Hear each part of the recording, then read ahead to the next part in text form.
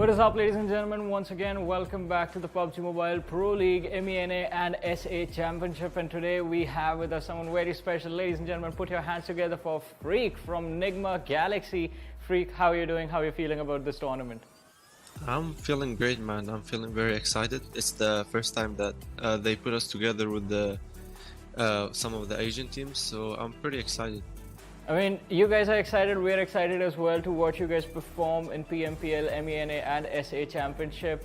But your run in the recent tournament that you played, it was quite interesting because there were a little bit of sort of downfalls that were witnessed during the finals. I want to know about that. How did that happen and what exactly was going on backstage?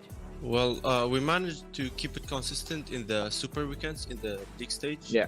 But still after the second super weekend, there was some problems that we almost didn't qualify to the super weekend, and it was quite some pressure on us. But thankfully, we still managed to qualify to the super weekends and get some points. So we just kept the lead of the points to PMGC. So from that super weekend along, we kind of had a pressure on us, and then in the finals we repeated some mistakes. Maybe we were a little bit careless and stuff since we knew that we were gonna qualify to PMGC. So, but thankfully we still qualified to PMPL MENA and SA. So, yeah. I mean, hey, just realizing and admitting that there were mistakes made is the first step of improving. And talking about improvements, you guys have done that quite a lot. And as you mentioned before, this is the first time you will be going up against some of the South Asian teams. So I want to know from you, who do you feel will be the toughest competition for you guys in MENA and SA Championship? Well, they're pretty tough, but I've seen the PMPL South Asia and I'm really impressed by DRS and I8 also. Alright, I mean, I want to know from you, you mentioned the Global Championship. You guys have already made it to the Global Championship, so congratulations on that. Now, how are you guys preparing for the tournament? Thank you so much. I mean, we've been kind of playing less since after the PMPL, but we've started playing a lot and practicing a lot on our weaknesses and try to I mean, even PMPL MENA and SA is a really good practice for us for PMGC, since we've never I don't think we've ever played against the teams from Asia, since they have a different playstyle, and this is gonna help us a lot for PMGC. Now again, focusing on the Global Championship once more, because DRS is also another team that has already made it to the Global Championship. How closely will you watch them in the MENA and SA Championship? Pretty a lot, because I mean, I think their rotations are also like on our side from Miramar. They kind of play, yeah. So we need to. I mean, we're gonna study all the teams equally, but most likely the teams that are gonna play near us, we're gonna study them more. And since DRS is gonna play in PMGC, we're gonna just study them like the other teams. All right, and one final thing, Freak, I want to know from you is if you have a message for your fans that have been cheering you all this time and will continue to cheer you on as you move forward towards the Global Championship. Well, I really appreciate their support. They've been very supportive and helping us a lot mentally, and we've been preparing for the Battle of Glory. Hopefully we're gonna do some great things. I mean, great things are always going to be expected from you guys. Nigma Galaxy, the biggest name from MENA region. And Freak, thank you so much for giving us your time. It has been an absolute pleasure talking to you. Congratulations to you and your teammates for the tournament. Yeah, same here. Thank you so much. It was nice. It was a nice interview.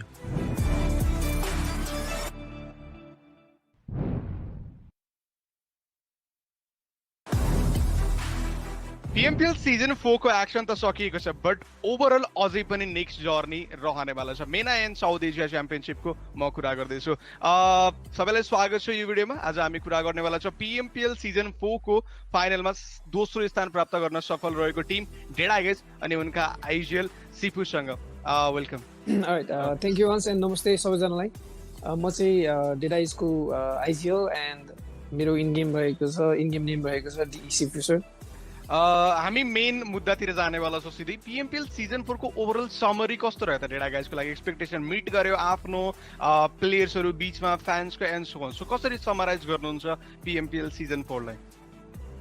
PMPL Season 4 चाहिँ एकदमै tough थियो भनौँ हाम्रो लागि होइन किनभने अब of course एउटा कुरा त रहेछ अब हाम्रो every season roster changes and all those things होइन त्यो छँदैछ एन्ड देन योचोटि चाहिँ के भयो भन्दाखेरि चाहिँ अब सिनर्जी पनि बिल्ड नभएर सो हाम्रो जुन प्रिभियस सिजन्सहरूमा थियो जुन चाहिँ अब हाम्रो एग्रेसिभ टाइपको गेम प्ले थियो यो सिजनमा चाहिँ त्यस्तो मैले अब हामीले त्यस्तो देखाउन पाएन किनभने अब हाम्रो क्लोज रेन्ज अलिकति खराब हुनुको कारणले चाहिँ सिनर्जीले गर्दाखेरि सिनर्जी एन्ड कम्युनिकेसनले गर्दाखेरि सबै मैले चाहिँ ट्याक्टिकल अब तपाईँको भनौँ न मिड रेन्ज फाइटहरू एन्ड सबै त्यस्तो कुराहरू मात्र लिइरहेको थिएँ सो त्यो कुरा केही हदसम्म वर्कआउट पनि गर्यो र कतिसम्म चाहिँ वर्कआउट पनि गर्यो सो या त्यसरी जाँदाको खेरि अब तपाईँको ओभरअलमा त जस टिमले एकदम राम्रो नै पर्फर्म गर्यो भन्नुपर्छ एन्ड मेरो एक्सपेक्टेसन जुन थियो त्यो चाहिँ त्योभन्दा एकदमै माथि नै पर्फर्म गर्यो टिमले ओके सुपर विकेन्डको लास्ट हप्ता खेल्न पाएको थिएन टिम बट फाइनल्समा एकदमै राम्रो बाउन्स ब्याक गर्यो बट एट द एन्डमा कहीँ न कहीँ टिमले चोक गर्यो ट्रफी मिस रह्यो एकदमै क्लोज आएर टाई पोइन्ट थियो योभन्दा बढी त के नै भन्ने सो टिमले के सोच्यो त्यसलाई अब कसरी लिग्यो एन्ड इभन अन टपले एमभिपीको टाइटल पनि लुज गरे त्यसमा चाहिँ के छ भन्दाखेरि अब हाम्रो टिमको चाहिँ भन्दाखेरि अब तपाईँको जस्तै पहिला तपाईँको जस्तै किल्सले हेरिन्थ्यो होइन त पोइन्ट्स त बराबर छ 187 पोइन्ट्स त बराबर छ सो इट्स जस्ट यो गेमको रुलले गर्दाखेरि मात्र विजेस च्याम्पियन्स भयो नत्र पोइन्ट्स त सेम छ नि त बट स्टिल च्याम्पियन्स हो या सो बट हामी चाहिँ के बुझ्नुपर्छ भन्दाखेरि अब हाम्रो पर्फर्मेन्स चाहिँ यो लबीमा टप नचै थियो होइन सेकेन्ड डेसम्म डोमिनेटिङै गरिरहेको थियौँ तर थर्ड डेमा चाहिँ के भन्दाखेरि अब मैले भने अन्स लागि भने जस्तै केही कुराहरू चाहिँ वर्कआउट पनि गरेन होइन यो अब स्ट्राटेजी एन्ड अल होइन सो त्यसले गर्दाखेरि अलिकति हो बट या प्रिटी मच अब भनौँ न राम्रै थियो एन्ड त्यही हो ओके हामी अब नेक्स्ट इभेन्टतिर पनि लाग्नेवाला छ एज मेना एन्ड साउथ एसिया च्याम्पियनसिप धेरै टाढा छ होइन अब यो इभेन्टको लागि फिलिङ के छ टिमको एज नयाँ टिम छ आउनेवाला नयाँ फ्लेभर पनि रहनेवाला छ अरू मेबी कुनै पर्टिकुलर टिम तपाईँको दिमागमा घुमिरहेको अथवा प्रिपरेसन कसरी डिस्क्राइब गर्नुहुन्छ मेरो रिजनको लागि चाहिँ अब बाहिरको अब अरू रिजनको टिम्सहरू कसरी खेल्छ त्यो अब हेर्न त हेरि नै रहेको छ बट स्टिल अब गेममा खेल्दाखेरि अब उनीहरूको स्ट्राटेजी अब के हुन्छ त्यो त अब गेममै देखिन्छ बट सोफा अलिकति अब स्ट्रङ्गेस्ट लागेको भनेको चाहिँ तपाईँको अब मलाई चाहिँ मेरै रिजनबाट अब आफ्नै रिजनबाट स्ट्रङ्गेस्ट लाग्छ जस्तै कि नाम लिनुपर्दा भयो डिआरएस भयो होइन स्टलबाट विजेस भयो होइन भाइब्स भयो सो आफ्नै रिजनको चाहिँ मलाई एकदम स्ट्रङ लाग्छ भनौँ अब एन्ड आई थिङ्क अब हाम्रै रिजनको टिमसँग चाहिँ कम्पिटिसन हुन्छ जस्तो लाग्छ हाम्रो फेरि पनि okay once again same battle end maybe एउटा राम्रो मौका रहन सक्छ एजलाई ठुलो इभेन्ट पनि रहने भयो एन्ड फाइनली टाइटलको रेस फेरि यहाँ पनि रहन सक्छ बट एउटा कुरा यो रहने भयो कि 4वटा स्लट जिसीको लागि भनेर क्लियर गरिएको छ यसले गर्दा कम्पिटिसन अब हाइपअप हुँदैन त या एकदमै अब हाइपअप हुन्छ अब 4वटा मात्रै स्लट छ एन्ड अब best of the best teams होइन अब यत्रो अब कति 2टा रिजनकोबाट होइन सो या एकदमै हाइपअप हुनेवाला छ ओके एक्सन हेर्न त एकदमै मजा आउनेवाला छ बट फ्यान्सलाई म सम्बोधन गरिदिनु हुन म चाहन्छु एन्ड यस अभियसली पर्फर्मेन्स राम्रो रह्यो मेबी थोरै कसर बाँकी रहेको थियो त्यो मेना च्याम्पियनसिपमा पुरा हुन सक्छ या एकदमै अब हामीले हाम्रो तर्फबाट एकदमै मिहिनेत गरिरहेका छौँ केटाहरू पनि अब तपाईँको दिनरात होइन मिहिनेत गरिरहेको छ सो या मेना रिजनमा मेबी राम्रो योभन्दा अझै राम्रो रिजल्ट देख्न पाउनु सक्नुहुनेछ भनौँ okay so any precise fan message जुन तपाईँ पास गर्न चाहनुहुन्छ अब के भन्नु है अब अहिलेसम्म सपोर्ट गरिरहनु भएको छ अब यत्रो 4वटा सिजन भइसक्यो स्टिल सपोर्टिङ होइन and hats up to you guys and thank you so much भन्न चाहन्छु एन्ड एट द एन्ड त्यही हो believe in the and we will fight for the glory हुने थिए डेडा गाइजको टिमबाट सिफु आफ्नो टिमले कसरी पिएमपिएल सिजन 4 सक्यो त अनि अगाडिको च्यालेन्जलाई कसरी लिँदैछ त अनि कसरी त्यसको बारेमा होमवर्क गर्दैछ त बताउँदै थिए हामी यस्तै यस्तै कुराकानी अरू टिम्सहरूसँग पनि गर्नेवाला छौँ त्यति जेलको लागि आफ्नो ख्याल राख्नुहोस् हामी चाँडै भेट्नेवाला छौँ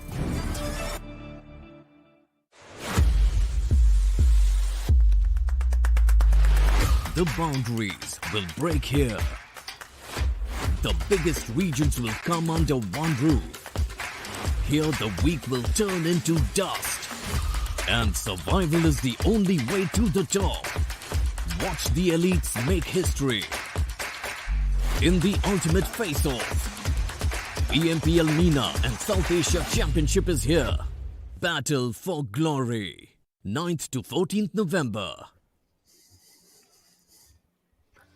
Welcome to the final day of PUBG Mobile Pro League MENA and SA Championship. A huge thanks to our sponsor, Oppo F19 Pro. Hashtag Book Up Your Fun. I'm going to be your host, Plotter, joined in along with these two incredible dudes. Well, how are you guys feeling today? Final day, 5 games is what separates before we get to know who will be walking away with $40,000. Excited. That's all where we can just put it down, because obviously there is competition amongst top 4 teams. I mean, obviously if we see DRS and or Nigma Galaxy, both of them out there in top 4, then obviously the other teams will be getting up their slots for GC as well. That's one storyline, but again, excited as hell right now. Yeah. I mean, definitely, and the excitement has been taken to the next level with the last game yesterday, where we saw SUDOR Esports take a bounce from the 16th to the 8th position. So now things are even closer than before, and we're all decked out. I'm pretty sure the teams are going to be doing the same as well. Today is just going to be insane. It definitely will be. With that, talk about insanity. We've got $150,000 as our prize pool right here. $150,000, but that's not it, of course, as we also have the MVP to talk about, the tournament MVP. Varun. Yeah, one individual who will have had a remarkable performance in the matches that are supposed to be played and that have been played yesterday will be walking away with $2,000. And while Blotter, as you mentioned, one team will be walking away with 40 grand for themselves. These $2,000, you don't need to split it with anyone. This is just for you. So we did see action and contention for it, and I'm pretty sure, I mean, he's going to be doing quite well today for himself as well. But there are people behind him that are eyeing the same prize money, the $2,000. So it's going to be interesting to see who that individual is going to be at the end of the day. Definitely, and as we move on forth, again, we are, of course, being introduced to the 16 teams that are playing these finals. And Salvot right now, they are leading the herd. But Ocean, again, I mean, we were talking about that and the points difference. There's not a lot of difference between the first and second, is it? Yeah, I mean, there's DEADEYES guys as well, DRS as well. If we talk about all those teams, right, that are just in the top 3 at this moment, then we'll obviously have Recoin, like all those teams, to be honest, to talk about. Wizzes with Vibes, surprisingly, a team that did amazing. When we talk about the PMPL, you know, they are kind of faltering here and there. But, well, on the other side, Cryptics as well, a brilliant comeback came through this team, talking about one day back. But yesterday, it was a bit of an up and down story, more on the downside. But, well, on the other side, if we talk about DRS, SUDOR, well, they are on their own climbs, respectively. They definitely are. Of course, Varun did just mention that SUDOR, I mean, yesterday's final game, they were able to jump up from the 16th to the 8th position. So one really good game gave them that momentum boost that was required for their side. But will it be enough for them to be able to move on forth from that 8th position into the top 4 itself? But alongside that, the storyline that has been created from SUDOR is one of a comeback story. But again, 5 games. Today's 5 final games will define which teams are going to be moving on, the top 4 that are going to be pushing on to the PMGC, and along with that, of course, $150,000 on the line. Exactly. 73 points right now, 69 points, 59 points, 53, 51, 40. It's still, you know, I mean, I get it. Nigma Galaxy, they are there for GC, but well, if they have a good game, they are there for a bigger chunk of prize money as well for themselves. So it's more or less about that thing as well. And for these two teams, DRS and Nigma Galaxy. Exactly, and we have been talking about this, right? DRS and Nigma Galaxy have already qualified, but they are here playing for the money. But along with that, let's not forget, these lads are competitive individuals. For them, it is also about the pride, the bragging rights of calling themselves champions. So I'm pretty sure DRS and Nigma Galaxy are going to go at it with everything that they have. But then we saw incredible run from IA. DEADEYES guys, it's not looking like they're going to stop anytime soon. There are the lads from NASR Esports obviously in contention. But Ocean, as you mentioned, Wizzes with Vibes, we saw them do really well in the league play days as well of the PMPL MENA and SA Championship. But right now they're sitting on the 12th position. But let's not forget, one game can change everything, and it has to be the very first game of today. Very first, and well, if they want to just have a really big bounce, then first 2 games. If you just for a good spot. Well, along with that, talking about good plays, we also do want to be looking at players themselves apart from teams, because the MVP, the tournament MVP, will of course be walking away with $2,000 to himself. And right now, the MVP ranking is definitely going to be supporting action, because again, I mean, this is something that Ocean has mentioned earlier as well when it comes to how we choose the MVP. Well, there is a formula set up in place, Ocean. Yeah, 40% of your damages percentage has been taken into consideration, plus 40% of your average survival, of your survival time has been taken into the consideration, and then 20% of your kills are being taken into consideration. It's always, your damage, it's 40% alongside the lobbies, the entire average damage of lobby as well. So that's what comprises of a total 100%. And well, that one lad gets 2,000 for himself. I mean, they obviously won't want to share it, right? Because it's all for their own bragging rights. That is so true indeed. And talk about bragging rights that have been showcased from the side of teams. Well, there have been a few teams that have made some real good comebacks, but right now we're going to talk about consistency being the key between the team. For example, I8, but alongside is going to be Rico Infinity team. Well, Yeah. I mean, Rico Infinity had an interesting run yesterday, especially the win on Miramar that we saw from this team was absolutely incredible. But Ocean, I mean, this is looking really interesting because we've seen them be a part of the action. We've seen them play the game from the thick and thin of every single situation. But Rico Infinity have been a little bit, just slightly more consistent in those finishes.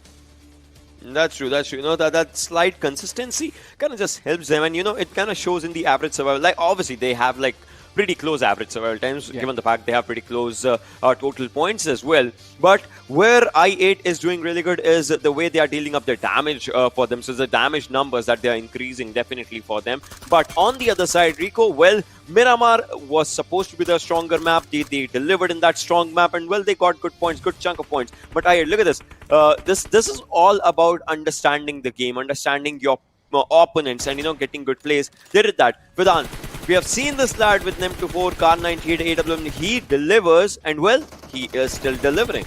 Yeah, he has been incredible and quite key, as you said, for his team to find those openings, especially in those team fights. But let's not forget, I mean, Skaton was one of the lads yesterday who was doing really well, and I'm still waiting for Anas to actually regain the form, regain the utility prowess that he showcased during the league play days. And once he does, it's going to be really fun to watch this team. But as of now, in contention for that top 4, top 5 finish, both these teams looking absolutely insane, and it is really going to be amazing to see them in action once again today. Hope we can just hope that we see these teams just getting that position, that desired position that both of them obviously wants. Obviously you can't get all the teams in that top 4, right? But still, everyone, it just comes down to their hard work, the way they have been just moving up with their performance. Talking about performance, Rico Infinity, yesterday's second game was really good, and look at this. I8 yesterday in the first game they had that top 3 finish for themselves. Look at the last game as well. The way these both teams have shown a curveball of their own. One team getting up on slight top for themselves, whilst the other team just falling a bit down. So yeah, Definitely, but again, when you talk about today being the final day right here of the championship, well, both these teams, they are in the top 5. They are going to be, well, for now, moving on to the PMGC, but by the end of the day, that could very well change. On the other front, we do have Fidan, who, as you guys were mentioning, again, I mean, this dude has been so very important for the side of Rico Infinity. Especially Miramars. Yeah. Just, getting that bolt action out, just taking down those fights. That matters, right? We've seen him deliver in Erangels as well. I mean, it always comes down to this particular lad doing his job as a sniper and just coming down good with just, popping 1 or 2 heads out here and there and, well, taking down the players. Once he takes down the players, well, the other players, it's their call to maybe rush, to maybe, decide to move forward or not. So all those things just happen. So, yeah. Absolutely. On the other front, as we move through the storyline itself, we do have SUDOR to mention, because that team in the final game yesterday were able to bring themselves all the way to the 8th from the 16th. So one good game, but that will not be enough, because today is going to be their defining moment. One really good game, yeah, it did change up their momentum, but it's just, I mean, it's just not it. If a team can do that good in one game, imagine if they if they just keep up their heads and be serious for all the 5 games that are there today, right? That can change a lot of things for this team, for any team. So this team actually sets up a perfect example of how you can overcome difficulties when it matters the most. And well, now with these 5 games remaining, it matters the most. So yeah, and at the end, well, if you have a really good game, this is kind of an example for even for the final game. Well, if you go YOLO, you might as well have a really good chunk of prize money for yourself. Exactly, and I mean, as you mentioned about going YOLO, I think that was the advantage that SUDOR Esports had in the last game yesterday. Since they were not looking too good in the overall rankings, they had the absolute freedom to do anything they wanted. They did that, and that brought them inside the top 8. But Ocean, as you mentioned, the first game today is definitely going to be quite crucial for this team and every single team that is outside of the top 8 right now. Because that game will, if in case of SUDOR Esports, it might take them within the top 5 from where they might qualify for the global championship. They do quite decent for the rest of the day. And for the team sitting outside the top 8, it's going to bring them in a position from where they can move forward with good performances, get inside the top 5, get inside the top 4, and then look to move forward to the next stage of the tournaments, that is the GC again. As of now, think about this, right? Their bad performances, well, they were terrible. But, well, their good performance, well, it is incredible. So that journey of, performing terrible and then performing incredible, it just showcases how a team can just, just maybe just, just do a few good decisions, make a few good decisions here and there, and well, it just turns down everything in their favor. And well, that's what this team did yesterday in one match. But obviously, their fans would want them to do it more and more, and now they will have to do it more and more because again, 5 matches, only 5 matches. These 5 matches matter a lot now. Oh yes, I mean, they're going to have to deliver for every single team. They're going to have to bring in the best skill set that they possibly can. On the other front, talking about a team that, well, has already been looking pretty neat when it comes to the finals, it's going to be the Real Soldiers, DRS. Let's have a conversation regarding their play in the finals compared to the league play days, as Ocean had mentioned earlier as well. The team was on an experimentation streak during the league plays. Yeah, and now even if they have bad games today, well, first thing, they're definitely going to GC. Second thing, their average damage would still be higher than their 16 matches average damage. That is 862. This time, even if they perform bad, right, even if they have like 000 points, so, take this down plus 00 upon or more 5 matches, it would just be 10, it would just be 1,000 only. So it's not getting bad in any case, right? So they would just, have to perform better. And well, talking about performing better, first things first, they'll have to get past DE and then Stalwart, their competition right now. Maybe in order to become the MENA and SA champions. So, well, that would be on for them today. And I mean, if that happens, that is definitely going to give the team an extra bit of confidence. I say that as an understatement, an extra bit of confidence going into the Global Championship. But yes, let's not forget again, this team was just absolutely phenomenal on those Erangels yesterday, getting 2 chicken dinners and the grenades. I mean, this moment from Nima and Mafia Ninja. Yeah, true. This one was really brilliant. Just think about it, right? This is the perfect usage of utilities when you know you're outnumbered in a fight, right? Because what you can do is, first things first, yeah, you're outnumbered and you know opponents are at a upper area. Because most of the times, if they're at upper area, you know you can't charge in on the open grounds. So what you do is you use your utilities. And well, they did that perfectly. And well, they are the real soldiers. It shows they are there for the fights. Yeah. And even the way the game ended, because when it came down to the 1v1 between the lad from Nigma Galaxy and Nima from DRS, for a second I thought like, alright, Nima, it's going to be tough for him because his position would reveal he was exposed running out in the open, but still managed to connect the first headshot and get the victory with the chicken dinner. Yeah, and look at this, right? First 16 games are just here from the last 4 days that they have been playing. And well, yesterday's are the last 5 games in which they started off with a really good chicken dinner for themselves and obviously faltered down. But Erangels were, I would say, the first 2 Erangels that they played were really good. And that's where they accumulated most of the points. Now, their bad games, it does show that, yes, even the best of the best will fall down on this ground if you actually make them feel the pressure. But, well, overall, it has been really good. And, well, this is not just their story. This has been story of each and every team that has been doing good and bad here and there. Definitely, and that is something to say for the side of the DRS. Again, I mean, that experimentation that was going on during the league plays, compare that to just the 5 games that we've seen in the finals itself, it is looking like they are on a rise, on a roll, and they are certainly going to be continuing that momentum today as well, hopefully. But alongside that, one thing that you as the viewers are not going to have to hope for is, well, these wonderful in-game items that are available for you. We've got a special crate available in store in-game until 16th of November, so get busy, get on your phones and get playing on the battleground. And that's not it. As we move on forth, we also do have some amazing skins for the M249 that is going to be available alongside the Oppo Reno Parachute, Oppo 2021 t-shirt, and the Oppo hat. Now, these are all in-game items that you can very well redeem. All you have to do is join in all the action through PUBG Mobile Esports South Asia page, and that is going to be the key because the codes are going to be shared right there, and as soon as you see the codes, just put them into your game and these are going to be yours and you can very well flaunt them amongst your friends. But now is going to be another conversation where I have to ask for your help. We are setting up a milestone. We want to be able to cross 60,000 viewers, and again, you help us, we help you. All the in-game items are for you, and you help us achieve the milestone. Well, they are permanently going to be set up in your own avatar, and that is something that you can once again flaunt amongst your friends. So, yep, do not forget to start sharing all of the action that is taking place right here in the finals of MENA and SA Championship. But 5 games. Let's get busy, let's get cracking, let's move on to the schedule where we will see where exactly are we going to start things off. And it is going to be Erangel, where we will be moving across with the 16 teams. So we were just talking about DRS, how the Erangel games yesterday were able to capitalize upon. Varun and Ocean, what is going to be your prediction for this first game? So Johnny, I want to take this one first. All right, so you remember how a team that performs really good in the entirety kind of falters down in the final days? I'm picking DE because I want them to do good. I thought you were going to go some in another direction with that, but all right. No. All right. So I see what he did there.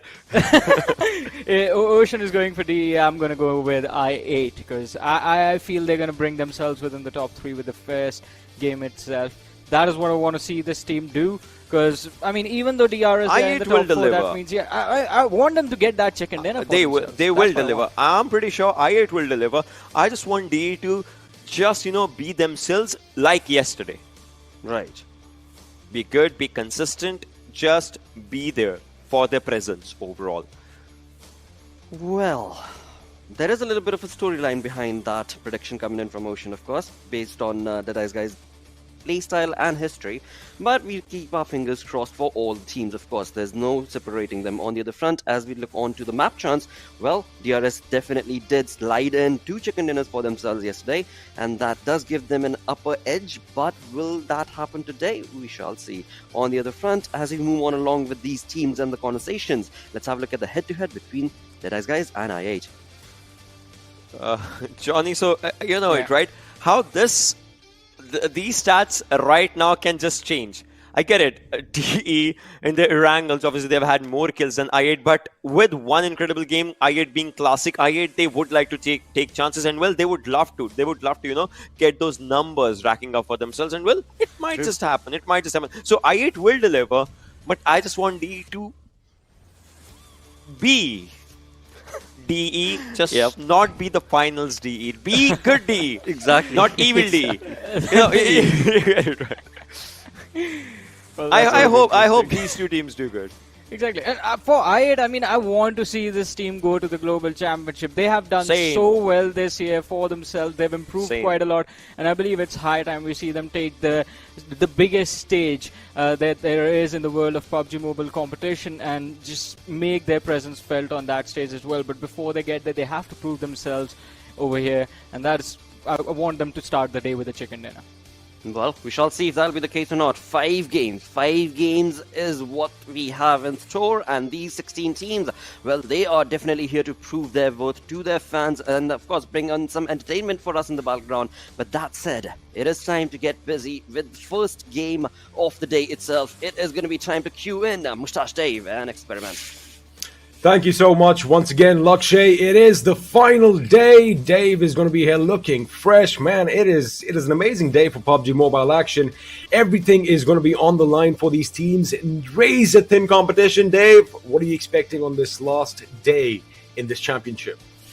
I have to agree with the analysts on the desk. We're looking for I8 to come in strong. Game number 1, get their first winner chicken dinner of the finals here. And that should set them up for success to make it to that PMGC, to clock in, get that ticket, and make it to the next round here, XP.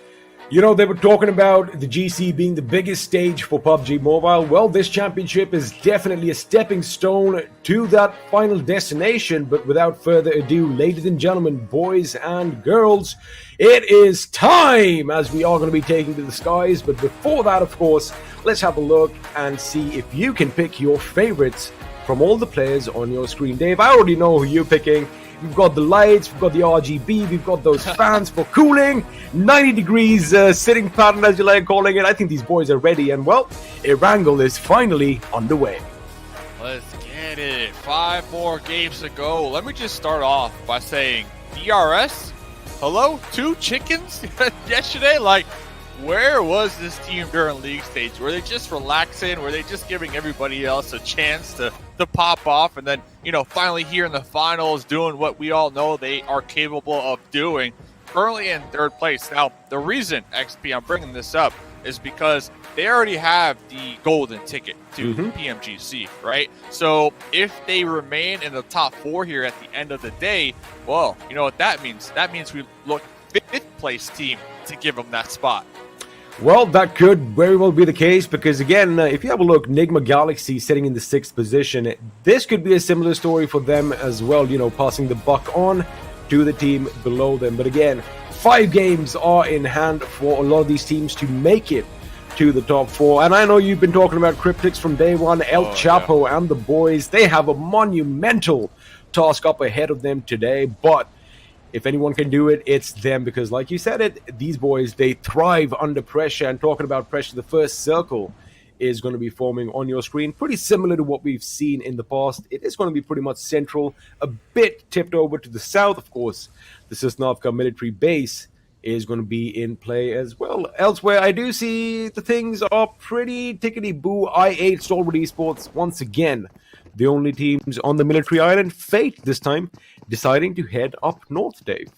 All about that tickety-boo, as you would put it, my man. So, hey, we just got to start off by saying, too, yesterday we had some hot takes. I recall you picking Wizzes with vibes, if I'm not mistaken. And right now, taking their 5 games, they average around 4.4 points per game.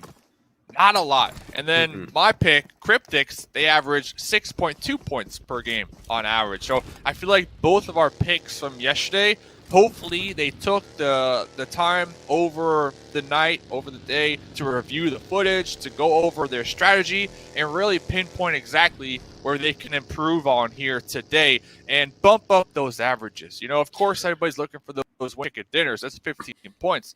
But if I'm looking at Wizzes with vibes, I'm looking at Cryptics, the 2 teams we picked, I wouldn't even be mad if they just kind of ramp up their kill points a little bit because yesterday, Wizzes, only 10 kill points. Not a lot when we look at their league play performance. Same thing with Cryptics, 14 kill points. So those are, at least in my opinion, kind of our underdogs here today to make that comeback. What do you say about that? You know, I mean, yeah, definitely they need to amp up the aggression, but it's not just Cryptics and Wizzes, right? Anybody below, say, I8, I'm talking T2K as well, you know, these boys definitely have a chance to make it to the tippity top, but of course they are going to have to hunker down and just, you know, play as a unit and get the job done. But again, just coming back to Cryptics and Wizzes, now they can't really do anything drastic today, right? Because we only have 5 games in hand and, you know, the time for experimenting, the time for trying out new things is pretty much over unless you have that confidence to, you know, do something like what DRS did. Now, you know, we were speculating, were DRS actually just holding that card up their sleeve? Were they doing it deliberately? Were they maybe trying out new things during league play? Because again, we know that they've already booked their slot in the global championships. You know, that gives them a little leeway to kind of, you know, shuffle things around a bit. But ever since the finals have started, man, they've come back to the brass task. They're like, you know what, we're going to do what we do best, and that is make sure you have the zone control, make sure you play as a 4-man unit right till the end, get a few kills, and, well, get the job done. 2 chicken dinners for them. They are definitely flying on a high, but DEADEYES, guys. Now, this team, again, you know, as Ocean kind of mentioned it, they do tend to choke under pressure at times. I wonder if that's going to be the case today. Well, if I do recall, they got on top, currently in that 3rd place spot for the race for MVP. And then 1st place, we got Action, baby. I called it yesterday. Let's see if Action can bring that home. get that cash money, that $2,000. And kind of touching back on your DRS point, like, yeah, they got the spot, they got the GC spot, they will be heading to that next lobby, but what they don't have is the $40,000 online right here. So I really believe, like, DRS, that they're playing like they're playing a win here. Obviously, they're not taking into consideration how they already made it to that next round. I think they want to get this cash money in for good cause. It's a lot of money. It's a lot of money, dude. It's all about efficiency. That's what they're doing. They're just being really efficient. They're like, why should we really, exert so much of pressure, so much of energy in the league games while we can just try new things and, let people speculate and then come in from behind and just whoosh, smack them up? Because that is what they've pretty much done in the finals. And, of course, the naysayers are going to have something to say as usual, but it isn't going to change what they are trying to get done. Because, it is a tactical play. If you think about it, they are keeping calm under pressure. They're making sure they don't, overexert themselves. They don't get into fights that they don't really have ways of backing out of. They are picking their fights carefully. And, while the stats don't lie, it's definitely working out for them. You know what we say, it doesn't matter how you get a kill, by hook or by crook. Kill's a kill and winning's winning, and that's what DRS are displaying on our screens right now. I like it, to be honest. And the naysayers can continue talking that trash about DRS. DRS, they don't care, because you know what? At the end of these 5 games, they're going to be walking down the street with money just popping out their pocket with all the money they're going to be winning here in this tournament. They're going to be pulling up with that new bike. They're going to be going to the fanciest restaurants, wearing the fanciest clothes.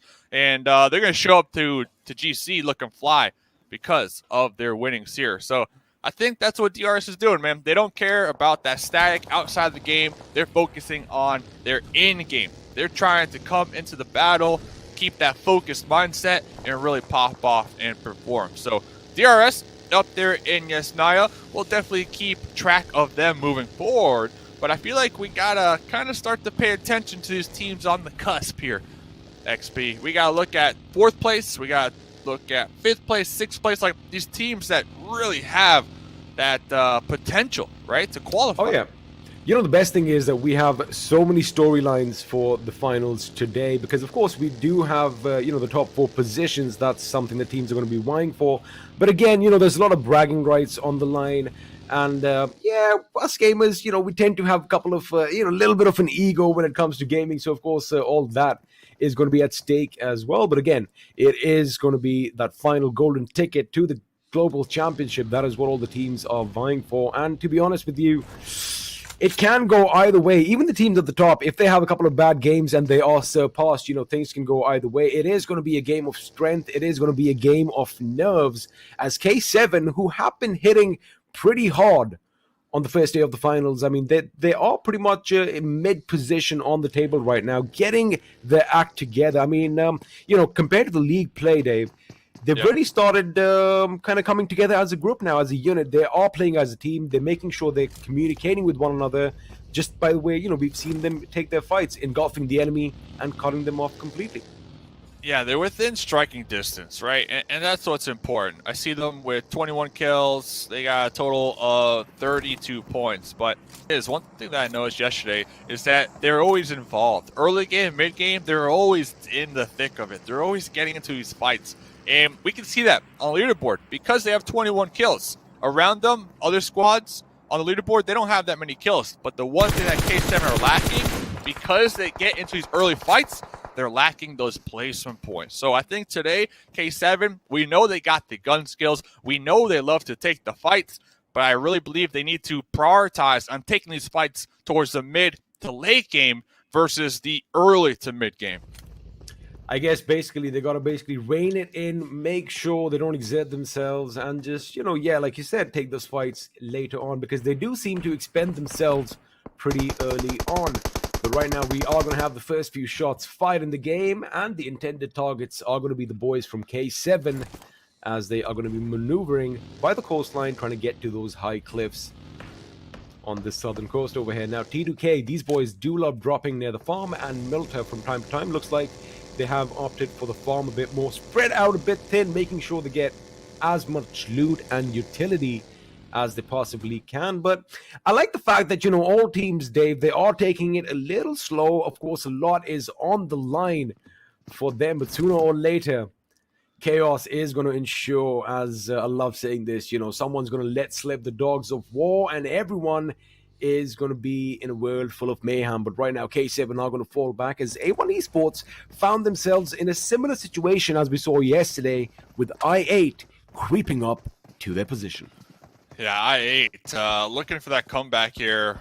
I believe the analysts and myself think that this is their game. Game 1, Game 2, try to get that winner chicken dinner. Trying to alleviate some of that pressure that they might be feeling right now. Even though, if we were to end right here, right now, they would qualify because they're in 5th place, because DRS are up there in the top 4, but they don't want to make it come down to that last game, that final battle. They don't want to qualify by 1 or 2 points. They want to make sure to solidify their spot within the top 4, so they don't have to worry about it in our last matchup today. And they are going to be right next to A1, who, on the flip end, A1, they can't afford to lose this fight. If this fight does pop off, A1 Esports cannot afford to get taken out first, get those 0 points, because if they do, right now they're in 15th position.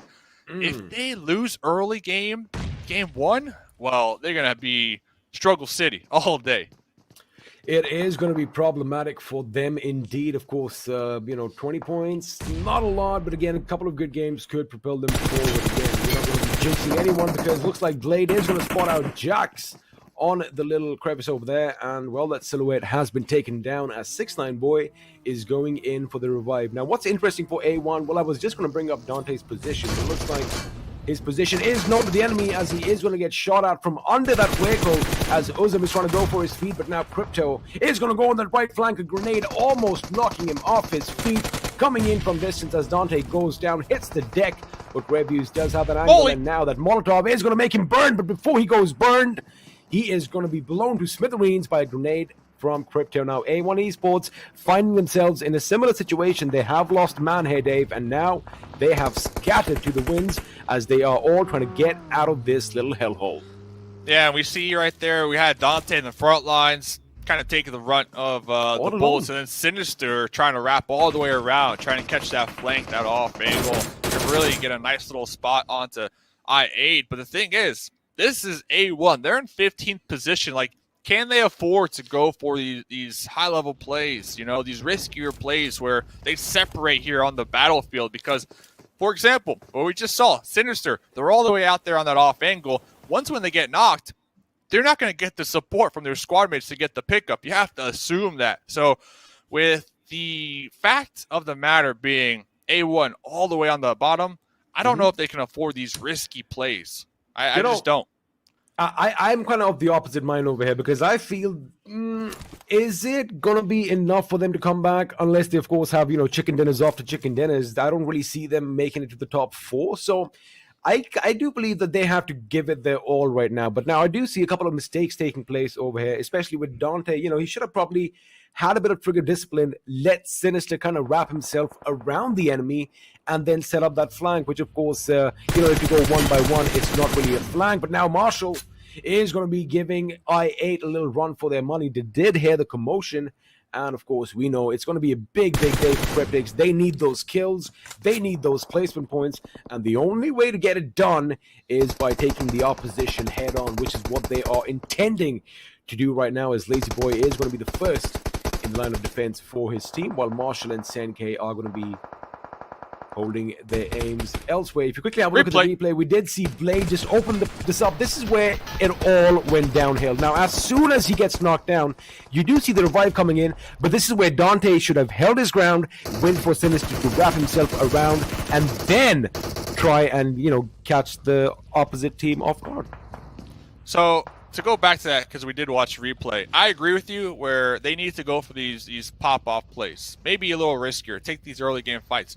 But I'm going to stick to my point. They need to stay together while doing that. I don't think they can split up like this. I don't think they have the gunpowder as of right now to go out on their own. They need to stay grouped up, so if one of them does get knocked, they have the ability to toss a smoke or two and at least attempt to get the pickup so that they can remain with 3 or 4 up throughout the game.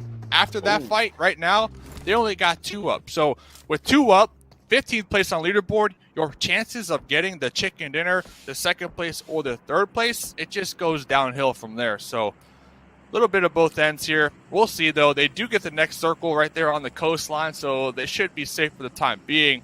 All the way up there in the north, though. Yeah, look at this. STE. Kind of a real risky rotate right now. Well, he did get the job done that he was intended to go out for. He does get the information that, wait a second, there is an entire team hold up in this compound over here, and now Top, his teammate, is trying to get an angle. Looks like Action is going to be the first to get some action with that Mini 14 that he loves so much. Gets a headshot, gets a knock, and now RAW are going to be on the defensive. But what's working in their favor is that this particular position, you can't really flank them because of so many teams in the vicinity that is going to be a bit problematic. So Stalwart Esports, what I feel is they've got two options. Either they're going to hit RAW from one angle, trying to use utility, or they're going to back off and let the enemy make the move. Because if you have a look at their position, they are at the periphery. Yeah. But again, if they want to be in that compound right next to the bridge, they're going to have a better 360 vigil. They're going to have more control on the ground. There you have it. Action is, in fact, moving on to higher ground right now. Action so good with the Mini. We've seen them with the Mini yesterday, the day before, just popping off. That's one reason why they are on the hunt for that MVP here. And that third option, to your point, STE, go to the edge. You got zone. Relax, baby. And they even have a nice opportunity here at the gas station if they can recognize, okay, yeah, Action here on the bridge. So Wizzes with Vibes are actually going to be pushing over the bridge into a death trap, into a bridge camp here.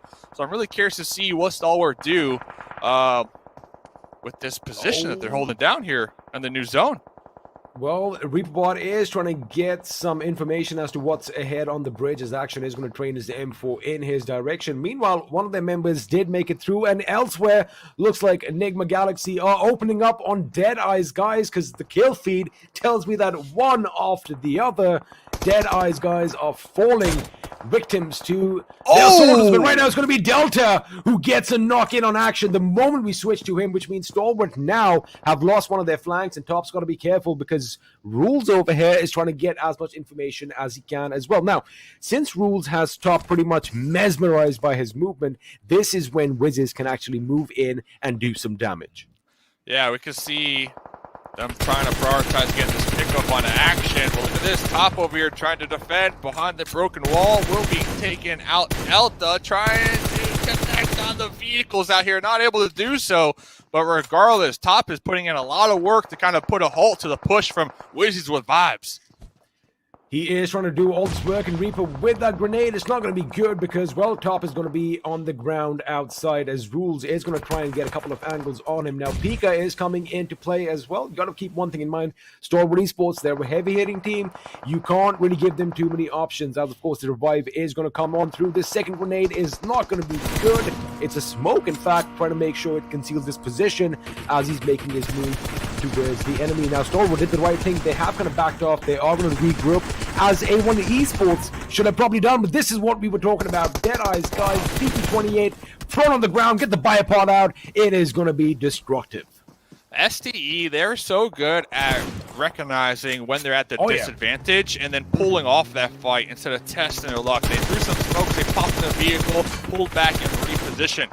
You also have to keep in mind, Action still on that guard tower, that high ground up there on the cliff. So we'll pay attention to that because right now we got teams on the east side, Kill trying to fight their way in.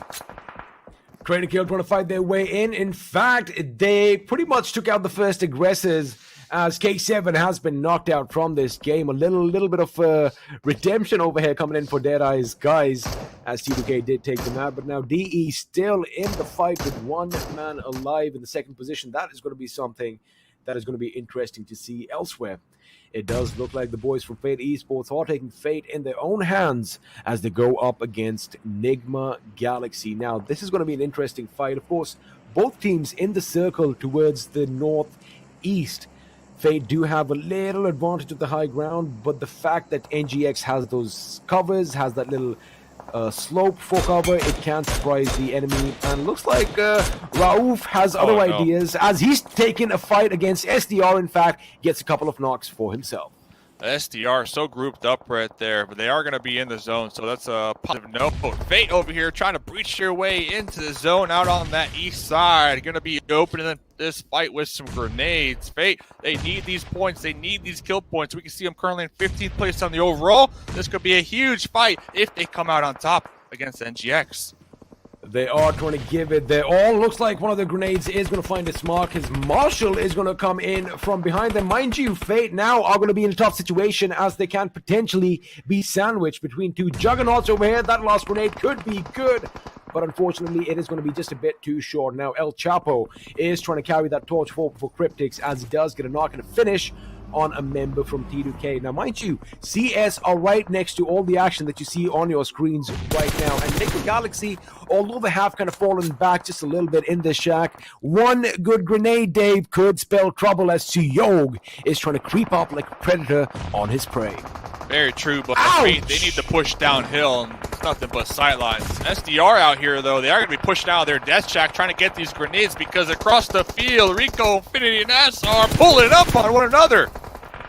NASR is going to be in a world of trouble. They do have a couple of members still alive, but they've made quick work of Rico Infinity, and they've sent them packing home in the 15th position. Sans any kills. Now, NASR, they do have a lot of smoke deployed. That is a good grenade. That could be a massive grenade. It does go off, and Nabo is the only one to go down. It could have been a lot worse. This is their game. This is their moment to shine from the safety upbound. We can see him toss a one after another. These are like homing missiles, as you like to put it in NASR. All they have right now is a hay bale, 2 buggies, and some smokes, but those smokes are quickly clearing out. Smokes are clearing out, and what SUDOR Esports is doing is they're making sure they're applying so much pressure that no one's going to be chucking a grenade in their direction in their right mind. So NASR currently are at their mercy. They're going to have to wait for the utilities to basically dry out, as if you have a look, Hassan is going to make sure he patches himself up. Now, it is going to be pivotal for them to make sure they have enough smoke cover. Elsewhere, Fate is going to find T2K Suyog, which means T2K 20 kill are out of this game in the 11th position with 4 kills. But right now, Fate are still not done. They have Wizzes with wives at one end. We have SUDOR at the other. And wait a second, Cryptics coming in, trying to do some damage behind them as Marshall switches weapons. Now is going to give his teammates a little bit of oversight. And this is so interesting. Wizzes with vibes. Recall, last time we saw them was at that bridge camp. They went all the way around that west side, all the way around the north side, then piled up right here. Unlucky for them, the next zone will not favor them. So that high rotate, that long rotate, not playing off in their favor. But El Chapo from downtown connected on some shots on the I-8, who are looking to make that push into the new zone. Well, the boss is trying to lay down some lead. In fact, I8 not going to get the receiving end of things. Marshall is hungry for kills. He gets in that dust. He's like, you know what? I'm going to go and mop this up for you, boss. You just hold on, as Lathe from Fate is going to take the fight with Wizzes with Vibes. Now, for both these teams on our screens, they got to skedaddle out of here. But looks like Lazy Boy is going to make the better of Review's I8. One of the big hitting titans knocked out by Cryptics, who we mentioned it is going to be a massive day for them as Reaper is going to be driving fast. Look out for those drive-bys. This is California all over again as people are going to be falling over. Fate, 3 members down in one spray. DRS's AJ punishing them for that move. When all else fails, hop into the dossier and just spray and pray. That's exactly what Fate did right there. 7th place possibly here. I don't know. They might get taken out. It's up to Ragnarok to avoid this grenade from Mafia Ninja. And look at this. Ragnarok catching the attention of multiple teams right here. I mean, that is no man's land. A third grenade comes in and is finally going to do it. I like that every single team took a pop shot, but it is going to be DRS who finally get that kill and are going to put him out of his mid-swing. A 7th place finish. Not a bad outing, but of course, it is too little too late. Now, NASR, these guys have been doing good, but finally, as I say that, he gets spotted out as Bathika hits the ground in the nick of time and score. But boy, oh boy, these guys are flying. They are like a massive lorry with the brake lines clipped. 4 men still up. 8 kills to their name, and well, those makeshift fortifications just keep coming. You thought they were out of cause. They get another one, Dave. This is beautiful. They're down there mowing down the grass, third-partying anything that moves, and they have that makeshift vehicle. Or like you said, it's a grenade to seal the deal. See you later. The eviction notice right there is what they just said, and now it comes down to 5 teams to go. Well, we called it, as soon as their utilities would have run out, that is what we were expecting. And of course, that little fortification gives you cover from bullets, but projectiles can still come flying in as Top is trying to use his projectiles, trying to put NASR down in the ground. Now, NASR, they are in the thick and thin of all the action. However, the fact that they have those little hay bales for cover is something that is like a silver lining in their face right now, as Cryptics reduced to a two-man squad. They did lose El Chapo, they did lose Marshall, but still, they have that wooden shack for a little bit of comfort. As Circle is going to be shifting in further, and bullets are going to be flying. Yalzin is finally going to be taken down from distance, but NGX comes under fire as Freak is taken down by Nima. I love this car fort right here, and they have the next circle. They're trying to toss out these smokes so they get the pickup on the action, but hey, look who's still alive. A duo from Cryptics. This is huge. A 5th place, if they get taken out right here, right now, that's going to be 6 points. That's exactly what they needed. But you know what they definitely needed was the next circle. Next circle does not favor them, so they're going to have to move across that open field. It doesn't favor them at all, but looks like NGX could be in the way, and that could be changing anytime second round, because it looks like Top is going to be taken out with the grenade, a massive grenade coming in. Oh, this could be devastating. Lord is the last man standing for Nigma, as AJ is trying to put as much pressure as he can, but now time is going to be of the essence. The blue is going to be crunching in on him. It's going to asphyxiate him as he tries to make his way out. AJ is going to get up. He's going to let loose a few bullets. Somehow they haven't really connected right now. Finally they do, and Nigma Galaxy are going to be sent to Oblivion, as we now have the final 4 teams. Not for long though. Starwood Esports, one spray is all it takes as Senke opens up with that DP28. Forced to go for that reload, but here, second chance to try to get these confirms. Meanwhile, their squad mate Lazy Boy are also snaking it in the wheat fields. That was huge. That was a huge pickup and knockout onto STE, who definitely had the numbers advantage, but now they're going to be taken out. 4th place, they are not even sweating it. They got a ton of kills and those 8 placement points to seal the deal in game number 1. So Cryptics, they need this. They need this winner chicken dinner. Let's see if they get it, because we got a duo versus a duo versus a duo. Well, we have the traditional Mexican standoff, and looks like the first one to be snuffed out is going to be Nima, which means now AJ is the last man standing for his team. This is going to be a massive game for Cryptics, because although they just have 6 kills, those 15 points from that chicken dinner is going to propel them higher up on that leaderboard. That is, of course, something they want now. AJ with a risky move. He doesn't have a lot of HP, but he is going to use his grenade. That must be beautiful, because Hassan is going to be oblivious that something was coming his way. He's taken out. Follow-up grenade is not going to hit its mark, but now it is going to give AJ enough time to patch himself up and focus towards his left, because Senkei's ears are definitely peeking up. AJ, the Dream Destroyer out here. NASR, though, 10 kills so far. Like, they have been popping off. And then in 3rd place, if they get taken out right here, that's 10 points. So that's 20 points in total. Right here, though, I really hope that the Cryptics, at least Senkei, recognizes that, hey, there's some grenades getting chucked from over here in this direction. Keep your vision on them. You do not want to get called out. You don't want to rise. You don't want to get backstabbed, because right now, they have the numbers advantage. They got 2 up. Oh, they definitely taken their blinders off, because although AJ did get the knock, it was Senke who made sure he gets that little kill for himself, making sure the Cryptics now stand at 7 kill points. So go on, it is going to be a waiting game, as none of these teams really want to give it away. DRS, of course, fighting for all that moolah, whereas NASR and Cryptics are pretty much fighting for their lives. Bathika trying to just wriggle his way out of harm, as that grenade did go off dangerously close to him, just behind him. But now Lazy Boy, again, it's going to be a waiting game. I guess with Cryptics, what you know is they got to basically get those snake charmers out, and there you have it. It's all done. DRS went out in an instant, and I do believe it is going to be El Chapo and the boys who get the job done and walk away winners in game number 1. Is today the day? Is it the day? Is it the day? We saw in league play, they like to play under the last day. They started to show up here a little bit, but a winner chicken dinner here in the finals. Cryptics, this is exactly what this squad needed to have that fighting chance, to have that opportunity to make it to PMGC. So hopefully with this win here, they'll have this momentum in the next 4 matches. Well, let me just say one thing. Ain't nothing cryptic about this win. It is out in the open. It's for everyone to basically understand and read it carefully. It is a statement. These boys, we've said it before, we'll say it again, they thrive under pressure, and that is exactly what they've done right now, because the weight on their shoulders is going to be so much that, you know, man, so many people just come under that pressure, but not these boys, getting the job done with that victory on a day that means so much. But Dave, with that, of course, it's only game one that is done and dusted. We still have 4 more amazing finale PUBG Mobile games in store for you, but all of that is going to be on the other side of this little break.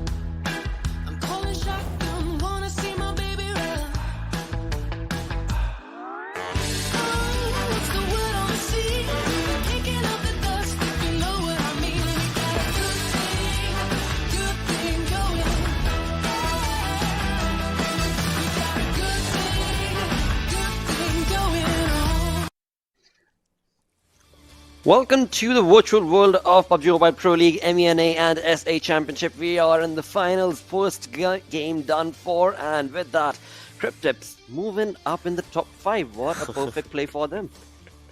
Good start. No. Cryptics they just... Alright, well this is now we can call it Johnny Classic Cryptics, or like... I mean, we have to agree with what Dave said, right? This team likes to play under pressure, while other teams struggle in this sort of a situation. Cryptics, they shine. Diamonds come under pressure, right? So diamonds get formed under pressure, and that's what they are doing right now. Well, but the guy we talk about, NASR, that's pretty decent, right? Surviving for the team till the end, 928 damage, 6 kills, 1 assist, and 287 healing done. Well, after that, obviously it was just chaotic, just, Cryptics players just looking at the DRS side as well, and Batika just on the other side as well. So, yeah, but as of now, NASR also did decent for themselves. Yeah.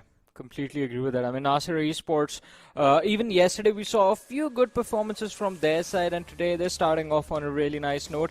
But looking at the top players, DRS, I mean, Ocean, you were calling this one during the match as well. I mean, them managing to finish in the top 3 is definitely going to make them really good, look really nice in terms of the championship contenders at the end of the day, and they just have to keep this momentum rolling, the ball rolling till the end of the day as well. We have AJ with 6 kills, Mafia Ninja with 3 kills, 9 kills with just these 2 lads, and plus the placement points as well. So DRS are looking good. Yeah, they definitely are, But we can talk about these 2 teams that were at first and second, right? So both of the teams had decent damage stats for themselves, but well, not NASR on the damage received stats, because you look at that, right, 1606, that shows that they were being taken down to pressure. Still, this team got 11 kills. That's brilliant. Now that's pure brilliancy. 23 points for both the teams. Well, both the teams getting equal number of points shows one thing. Well, Cryptics, they had a good jump. NASR, they also went down the trampoline. Yeah. I mean, that one fight for NASR Esports that could have changed it all and sort of resulted in What? their early elimination was against Rico Infinity, but we'll come back to that later. Look at the match summary. It's Batika everywhere. Highest kills, highest damage, most utilities, and 5 grenade kills from So you're one telling individual me- and 32 utilities from You're one telling guy. me this lad had 6 kills, out of which 5 for 5. Yeah, He was exactly. maintaining a good social distance or something, just taking down lads by the nades, just Yeah. Wow! But it was important, so definitely doing a 32 wonderful job. utilities by one individual. Oh. That definitely does change the finals and the storyline, of course. On the other front, as you move on to the match ranking, well, both the teams certainly did capitalize on this when it comes to the kill department as well. And not only these two, right? I mean, you move through the list, of course. You've got DRS right there with 11 kills, SUDOR Esports with 9 kills, Nigma Galaxy as well as I8 Esports with 6 kills for themselves. A good game for teams right here on the first page.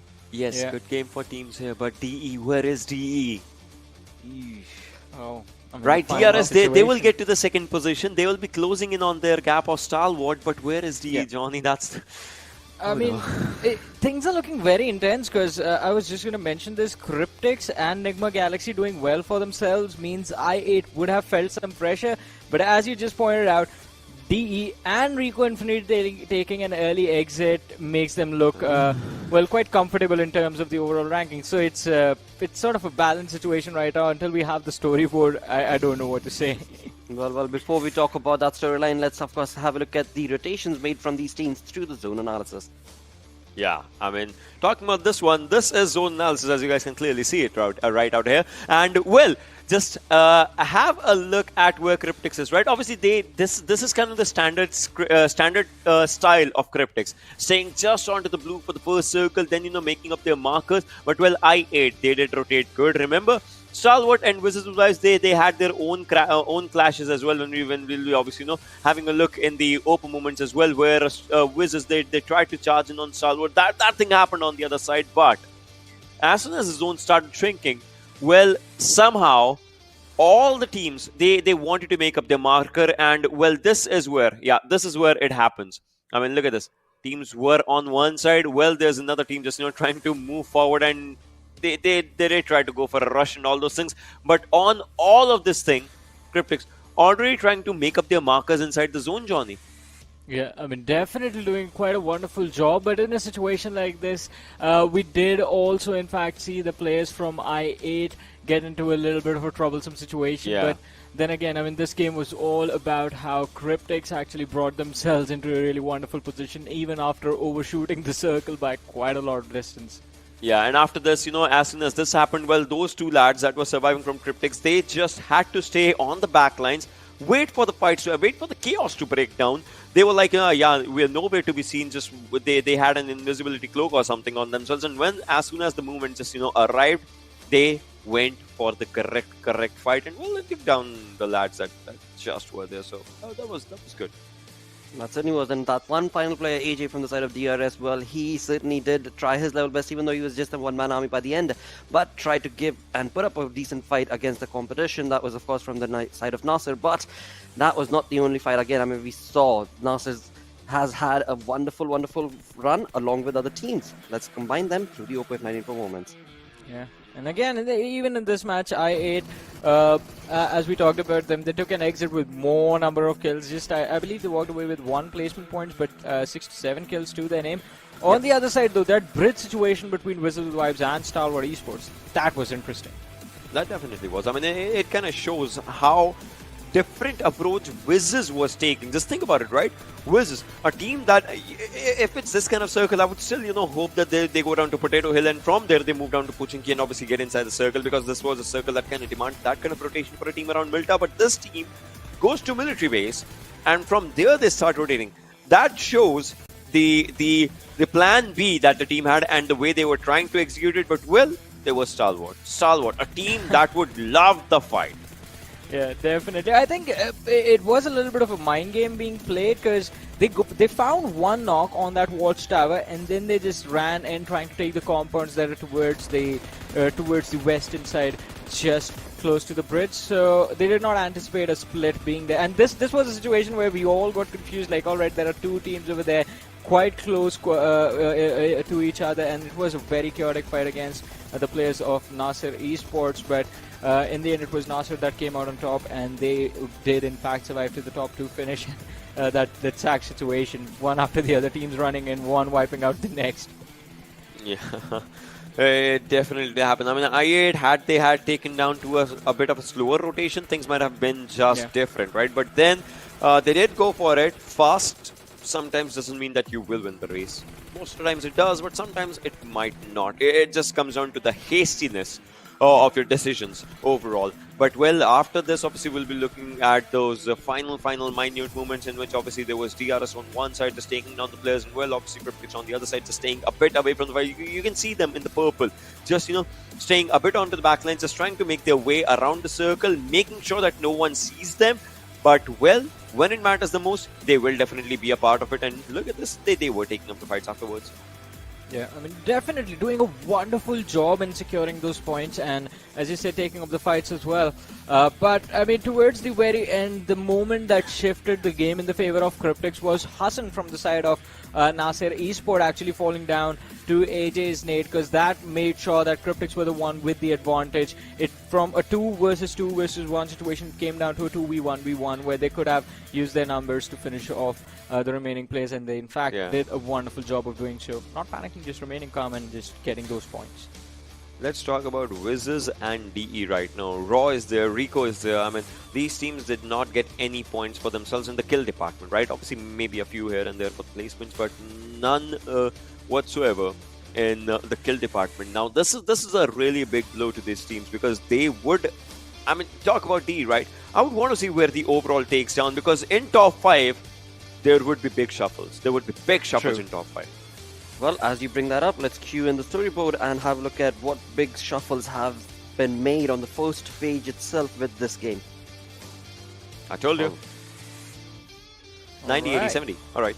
I mean, just 2 points high, and it would have been 60 as well. Yeah. I8 is the, so I8 is on 4th. I'm really happy about this team. But Cryptics, that 5 placement jump is good. 58, 54, 53, 52. Hey, if DRS is in top 4, that means there is still chance for the next team out of the 4, right? Cryptics, they might have a chance. Rico might have a chance. Nigma, well, they have a chance. NASR might have a chance. So it's still close. Oh, it is very close. Just a 4-point difference. That's not a big enough of a safety cushion. That is nothing in comparison. But so, Johnny, at Esports, I mean, I want them to hit that 70-point mark as soon as possible. Get as close to DE in the next match if they can pull it off. Yeah. You know what? DE and I8 need only a chicken dinner. They need a chicken dinner at this moment if they want to just, you know, cement themselves out there. And I believe they should get it. You were rooting for I8, I was rooting for DE. Well, I would say let's keep on that faith going on as well. In our minds, definitely, yeah. I mean, so we already have the predictions for next game. We have it for ourselves.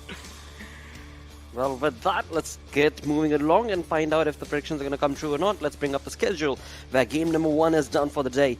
Second game Miramar is going to be Miramar.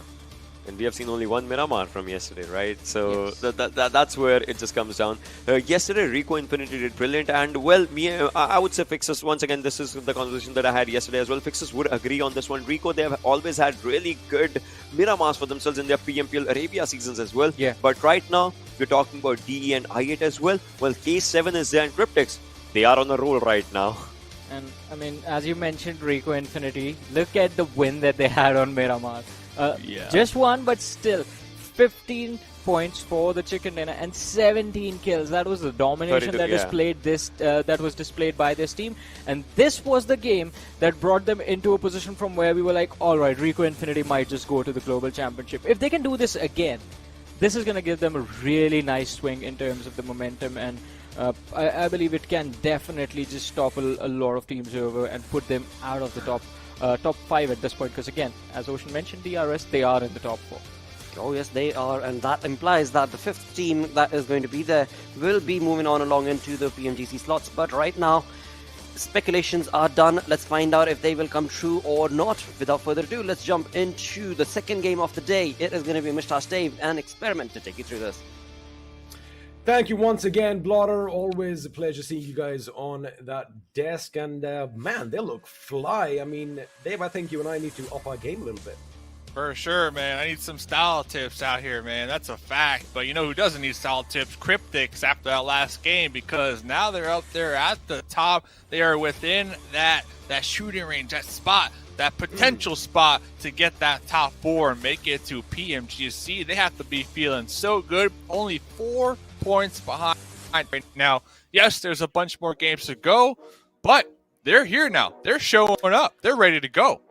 Well, they are ready to go indeed, and it looks like we are ready to pop things off as well with match number 2. This time, of course, we are heading to the deserts of Miramar, so make sure all of you stay hydrated out there as the plane is going to take the sky. But again, all your favorite players on your screen, and I love the fact that, you know, we have the Hunt for Red October right in the center over there with all that red light. We did kind of say it kind of looks like the inside of a Soviet-era submarine. Yeah, they definitely got that radar, man. Looking for them kills, looking for them placement points, looking for those zones here. Show us the zones is what they're saying. So STE first place, 90 points. DRS second place, 80 points. Deadeyes third place, 70 points. So we're starting to get a nice little point difference, point gap between these top teams. And then after Deadeyes, it's 58 points for I8. So as the top teams continue to soak up a lot of these points here, XP, this is my point. The top teams soaking up the points. Well, you know what? That's bad for SDR, K7, Vibe, Fate. Like, they need points. And I guess we can say if they get a chicken dinner like Cryptics did this last game, that should definitely shoot them up and help them out. So that's the goal. That's the goal, chicken dinner.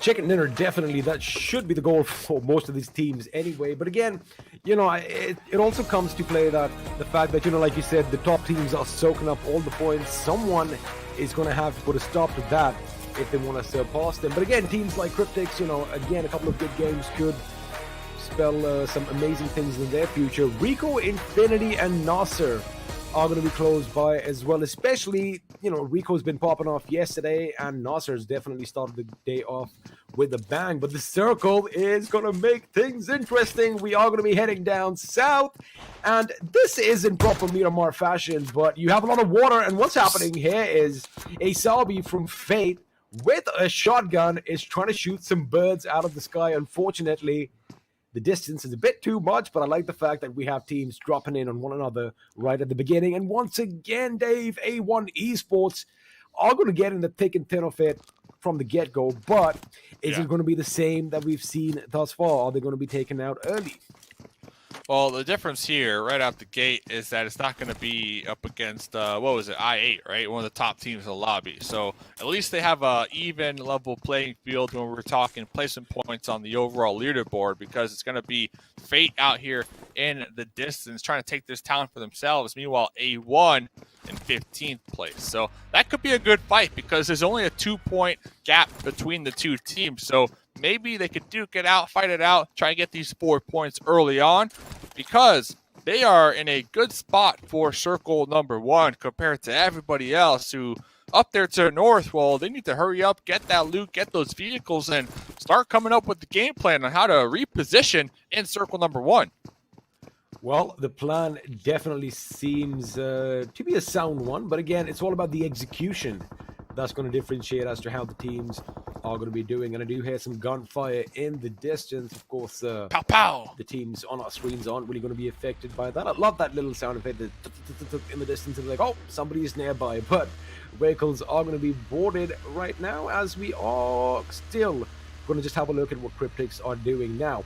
They need to carry that momentum. They need to make sure that they have that level head on their shoulders once again, as they did in the last game, because, you know, we did kind of maybe almost rule them out, especially since, you know, Stalwart was still a 4-man squad at the end before they got annihilated. So, you know, Cryptics, they definitely have the firepower. They just need to hunker down and have that laser-guided focus. But elsewhere, it does seem like teams are on the move, and the great migration due south is about to commence in a few moments.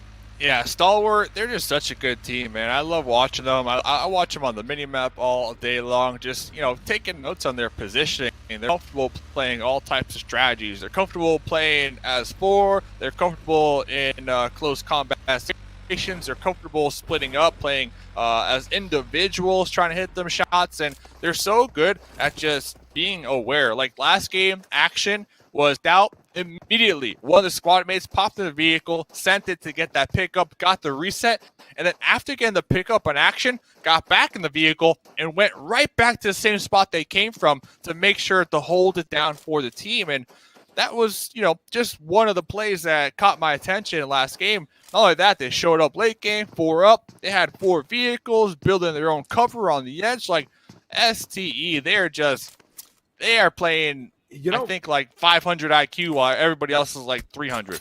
If that makes sense. I agree, because just to add to your point, what STE does is, the moment one of their teammates go down, normally what the remaining teammates do, you don't want to, take a shot unless you don't have a clear shot and give your position away, right? But Stalwart Esports, they have a different idea. They actually lay down suppressive fire. Even if it's not hitting the mark, it's at least distracting the enemy, keeping the enemy at bay. That's what they've done. I mean, the support for one another is just phenomenal. Something I'm sure we're going to see from teams in the future. But now Jane did take a little bit of damage early on.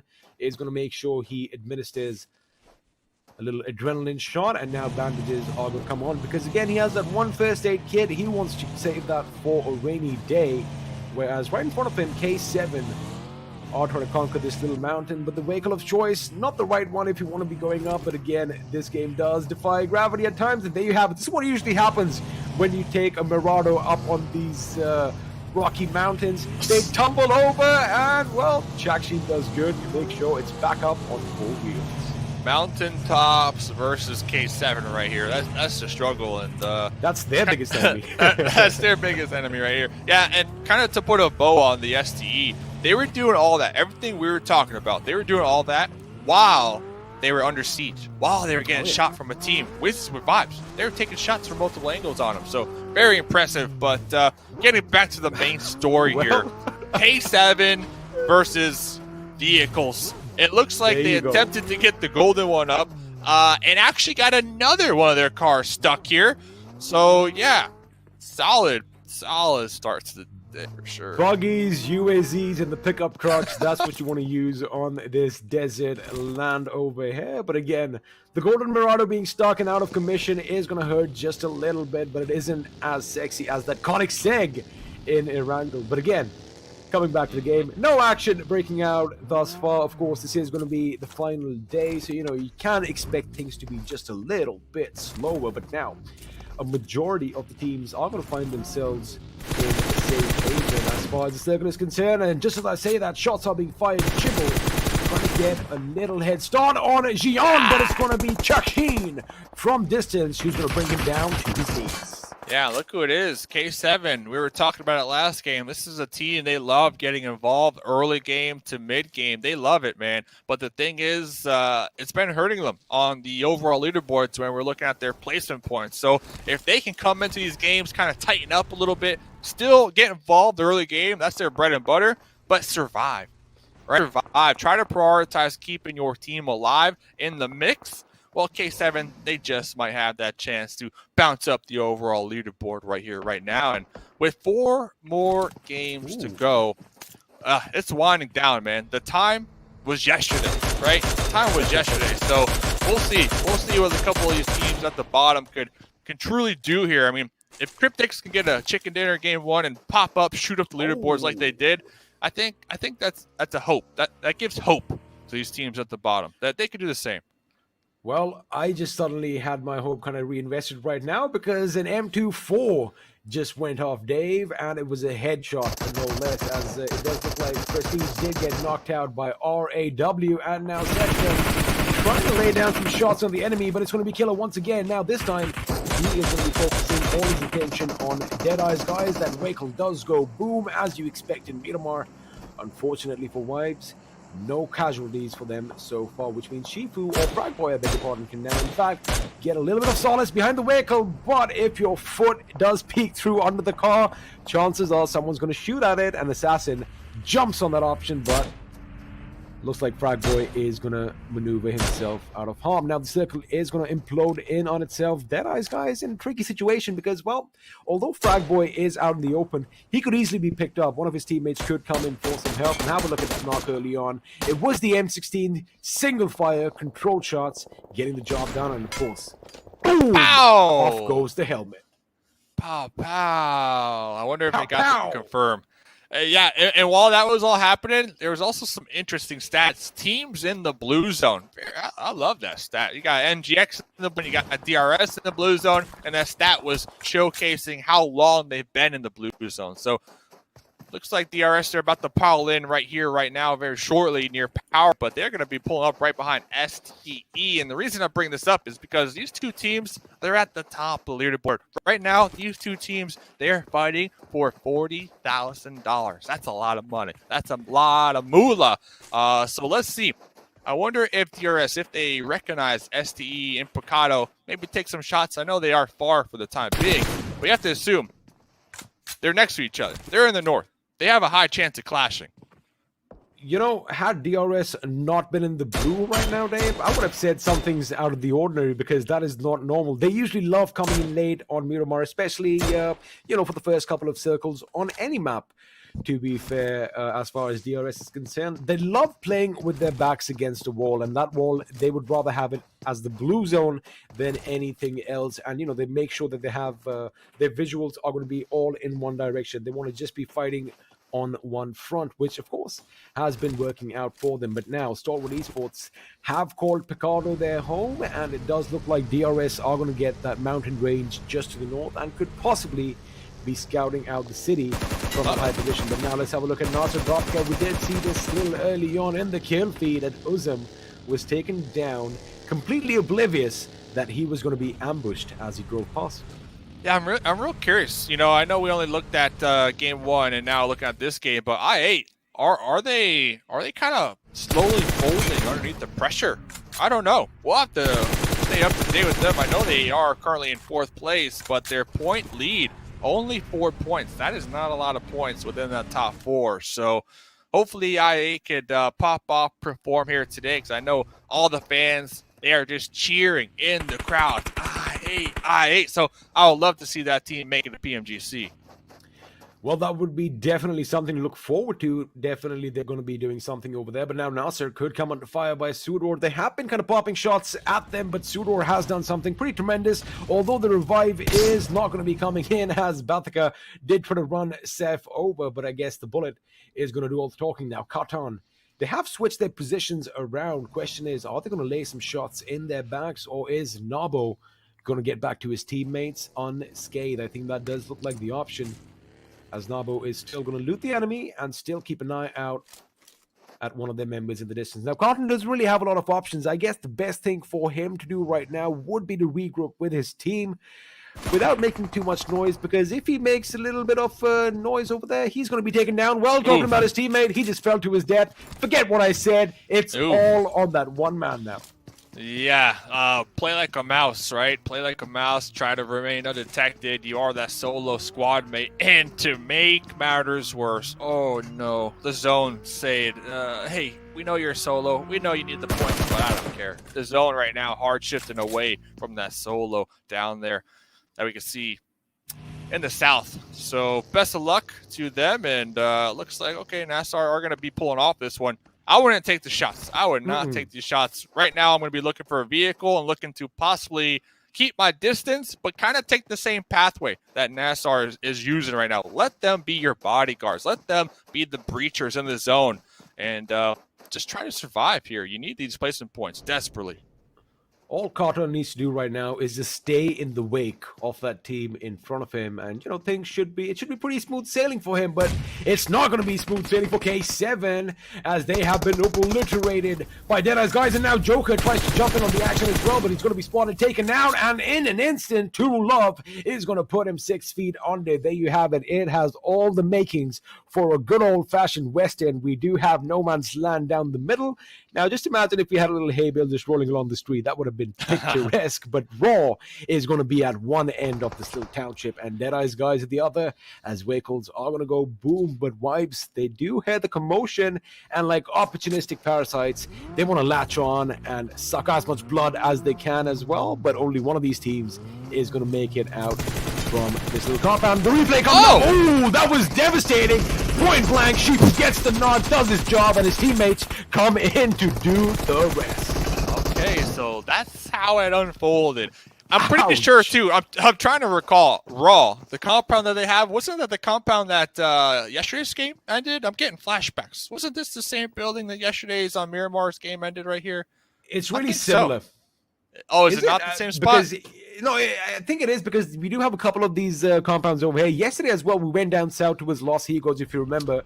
So you know what? Actually, you could be quite right. There are a couple of these compounds on that same road. I think we're in the general area, 100%. In the area. And talking about the area, Deadeye's Raw, they're in the zone, so they don't need to be ultra aggressive. Nobody needs to push across the road. They can just hunker down for the time being, because we still have 15 teams alive. We're very early on into this game, and if Deadeye's or Ruthless aggressive warriors, if they go out now, that's worst case scenario. So I think for the time being, just hunker down, turtle up, and just be on your P's and Q's, making sure no other team tries to crash that compound, kind of like K7 just did.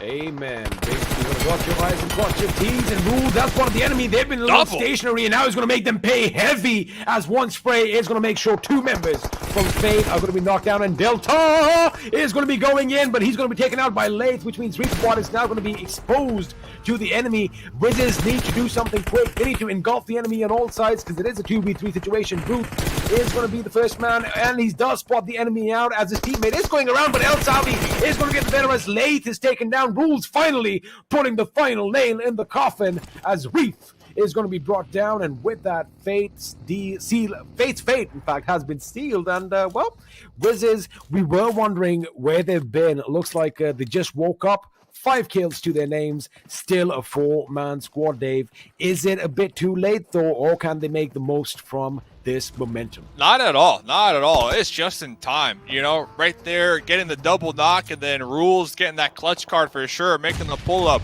Once when they got the double knock, no hesitation. They sent it. They wanted to get that confirmed early on, and that's exactly what they did. This is exactly what they need to do, and now they need to have their eye on the prize, and that's getting that winner chicken dinner. But popping on over here, NASR Esports, last game we saw the popping off, bragging out. Let's see, they're going to be taking the fight with A1.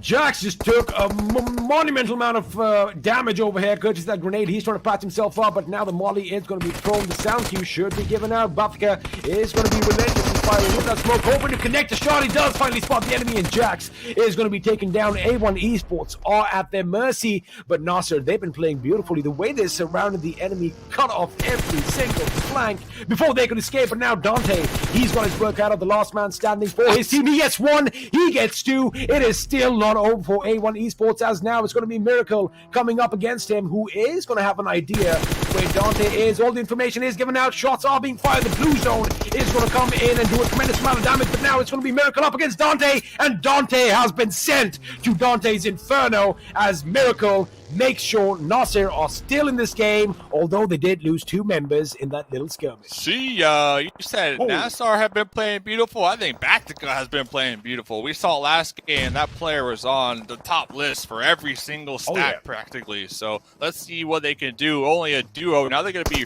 rolling through this heated exchange between Raw and Deadeyes out here. Deadeyes trying to take some shots, but Bactica and Miracle making the pull up here, possibly trying to take this compound, but spotted from across the road. Well, he's been spotted, and it looks like they were ready to take the fight to RAW, but it's going to be problematic because it looks like Cotton, the last man standing for SUDOR Esports, wants to join the party as well. Elsewhere, Top is taking the fight to T2K as Jane was brought down with a grenade and then finally put down with an M4, but now on Top comes under fire as well.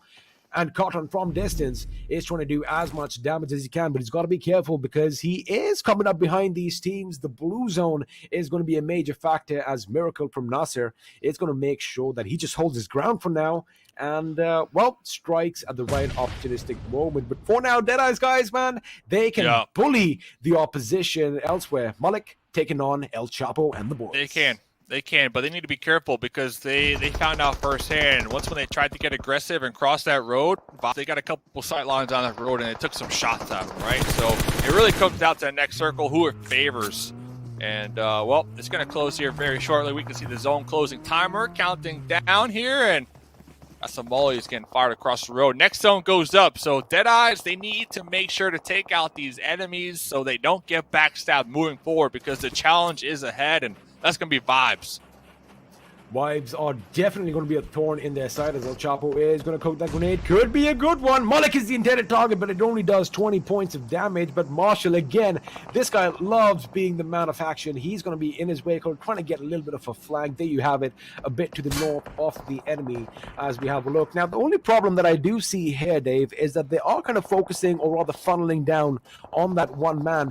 Time is going to be their enemy soon enough because in 10 seconds, that dirty blue zone is going to start moving in, and Deadeyes guys are coming under fire, and you called it, Wizzes Esports dishing out all that damage.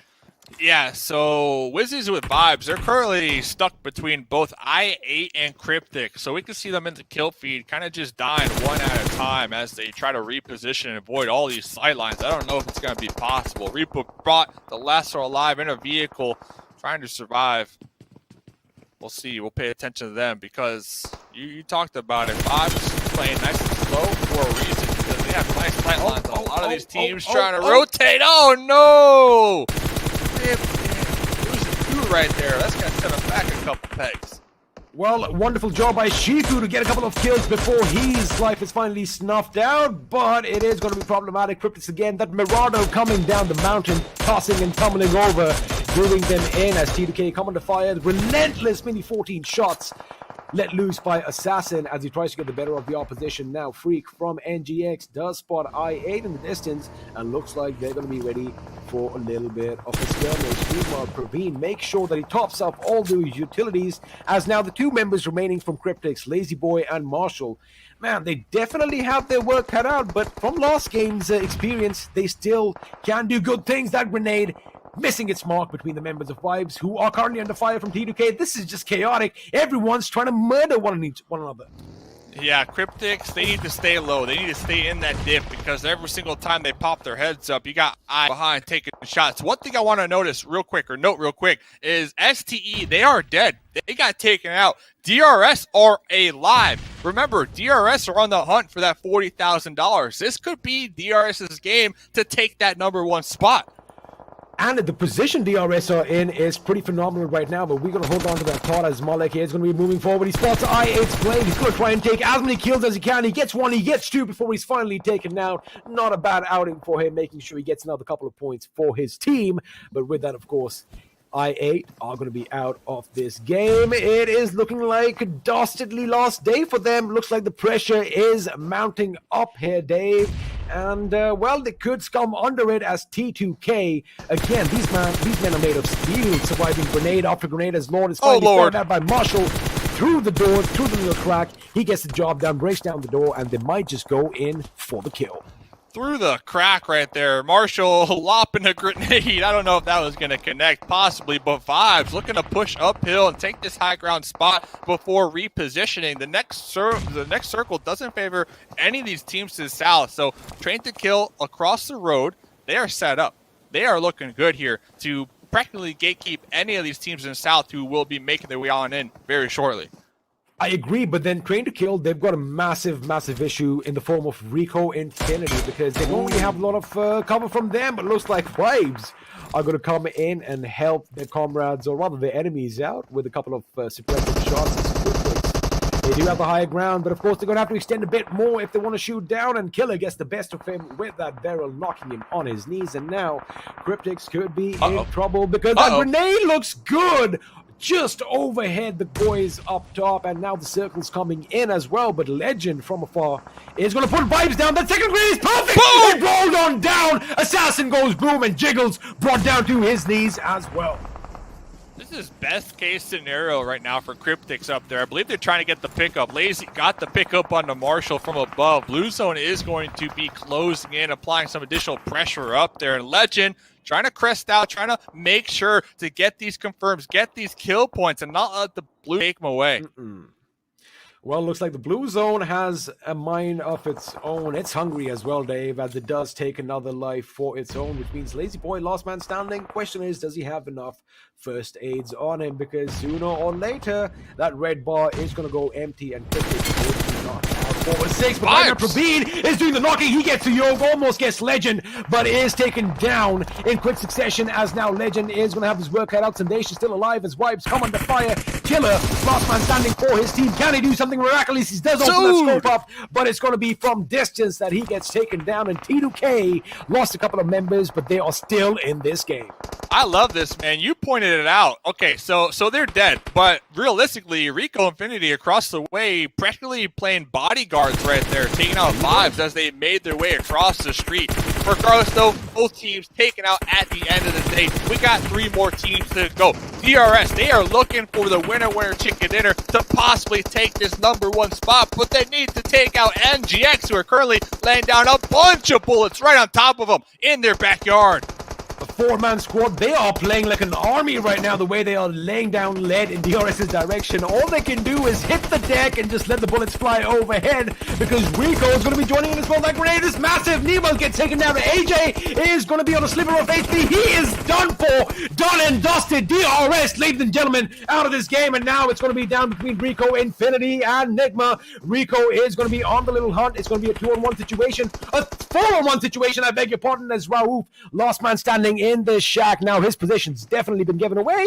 There you have it, a hop, skip, and a jump away from victory as SUDOR is going to unload when that Uzi goes in, switches the weapon, lays down the herd, and gets the win for his team. Rico Infinity, ladies and gentlemen.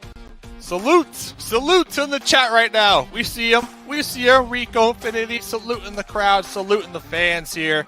What a nice chicken dinner. Now we got to pull back a little bit towards that mid-game. They did take up those compounds, houses to the north, and they flexed out. They made sure to separate to cover all those angles and make sure nobody can pile in behind them and grab that position from them. So they defended it. And then in the late game, we can see how important that was, because they were the only team practically with 4 up after DRS started getting peppered from multiple angles. So that was a huge come up for Rico Infinity. They needed this game, and I'm still curious. DRS, good place, a couple kills. DRS and STE, that #1 spot, is going to be awfully close here. I love it. I love the fact that that cushion that they had is going to be dwindling down as the games are going to be moving forward. But again, DRS, I'm not surprised by how they, approached the game. Final positioning was beautiful, but again, they just hunkered down. Maybe they could have taken a few shots, kept the enemy at bay before all those grenades came in. And of course, that crossfire was set up amongst the enemies. But Dave, it has been a lovely couple of days, and I guess this is it for you and I. It has been an absolute pleasure, but of course, we still have 3 more games in store for all our lovely viewers. But before that, we're going to have the analyst desk on the other side of this teeny little break. All right, let's go!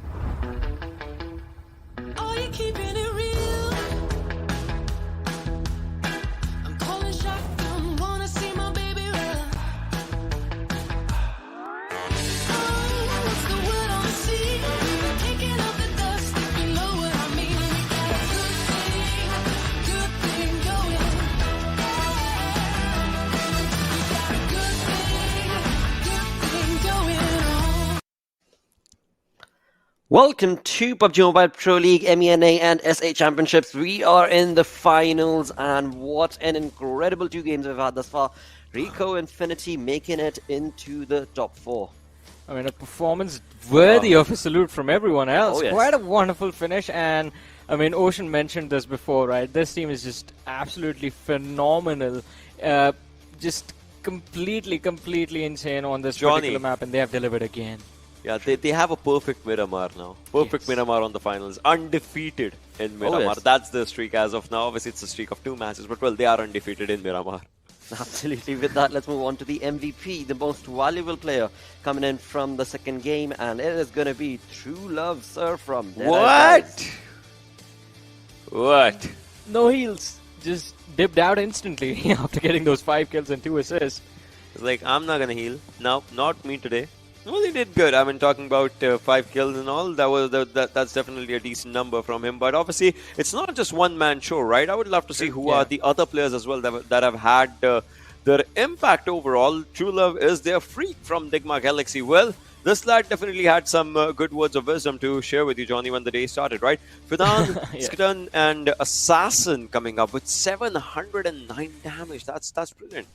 I mean, definitely a wonderful performance, a wonderful display of skill from these lads. And yes, Nigma Galaxy, they're looking really good. So Nigma Galaxy and Rico Infinity doing really well for themselves in this game means that one of the teams that was in our predictions, it is looking really scary for them. But we're going to have a conversation about that once we actually move to the storyboard. For now, Here's the MENA teams. 590 damage received. I'll explain it to you why their damage received is so less in a while, definitely. And 24 points and 17 points coming down from this team. Obviously, Nigma Galaxy, they had just one lad surviving, was in the shack as well, and everyone just had, known the location because there was just one shack in the circle, so everyone was thinking that there's the last player. They just, went forward to take that player down as well. Single-digit kills for both the team, though, but good results for both the team as well. Definitely. Just the kind of gameplay that was required from the side of Rico Infinity. As we move on through to the match summary, let's have a look at what sort of headshots and, well, it's coming in from Nigma. Yeah, it's Freak from Nigma with 3 headshots. Most utilities used in this game, not that much, I get it. Yeah. But hey, if you're talking about T2K and all those things, right? Remember the nades that were just actually on the lads around the sidelines? I mean, that was just a different approach. If you just talk about highest damage, 814. Well, 5 kills by a Freak as well as True Love. We have seen this. Rules, all right. He's up here with 4 kills from his own set. I would love to see, after all these matches, I wish we could just see, the MVP ranking once again. But obviously, that's going to be the storyline by the end of the day for sure. Oh yes, it will be brought on along because $2,000 is at stake for that one man who's going to be rhyming in with the MVP. But on the other front, as we move on through to the match rankings, DEADEYES guys certainly trying to keep up with the pressure. I mean, they've turned things around quite nicely. 10 points from this match. Johnny, DRS needed 10 points as of now. They have 11. They have 11, but we'll have to see where Stalwart is. Right? We'll have if Stalwart has 1, then it's a tie for both the teams. Right? We'll have to see where the 9-16 is. Right? Because they have 1. It's a tie right now. It's a tie right now. It's a tie between the top 2 teams.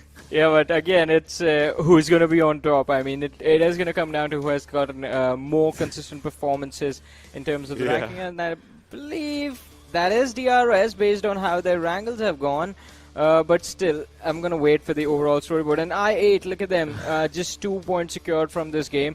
So they will definitely have to amp things up as we move forward with our day. Because, I mean, not many matches left. And the fight is for the $40,000 for finishing first, and also for global championship, ladies and gentlemen.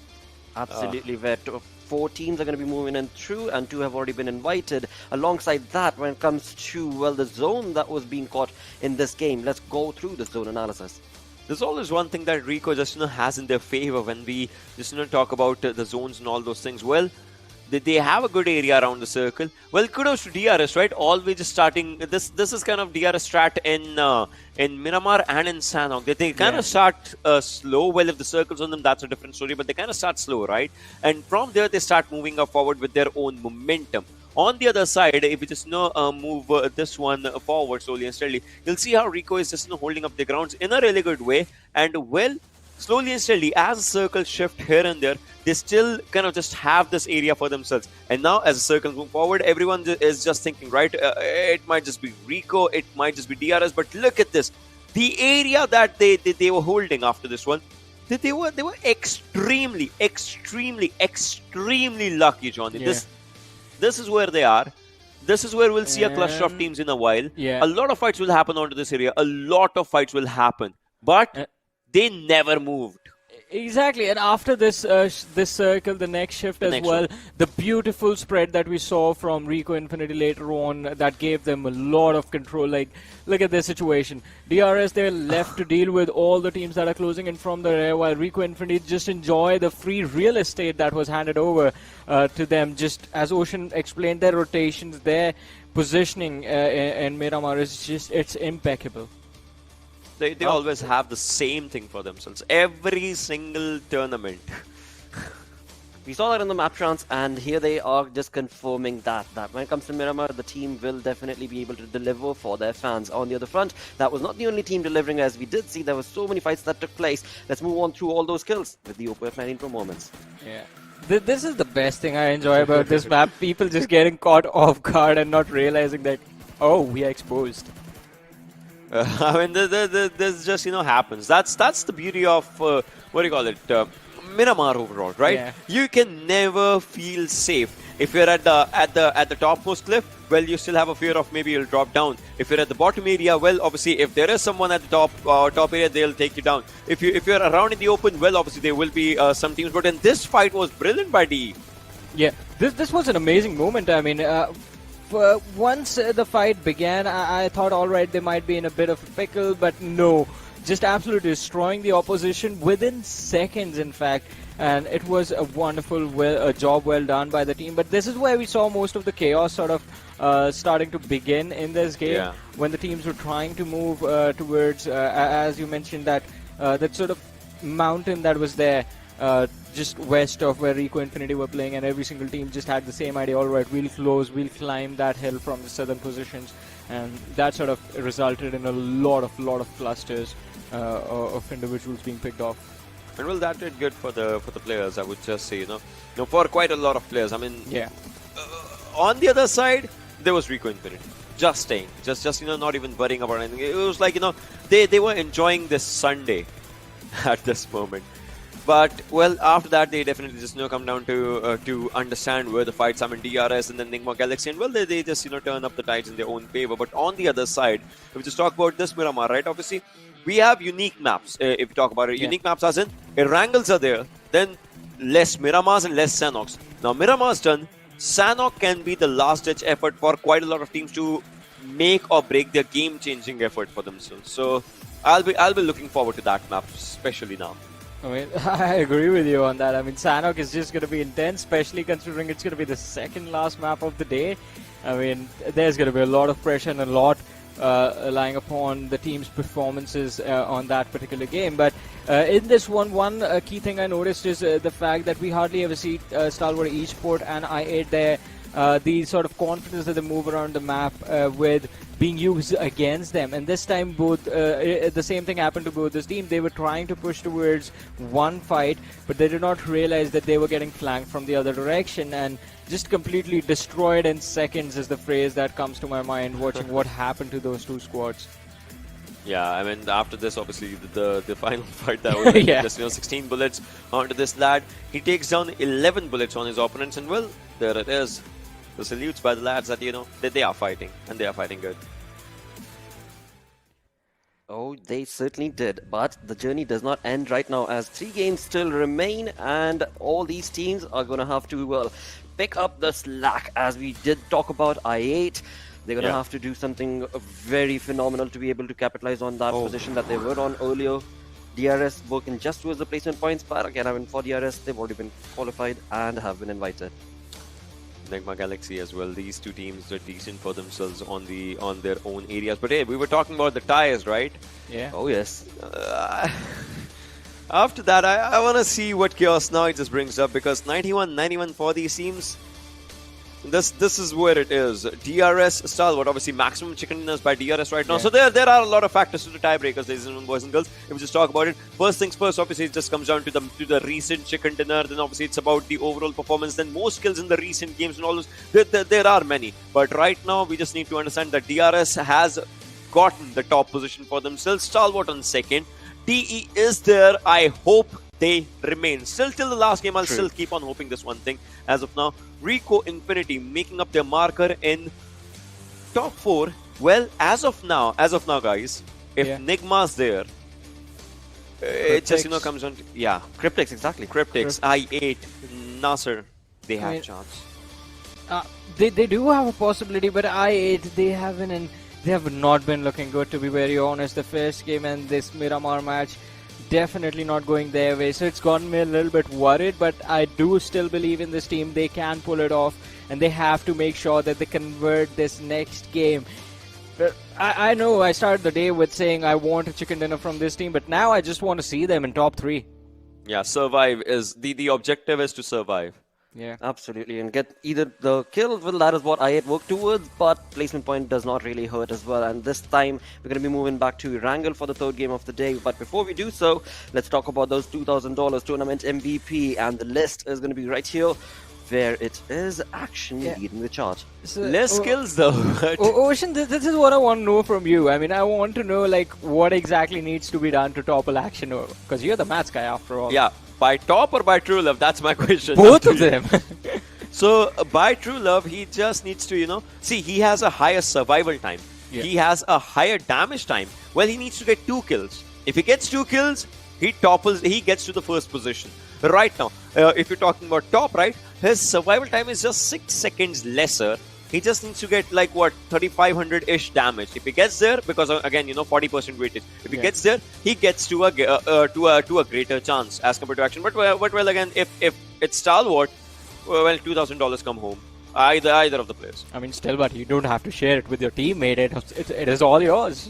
So, yeah, that's true. That's true. Well, we shall see if True Love or Top are going to be able to take on Action and get the $2,000 for themselves. But on the other front, when it comes to the viewers, well, we've got this amazing news to share with you guys. PUBG Mobile X Arcane collaboration game mode will be going live November 16th onwards. Unlock daily clue in-game and get rewards. Jinx, Wee, Catelyn and Jace are new additions to the PUBG Mobile. Don't miss out. Go to the game and play to win all the rewards. With that, well, the rewards definitely keep on coming in right here in the finals, where the first 2 games have been MENA proving their mark. But now as we move on towards the third game of the day, let's see which team is going to be picking up the slack. Let's go Stalwart. Stalwart. Or I8. I want to see I8 just perform in this game for the placement points to get them back to the track. All right. That's my personal thing. I would love it if they win. I want them to win as well. But Stalwart is something, you remember what happens. It's if someone takes Stalwart just a bit down from first position, they like to just climb back up. So that's why I was saying, that masala is needed right now. Well, you talk about masala on this desk. We know for a fact, or rather the entire panel right here, we know who loves the masala. It is going to be none other than, of course, one of the Panda Bros. It is time to cue in Pain Fixes and Necro to take you through this third game.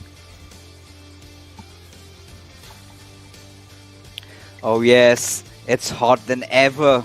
The moment that we've all been waiting for quite some time is finally here, right? Final 3 games to decide who is going to be crowned as the champions and who's going to take home that $40,000 along with that coveted slot for the global championships. And yes, I 100% agree with the desk that it's going to be such a daunting task for I8, considering, you've got a Sanhok next, and that is not really their map in which they're really famous to shine, right? So they've got to do it right now. So this is one of those teams that I'm going to heavily root for. But, going on to you, Necro, which is that one team that you hope, or rather you want to win?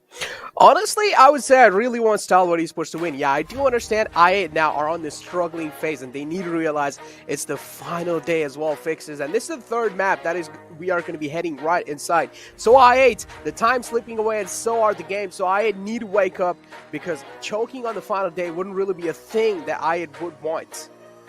But one good thing that we've really seen for a change that today's day has been dominated by the MENA region teams, right? Cryptics getting the first, Rico getting the second. I mean, I really had called it, right? Miramar has always been their strong suit, but now we are heading into the plains of Erangel. Now, this is one of the maps where DRS tends to shine. And Deadeyees, I mean, you can call them chokers, but today they are rather looking really aggressive. Even if they're going down early, they're making sure that they're getting enough kills. And that being said, we've got the flight path to Jeffrey right in front of us. A lot of teams that, intend on dropping onto the eastern zone, well, they've got to find some vehicles as this flight path is certainly not going to help them out. Yeah, definitely, for sure. The teams that like to drop all the way on the right side, including a team like TDK, they're going to be having a lot of time to waste because they will also get the vehicles and then maybe make their way towards Milta. But yeah, as you were talking about teams like Stalwart Esports and DRS, they're tied up on 91 points fixes, and there's a lot of things to like, including the tickets for the PMGC and also $40,000. And Stalwart Esports, I'm pretty sure they won that ticket, but at the same time, they want all that cash money. So Stalwart Esports, man, they definitely need the chicken there to at least have a little bit of safe bet over DRS, because we know what kind of a team DRS is, right? Each and every single game, I don't know, somehow they just are so consistent.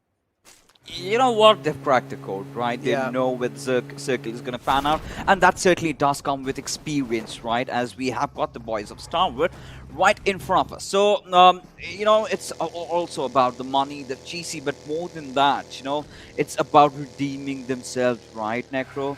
I mean, they are the only representatives from the Mongolian region, and we know how big a region that is. We know, we've heard all the legends, we have seen Zeus really outperforming themselves and being one of those surprising contenders every time they head into the big tournaments, right? Even in a Chinese tournament, they did manage to rack up a third position, if my memory serves me right. So that is how good they are. That is how, that is how much bigger things that you're going to be expecting from this region. And Zeus certainly did not deliver. And, being the lonesome survivors out there from that region, they've made it somehow. But, Necro, they've got to go past this. They have to get that ultimate champion's title. And, of course, that $40,000 does sound really good in your pockets, right? Yeah, exactly. I mean, of course, money always sounds good to any of these teams for sure, and also the players. But yeah, as you mentioned, Mongolia definitely is one of those regions that has a lot of raw talent in them, including, as you mentioned, Zeus as well. Yeah, somehow in this season, Season 4, they kind of faded out, but it's fine. We do know what they're capable of. Maybe next time they will come back stronger. But yeah, for now, we have Stalwart Esports with us from them, representing their country, Mongolia, and well, we personally really want them to actually, get that first place and also pretty much show what they're capable of, because Action and Top, they're leading the charts, baby, and Turulov is right below them. And talking about a man like Turulov, now recent addition in Deadeye's, guys, and also he's able to kind of fit inside the roster so well. He's not taking a lot of time to kind of fit in. He's not taking a lot of time to, get used to the team synergy, team callouts. He's actually performing to his best. Oh yeah, it certainly does. Even you talk about analogies, references. I've been lately a lot into cooking, right? And Stalwarts, the best way we can describe them as being, a garam masala. One of those most popular spices that you find over here down in India, and you add it later, right? They came in late into this, into this entire scheme of things, right? We had a time when we just had the South Asian teams, which included Nepal, Bangladesh, and Pakistan. All right, in that mode, we did see a lot of fights happening late, but then we had teams like Zeus, Astro Academy, all of them chiming in. That is when they brought that aggression along with them, right? Just when we needed that extra oomph factor, that is what they did. And they've been keeping they've been carrying on this tradition for quite some time. But you know what, this zone, I absolutely love it, right? Being the penultimate Erangel of this tournament, they've been longing for a chicken dinner, because the way they started off in those first 4 days, we were really hoping that they would be having a really good time over here, but certainly does not seem to be so, because that has always been the case with them as well. I mean, mean, we've been talking about the Joker's tab on DEADEYES, but somehow down the down under the table, we've got I8 also having the same problems to deal with. And the roster, we've got reviews in, we've got Johnny chiming in, we've got Blade also rotating here and there. They certainly have to figure out a fix for, and they certainly have to get a chicken dinner if they hope to qualify for the GC. Yeah, that's for sure. I mean, you always should have like a fixed 4-man roster in there, but I still feel like I does a pretty good job, even though they're kind of shuffling. I still feel like I does a pretty good job playing with all of them. And I mean, yeah, as you mentioned, Johnny, Blade as well, kind of rotating sometimes. So over here is the fact that they have been playing with each other for a long time, and I still feel like if you talk about the synergies, the teams are really well versed. I mean, they know what exactly is going on, how the IGL is going to be making those callouts, especially Uzum. He's really good with those callouts as well. But I don't know what's going on in the final day, man. I don't know what's going on today. It's just something kind of offbeat looking type. You talk about good callouts. I've got to raise some eyebrows on that, because the first game of Erangel, they were looking absolutely pristine, right? They were in a really good position. They were in a really good situation. All they had to do was go in for a late rotation, because the way they dashed in and the way Cryptics got the better of them in that situation, that was not supposed to happen, And had they waited, let's say, just 20 seconds more, let the players of Cryptics rather go in and then take them down, that it could have been a completely different story, right? Even on the overall standings. Because let's be honest, after this, we've got Sanhok, a map in which, we have not really seen I8 really shine, right? And then you're talking about the final game of Erangel, and that time the pressure, it just takes over you. It takes a toll. And that is the moment where, we do not witness any big teams getting the chicken dinner. That is the moment when a lot of teams start YOLOing. The ones that do not stand a chance of, qualifying, they start trying to pull off some really, really weird stuff. And in that moment, you cannot really root for your team to, have a really good time. So this is the map that they will have to outshine the lobby. And by all means, they've started the rotation. What they're really anticipating is to be holding on to that military base bridge, but we've got their competitors right in front of them, and that is in the form of SUDOR Esports. Yeah, exactly. And talking about map one, one thing just popped up in my mind. Now, the final 4 teams were kind of DRS, NASR, and Cryptics, including Stalwart Esports. But as soon as Stalwart Esports kind of took a few shots, they were being spotted, and as soon as one man went down, each and every single team in that field took their direction on Stalwart Esports instead of shooting each other as well. I mean, everyone's position was exposed, but everyone decided to shoot Stalwart Esports because they knew they were all the way on top. I don't know what's going on over here, but Stalwart Esports definitely got focused hard in that final zone. But now, as you mentioned, SUDOR, it seems like they're camping the edge of the zone. That means I8 as well. They're going to be having such a tough time making it out the Millie base. Necro, I 100% agree with you. And this is something that we have already been privy to. If you talk about the past renditions of PMPL, when DRS and Zeus were contending for the first spot, and a lot of teams just came over at Zeus. We had so much drama happening in that final game. So I'm not going to be surprised if I witness something similar today as well. But, taking a look at things, you've got Uzum, Johnny, Crypto, and Blade, the 4 heroes from Pakistan that are really rooting to get that coveted GC slot. Because, well, let's be honest, that hasn't been happened any time before. And if they can manage, this is going to be history that does get created. But now we've got Nigma Galaxy, another team that has already qualified. They are playing for that Moolah over here. And let's be honest, I'm seeing a really good raise in the performance. Now, they have been doing the job under the radar, right? Haven't really been too flashy, but haven't really been shabby either. Exactly. They haven't really been shabby for sure. But now take a look at the circle shift. It's going to be putting a lot of pressure on teams like I8 and Stalwart Esports to make the rotation happen. But again, I mean, TDK, they're also guarding the edge lines of the bridge on the right side. That means Stalwart Esports, they're not going to be having a free passage out of that military base. They will have to try and do something out of the ordinary to at least make it out there, because we know what Stalwart Esports is capable of, but again, we know what bridge fights kind of come down to. It really does get unfair for the team that is right on the bridge because they don't really have a lot of cover to work around with. While on the other hand, if a team is camping that bridge, they will have a lot of advantage. But guess what? TDK, they finally decided to leave that area and they decided to traverse in the center of the zone. That means now Stalwart Esports are going to be having free passage. But the problem here is that I8 is moving pretty close to Stalwart Esports. We might see a clash coming in soon. Oh, I mean, yes, we certainly can.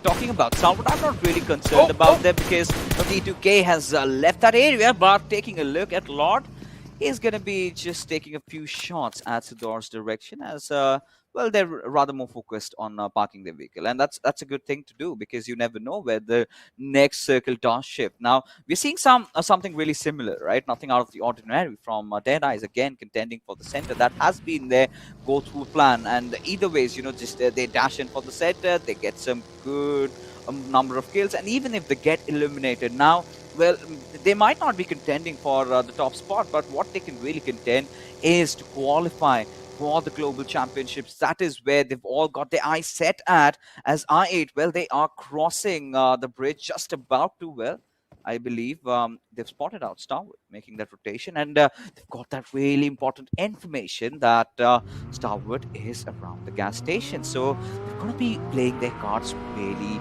really carefully. They definitely will have to play their cards carefully and slow because I8 can't just make the rotation happen instantly as they have seen Stalwart kind of sneak past that bridge. So now I8, they're going to be having a lot of pressure. They already left the left side bridge. They don't know what exactly to do. We also do see kind of Stalwart slowly and steadily traversing near that bridge. Stalwart Esports as well, they're not going to let this go. They saw I8 coming towards them, so it doesn't really make sense for a team like Stalwart Esports to leave this kind of an opportunity because it can be pretty much free kills if I just walk right in their trap. But guess what? Airdrop 2 is on the board. It's the AUG. Oh, yeah. I mean, I believe we did see an AUG in action yesterday. It was one of those players of T2K yielding that weapon, and I'm not going to be surprised if they do that again, right? Again, if you get it, it's fine. Just have it for yourself. But top, well, I8, they might just be in a whole world of trouble. Now, they are aware of the potential threat that lies in front of them. But still, they are going for it, and it's going to be Crypto. He's going to be making all the risk as top lets him pass by. He is waiting for the right opportunistic moment as Crypto is taking his position, but is completely oblivious about Top's presence and is caught with his pants down as Cry is going to be laying down all that lead right on his head as Crypto goes falling down. So does Uzo as Johnny is on a vehicular match. Slaughter does manage to find one as Blade from the backlines does get one for himself. It's going to be the Titans clashing off, and well, we have got a really interesting fight amongst us, Necro. Interesting fight, and also a new interesting record. 10k damage pack. Let's know what he's working with that initial fight. Johnny, jumps right in the water, but I don't like it. The way he's trying to play this one out, he can easily be taken down. Bino in water, you can't really do much. Oh, you have your guns on the back. You can't shoot from the water. That means Johnny will just have to swallow those bullets. But still, I have to give them credits for this. They're still alive. They're making it alive, even though they're bleeding pretty hard. Blade is there on the edge lines to make sure at least he's trying to provide that cover. Scry's kill will be confirmed. Scry being taken down. I8 as well, not really far behind. They're replying back in style inside this fight. They're retaliating in style. Stalwart Esports needs to do something if they actually want to win this one. Action finds another one. Uzum goes down. That's the IGL. That's the big man going down right there. As I8 now, they're not going to be happy after this one. Stalwart, they're not going to be happy either, considering they're the ones who, after setting up such a really good bridge camp, have been come down to this. As Peacock falls down, it all comes down towards action. We have seen him pull off some really good clutches in the past, but now, with considering the numbers, considering that DRS, they're right above them. This is a gift, this is a golden ticket for them to rather bolster up the lead, and well, all action has to do is get away from here. Some loose shots, and Stalwart, they seem to have been falling down, and IH, you've got to give it to these lads, the way they recovered, especially Johnny and Blade in that particular situation. And yeah, Uzum was just a little bit careless, but other than that, it was a perfect fight for them. But then again, heading and taking a look at how the circle is panned out, it's gone all the way up towards the school area where DRS are getting some fights over here as Muffin Ninja finally falls down. Muffin Ninja falls down again. Another IGL of another team goes down over here. Kill will be confirmed instantly. Rico Infinity Skitten is the man who throws in the nade and confirms the kill for himself. Now DRS, they're a 3-man squad, not going to be happy after such a massive disadvantage inside this one. IGL being taken down, that's not really good kind of a news for any kind of team over here. But still, as you mentioned, Stalwart Esports, they really needed this one, and now they're down to just a 1-man squad. This is going to be so much pressure on their body, Fixes. You can already imagine it's going to be so much burden on their shoulders because they know DRS is right behind them, and I'm pretty sure they're sweating their backs right now.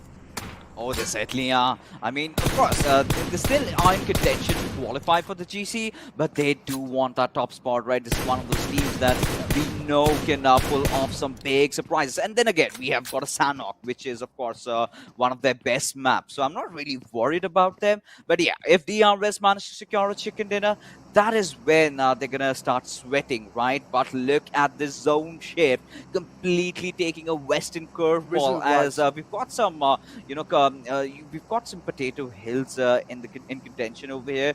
Wizzes with vibes, they've got that really good hill area to, try and defend themselves. But I'm still yet to, give a conclusion on which team really has the best spot, because Wizzes with vibes, if they get contended, they're done for. But look at this, you really need massive balls to pull off something like what Johnny just did right now. And somehow, I8 did survive by the Whiskers, but they've got to do better than this. They've got to make sure that they get some good position points. Well, got a decent amount of kills for now. They have to rely heavily on the final circle, as we've got the apartment buildings all crowded up, and definitely the real estate prices are definitely going to skyrocket now. Oh, that's for sure. NASR right in the same compound, including DRS, Cryptics, and Raw. 4 teams in that initial compound. There's going to be so much ruckus being caused. And guess what? Who's in the party over here? I8 ramming their vehicles straight inside the apps as well. What's going on? So many teams inside this vicinity, including I now joining the fray. Crypto is getting bombarded by Cryptics. He hears a lot of footsteps right above him. I can already imagine the panic mode that he might just be in. But Raw Chari, look at what's going on. Johnny right in the same building as Raw Chari. Chari finally reveals himself with those footsteps, and I'm pretty sure Johnny now is well aware of what he's trying to do. That guy's right next to Wizzes with vibes. Oh my god, one guy's right below Delta. Delta needs to be careful with this one. He finds one. Look at, he got the second one. Is he going to be able to do so? Almost does, and what he does! That's going to be it for Deadeye's guys. Wizzes of Vibes come out on top in that one, and that's the first team being eliminated.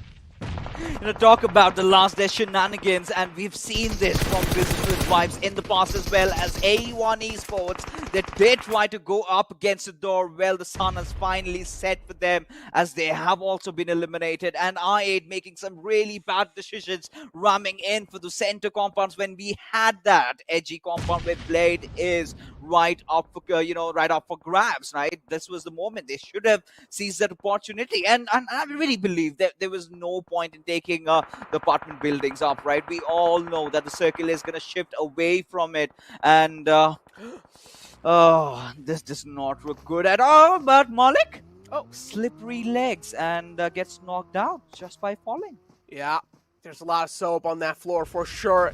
Slips down and gets knocked out. That's not a good news for a team like Wizzes Vibes.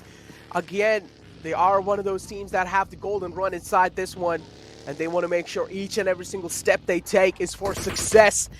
They're only left with 3 men alive. With 1 man being taken down, they were left with 2, but it's fine now. They're again back up. He's back up now. Wizzes Vibes are looking at least decent inside this late zone, but still, there's a lot of teams surviving. 14 teams alive with 43 players still under contestation. And look at this, TDK. They spot the players of Fate, taking a few shots on them. Legend is the man in the front lines. But it seems like Legend as well, he's thinking twice before what he's trying to do, and this is what I like. TDK, we do know they're one of the tactical teams out there, so they want to make sure as well is that there's a lot of things on line, Fixes, and TDK as well, they have been performing pretty phenomenally. I really like Rico Infinity's positioning, right? They've Again. always carried out those macros in style. Sandesh, of course, just scouring around the territory, and he's going to back off. He does realize we've got Rico Infinity right in front of him as Team Fate. Well, Ragnarok, one of their best players, already has racked up 3 kills for himself. Spot out Freak, though? Yes, he did. Yes, he did, but does not take any shots, showing some trigger discipline as finally Blade goes down, and I8, another really bad game after such a good start. And this is not the first time that it has happened. The same story went in Erangel, where they wiped the better out of A1 Esports, then suddenly crumbled like a cookie, and the same storyline sort of resumes. They need to hard reset themselves, as we've got Enigma Galaxy, the players, they've got to rush inside the circle, but now, you know, Wizzes with Vibes in such a good spot. We've got Rico Infinity also enjoying that. Now they do want to contest this fight against Team Ruthless Aggressive Warriors. I've got to see what really happens to them. That's for sure. Even I want to find that out. And only time can answer that question. Rico Infinity. All the way on the right side of the zone, and now K7 as well. We finally do see K7 in action. I want to see what they have got under their sleeves. K7 as well, they have been performing pretty decent up till now. Cryptics going up against DRS. Both the teams are bleeding. One man from DRS goes down. It's Nima. He's almost about to bleed out, but 2 men from Cryptics get traded off instantly. Lazy Boy, the only man alive, sticks the res in onto El Chapo. Does he have enough time to get the res back up? Nima's kill being confirmed. That's not going to be a good sign for DRS, or good news for DRS indeed. Cryptics, they get the res back up onto one man. He's back up on his feet now. Galzin looking to take that man down again, but it's not really going to be that possible. 2 men holding that initial room. Galzin needs to find a sneaky way to at least try and save AJ out. And for now, it seems next to impossible. If he finds himself even 1 knockout, that's going to be buying him enough time to at least try and get the res back up on his teammate.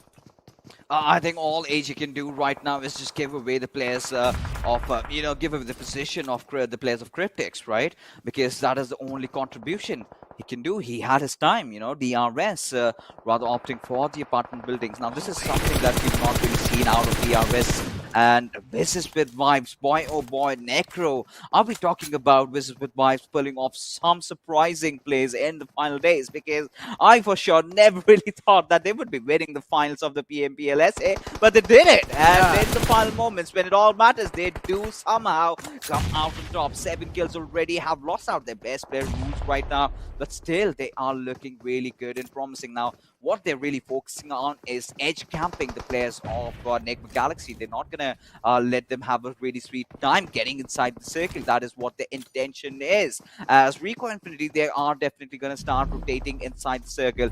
But mind you, Necro, it's not going to be easy, as AJ is still trying to pull off something really beautiful, as he's been getting that revive already. And now he takes a few shots. AJ and Galton, they need to push in tandem. They need to make sure that Lazy Boy falls down.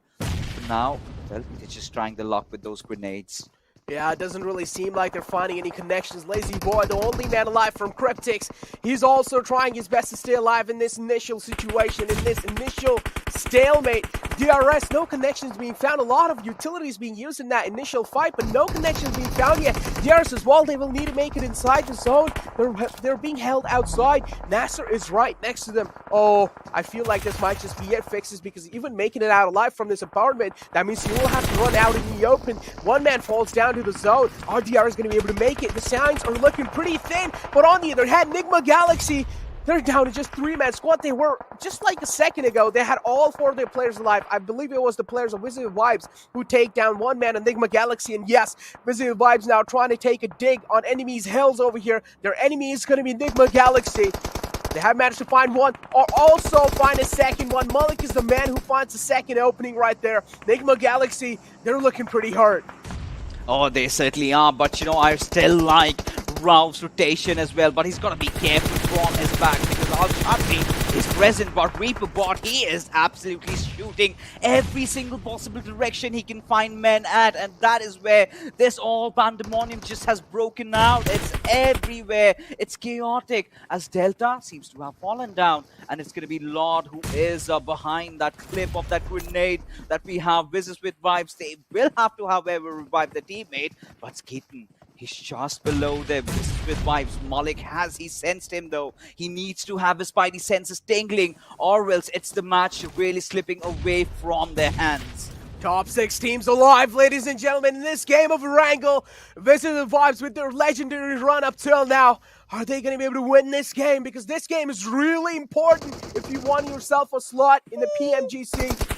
And guess what? NASR is right in front of Rico Infinity. They take the final man down. An unfortunate ending for them, but it's fine. Again, they made it up till top 5, and that's all they needed, the consistency. NASR has always been showing that one. TDK being spotted by the players. Enigma Galaxy. Rauf is the man who has them locked in their side. The target has been acquired, and now they just need to take it down.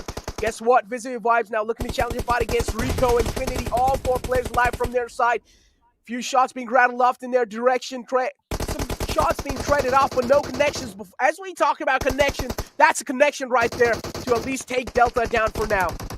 Yeah, Rico Infinity, they are definitely being tested over here as Keaton, he's just holding himself all by his lonesome against the Wizzes with vibes as Rauf lobs a beautiful 3-pointer out there. Not just takes 1 but 2 along with him. As Malik goes down, it's all coming down to where's Reaperbot has given enough opportunity for Keaton just to go charging in. Does hear that medkit being popped, and there you go. Rico Infinity in pursuit of their back-to-back chicken dinner. Can they pull it off, Necro? They can definitely pull it off. They're looking pretty strong in this final zones. And guess what? TDK as well, they're not far away, Fixes. They're also in contestation over here. Legend taking a lot of shots. That's a risky move, Legend. That's not how you move in the final zones. Was out in the open. The back of fire wasn't really there because Suyog also got taken down. This leaves TDK with only 2 players alive. Rico Infinity have the man advantage in the final zone. Oh my god, I want to see if they're going to be able to convert this into a chicken dinner. It's looking pretty possible. Chain goes down. 1 man left alive. Enigma Galaxy griefing the run for TDK. Rauf is the man taking a lot of dig on TDK. Sandesh, the only man left alive. Oh my god, top 3 teams alive, including TDK. Finally, 1 man drops down. This leaves Rico Infinity with only 2 men alive now.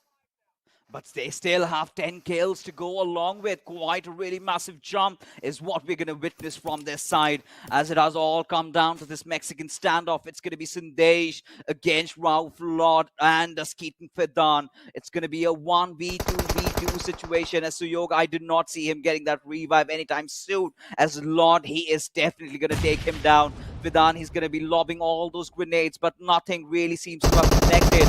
As Keaton, he's going to pull off some kind of a surprise, some sort of a miracle if they have to secure this coveted back-to-back.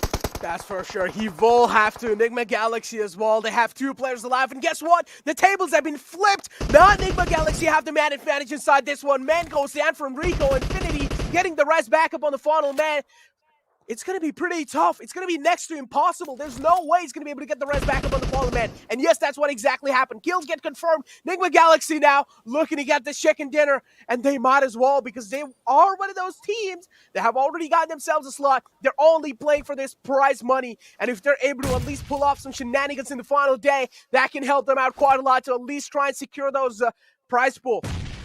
Yeah, definitely. And considering the fact that how the circle has really panned out, I really love the chances of Enigma Galaxy, the way they've positioned, the way they've built covers for themselves. Rauf and Lord, they're all charged up. They're all wild up. They know exactly where Skeeton is. They exactly know where Sandesh is located. All they're waiting for is just for them to step out of that cover that they've got. Sandesh, he does have that solid rock, but for Skeeton, it's a soft cover, which is going to dissipate any single moment just about now. Now, Skeeton does not really have a lot of choices, not a lot of options to work around with, but Enigma Galaxy, they've got to select their targets really wisely, as Rauf, he's stepping out of his cover any single moment, might spot out. Skeeton does though, but Skeeton, he's gonna rattle those bullets at Rauf's direction, who indeed prones down as he's got his direction set at Sandesh right now. But who is gonna take that next shot? Who is gonna get that next knock? That's the big question as finally Skeeton falls, and it's going to be a 1v2 showdown as Sandesh stands right in front of the players of Enigma Galaxy. Oh, it's a 1v2 situation. Position being revealed. They exactly know where Sandesh is. But it seems like Sandesh is well aware of what's going on around him. Spots one player, takes 2 shots, only to the next one. He's handing out haircuts. He's looking to give another one to another player of Enigma Galaxy. Push comes in. Lord goes down. But still, Raouf behind the tree healing himself. That's quite a questionable way to challenge the fight. They were challenging the fight one by one. Almost lost that, but Enigma Galaxy, oh, they connect that final headshot to get that chicken dinner in their hands. And they come out on top in this one. All right. They had to go balls deep in this one to secure that win. But Sandesh, valiant effort, man. I've got to give it to this lad. The way he maintained that calm, steel demeanor over there in the situation, did not panic at all. Had he had a little more HP, could have been a completely different story. However, the boys of Enigma Galaxy have finally secured themselves the chicken dinner. Important one, and it has come at a really crucial time. Considering how things are happening around the points table, this is going to be so chaotic. I'm pretty sure the desk would have their minds blown away from what they just witnessed right now. And really, even us, I mean, we certainly do need a breather. We need to have a reset. So we're going to take a little bit of a chill pill. We're going to go in for a short little break, because right after that is the desk coming to break the fights down.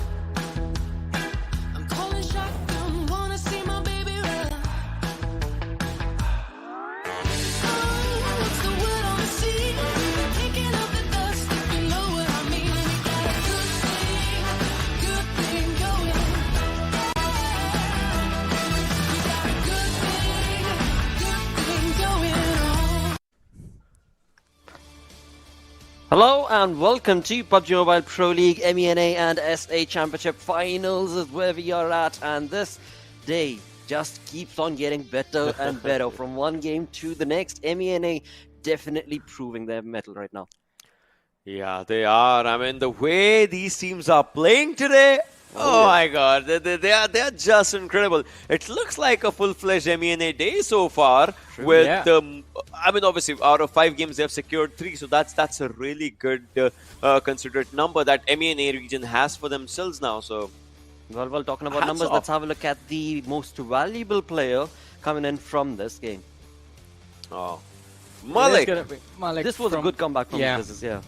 I mean, definitely. And it was a circle that was definitely favoring their position as well. The damage dished out 1106 for 4 kills and 2 assists. Ocean, what do you have to say about that? 4 kills coming down to assists. Yeah, it's decent, right? But 1100 damage? That's something that obviously, just like you said, right? That's just out of the equation, and that just, takes down, let's see, Ralph and Lord. 5 and 3 kills for them, 778, 867, and obviously 27 minutes of survival time. That's just good. Rico as well. Sandesh coming down with the 3 kills. Pretty decent. But well, it was kind of a redemption game for Nigma Galaxy just from the previous game. As of now, they just, yeah. And especially the revenge arc as well against Rico Infinity, because I mean, there was a certain point, I'm not going to lie, I thought Rico Infinity were going to walk away with a chicken dinner on this game, in this game as well, but no, they were dealt with quite nicely, and then it was Nigma Galaxy who finished the game, and then we got to see the players take a sigh of relief, and that is why. Look at the damage received, 1085. So they were in a lot of trouble at a lot of times in the game, but they still survived. They prevailed. Yeah, and that too with less average survival. Think about it, right? Less average survival as compared to T2K right now. But then again, they have 24 points. Nigma Galaxy, they have it for themselves. 17 for T2K. Well, it looks like Nigma Galaxy has entered the top 4 as well. Maybe not. We'll have to just, see that in the overall. So let's just keep that suspense for that area only. But right now, if we look at this, Nigma Galaxy just outshining all the areas except one where Malik just, has made up his own marker. And well, if you look at this, out of 4 people in the higher skills, 3 are from MENA. MENA region it's delivering today. Yeah, I mean, all the teams from MENA doing a wonderful job, and that makes me wonder which team is it going to be in the next game, the map that is going to be Sanhok. So that is something that we're going to come to in a little while. But look at the match rankings: 24, 20 points to Rico Infinity. Wizzes Vibes walking away with 18, but not seeing I8 in the top 8, it breaks my heart, Ocean. It shatters. And talking about shattering, well, Deadeye is also not able to deliver. Yeah. I guess they were the first team to be eliminated, right? Yeah, they were the first team to be eliminated. They just got 1 kill point only for themselves. So that's just one of the things. A1, if you just have a look at their performance as well. This team now with just 2 games remaining, I don't know. There's you can just increase your bank if you have good games. That's just one of the things for these teams. But again and again, well, every team has tried. Quite a few have succeeded, but well, it all still comes down to the fights around the circles as well. Well, talking about the circles, it is time to move on in with the zone analysis as we look at the teams and their rotations. So surprisingly, you guys saw, right? Let me just, draw a flight path here as well. This is so not up to scale, right? But kind of, this is where the flight path was. Yeah. So you saw a team just dropping down to these areas and then obviously just trying to go onto their own own loot locations, right? This is where we saw 2 teams just going down. Almost early chaos, but not exactly early chaos that happened. But after that, if we'll just move forward, you guys saw what happened around the bridge sides. Like I8, Salwood, still they try to. I know I8. It's just a double guess that they do. Previously, they used to rotate from one side, but this time, well, you remember, classic I8 strategy used to be to move from this area and to get inside the circle, no matter what happens. But this time, there's always a double guess. This time, if they are here, they don't care. They always have a different route for themselves and they move from this area, which, alright, it's okay if you want to go for it, but again, this is not paying you correctly. They need to understand, with just 1 Sanhok and 1 Erangel remaining, I would want to see what their actual rotations come down in the final Erangel, when most of the teams would want to go YOLO as well, Johnny. Yeah, I completely agree with that. And this play right there from I8 was kind of a YOLO play, which was, I believe, a little too early in the day as well, because as you explained, it did not work out for them, and it backfired for I8, and it destroyed the game completely for Stalwart Esports as well. But as we move forward to the later stages of the game, this is when I thought, all right, Rico and Trinity, they're going to be phenomenal. They might just walk away with another chicken dinner, because Wizzes Vibes were busy, sort of distracted with the players of Nigma Galaxy. T2K were, well, they were bound to collide with Nigma Galaxy after a few seconds, but Nigma Galaxy then all of a sudden deciding to switch things over, just finishing off the players, or focusing on Rico Infinity first and then going for T2K next. It became quite intense for them, and I think even they did not expect that to happen. They were expecting them to be the team surviving till the very end.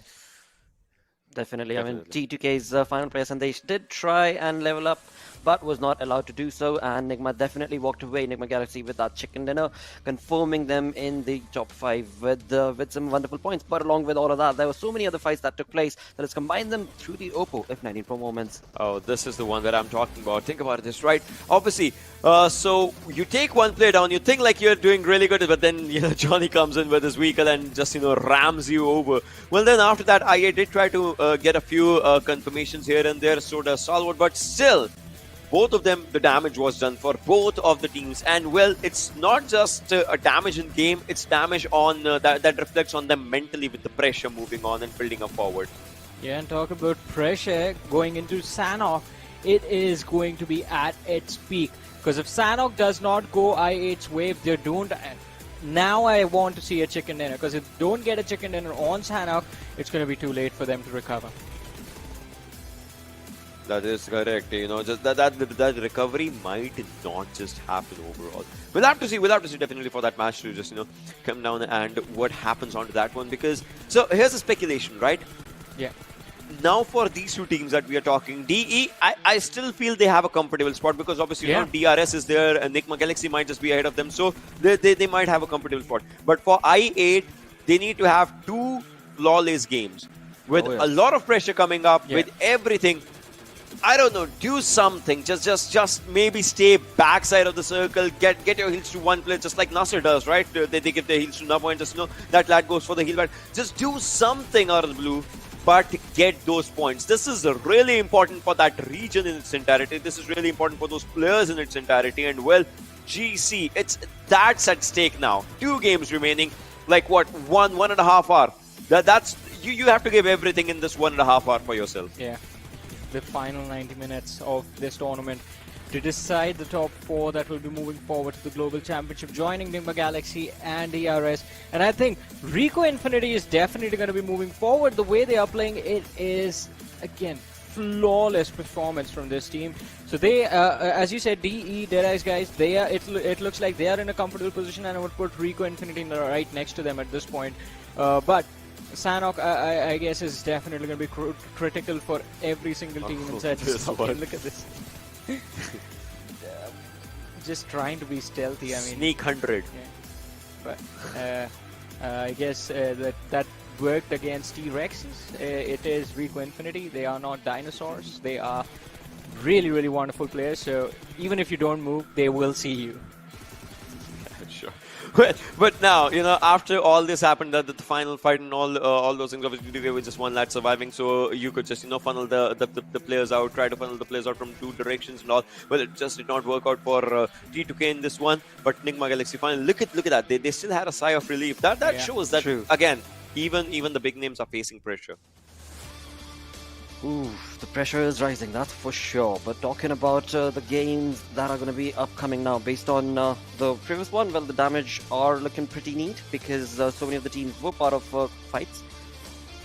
Yeah, again, as so perfectly mentioned by you, that 2 games remaining, a few of the teams, well, now all they can bring in is a YOLO strat to maybe be able to get their bank numbers a little up. But when it comes to being a part of the top 4, it is looking pretty difficult. Well, I want to see the top 4. I want to see the top 16 right now, not just top 4 right now. Exactly. Well, let's move on along and have a look at the overall ranking. That's going to be the storyboard, and what exactly is it going to dictate after the 3 games done. Rico Infinity moving all the way to the top with 2 chicken dinners, 97 points, 2 points shy is going to be DRS Gaming. And then is Stalwart. Wow. Close, still very close. I thought Rico Infinity was going to be safe, but they're sitting on the first. So for I8, they have to be at 6th. As of now, you know, 6th position. There's not a lot of difference. For Train to Kill, 6th position, not a lot of difference. For Cryptics, stay at where you are or do even better. Well, there's not a lot, there is quite a, but still there's not a lot of difference against DEADEYES, guys, if we just, you know, talk about it. Then after that, it's like top 4 teams. Well, both are in their nervous 90s right now. A bad move might as well just take you down. But well, it's 2 games remaining, so not a lot of nervousness maybe for these teams. But for Stalwart, for DRS Stalwart, well, this team, the lads, the players, they are defending champions of like what South Asia Championship, right? So they'll have to just, you know, look forward to that. DRS, they want to make up their marker again to be consistent with each and every championship that just comes forward in front of them. Rico Infinity, well, coming down from MENA just in South Asia, just doing brilliant. I don't know what might happen in these 2 games. So at this point, just on the standings right now, there are 2 wars happening at the same time. 2 battles happening at the same time. One is definitely the battle for glory for the $40,000 for the first position. The difference being a total of 4 points between the first Rico Infinity and on the 4th Enigma Galaxy. And then there's the battle for qualification between Cryptics, Train to Kill and I8. As Ocean mentioned, you have to be on the 6th position because DRS and Enigma Galaxy are both in the top 4. So the next teams will qualify DEADEYES, guys, and whoever is on the 6th. But Ocean, I don't want to leave it to chance. And look at this, even NASR is not too far behind. They are on the 9th with 58 points. One good game can change their position as well. It can, it definitely can. So maybe not. You never ever know. SUDOR, well, if they have a chicken, right? 15 points are coming from the chicken only, and then kills any. Things might change. For Wizzes as well, think about it, right? 2 good kills. Exactly. That's what they need. Well, the stakes are getting higher and higher, and as we move on along, talking about higher stakes, well, we have some incredible news to share with our fans and viewers. We have the PUBG Mobile reunion party that we're going to be throwing, and this will include, well, wonderful gifts available for all of our lovely viewers, and this is going to be possible by just joining into the game. The modes, all the modes that you've played earlier are coming back into the game now with the Kindi, with the, well, again, I mean, this is just so much of nostalgia that's been brought on from this reunion party, and that's not all, because like I said, the rewards, yep, they are going to be continuing every single day. Just log in and get permanent free items, limited time UC. And that's not all. A new character is going to be available for you guys to play along with her flashy outfits that are all coming out into the game. And this is where you thought this is it? Nope, that's not it, because there is also a collaboration with football team Liverpool to win the permanent backpack. Look at that, to be able to support Liverpool and be able to flaunt it in the lobby as you play along. Last but not the least is going to be this world-leading hypercar, a custom-made Jesco by Koenigsegg is available. Try out the lightning fast ride. Go to in-game and get one for yourself. Only available till the end of November. So get busy and of course get sharing. Along with that, we shall move on along as we've got 2 games remaining. A lot is on the line. As we did talk about that storyboard, points are so close. Predictions at this point in time? No. Not at all. For last 2 games, not at all. For last 2 games, no. It is just so close. Let the map chance do its work. We've seen in the last few games, right? Even map chance sometimes it's not working here and there, because that's where these last 2 games just boil down to. You see Stalwarts here, but Stalwart right now, well, they're not at the top position. They might just be at the top in map chance, and Stalwart does really good when it comes down to it. Yesterday, well, they had a brilliant game for themselves. So just like yesterday's Miramar was good for Rico, this as well, today's as well, maybe not. Okay, well, let's find out which team is going to be coming up on top in this map of Sanhok. Let's get busy with the Panda Bros on the other side of this virtual arena. It's going to be Pain Fixes and Necro. Well, the battle for the top spot has never been this intense, Necro. I mean, we still have 5 teams in contention over here. Even now I'm counting Cryptics in. Imagine even DEADEYES, if they can get a chicken dinner. Anything is absolutely possible. But we are heading into, well, the maps of Sanhok, the rainforest, where a lot really pans down to how the circle really comes out, right? If you're witnessing a western circle, then it's going to be maybe Wizzes with vibes or Deadeyes. But most of the time, I really like Starwood's chances at this. Man, I gotta say the overall rankings are looking pretty fluid right now. They're looking pretty liquidy. A small mistake and the slot can slip away from your hands, and you can't really count out on it. And you need to make sure that you're taking each and every single move that you're making. It should be for perfection, especially a map like Sanhok now that's upcoming. Anything can happen, Fixes, because we know the randomness that Sanhok brings in. Oh, we certainly 100%, you know. Now all the players are starting to feel the heat. Now this is where diamonds are forced, or you just gonna break down like brittle coal over there.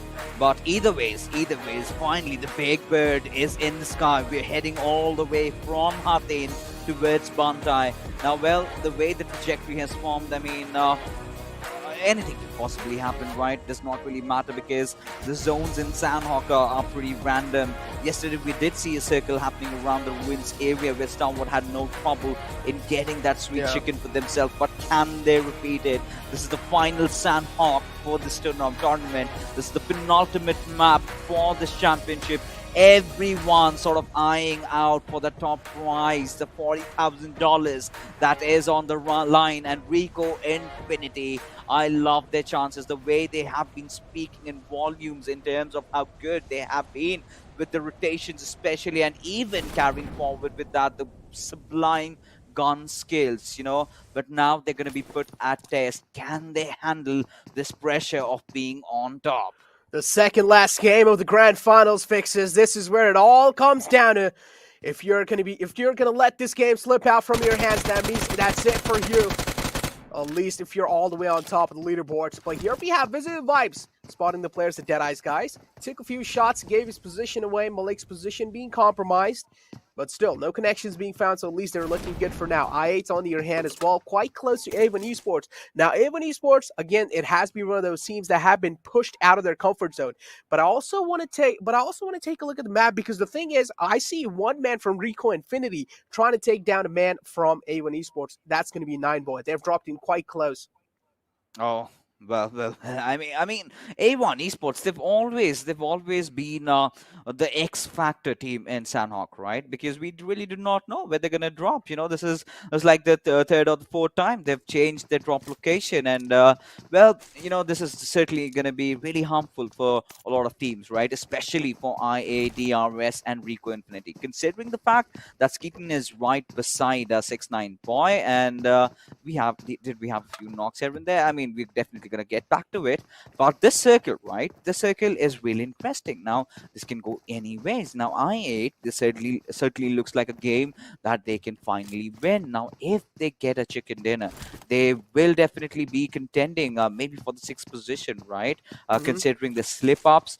But but everything has to be perfect, right? They've been having a lot of fallacies in terms of their shot calling out there. You know, the way they're rotating, the choices that they've made, they're all in shambles, right? Everything is just falling apart from them. But if they can pick themselves up in this situation, that has to be the champion's mentality. That is exactly what you need when you just have the final 2 games remaining to play. Exactly. That is exactly what you need when you only have, I would say this game is already being played, so when you only have one more game left in your hands after this one. So this one, I can already tell the pressure that a team like I8 is going to be having, including a team like Visited Vibes. It has been a legendary run for them. And yeah, getting our conversation back to I8, as you mentioned, the decision-making from this team has been really questionable today. Yesterday, they were doing quite good, but today, the decision-making has been somewhat of a shaky one. They will need to try and fix it out. They will need to have a little bit of pep talk with the teammates, with the IGL, and try and figure out what's going on wrong today. But on the other hand, though, if you talk about a team showing up,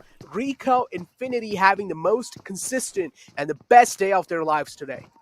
Oh, certainly, 100% agree with you. Just not Rico Infinity, right? It has been the MENA teams that have been, just dancing in the night today, because the way they've been playing, I've been absolutely loving every single thing about them. And a lot of a lot of critics state, MENA region, well, they aren't that good. South Asian teams are gonna absolutely dominate. Hey, who's in the top right now, and Yeah. that pretty much might shut up every single person that dare doubt this region's capabilities, because I've been casting them for quite some time, and this has always been a reason that has always surprised me. The first rendition when I went in, well, the circles were pretty slow, the teams were absolutely lacking behind. The next time when I went in, I was not expecting too much, but then I was surprised. Teams are starting to get aggressive, they are taking fights right at your face, and ever since they have improved. And why? The competition level, man. So many teams have come in, and you've got to give it. We did see them playing the EMEA. We've got teams like Navi,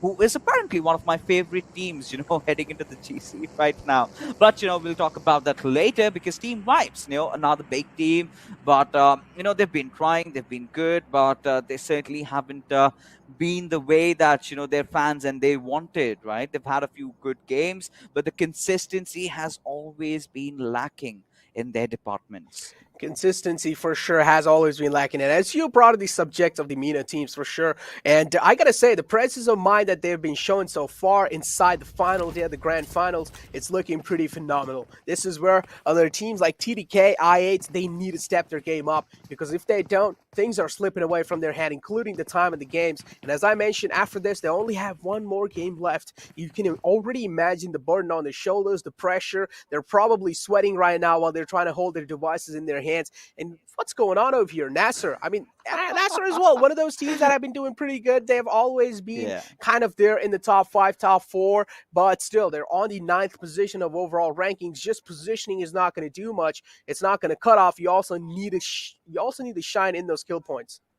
The way Batika was really playing, the first game, I really thought that, today is going to be Nasir's day, but well, does not really seem like it. They are caught in a kerfuffle, in a really bad position, especially Miracle. But, I like the presence of mind, the way he adapted, right? Just going into the entrance of that cave area. That is where, for Vibes to actually commit, they will have to enter inside the water. And that is the moment where Miracle can just slip past by. So that is really good thinking coming in from the boys, right? They've got their homework done. But taking a look at things, we've got K7, who apparently, started off in a really good fashion.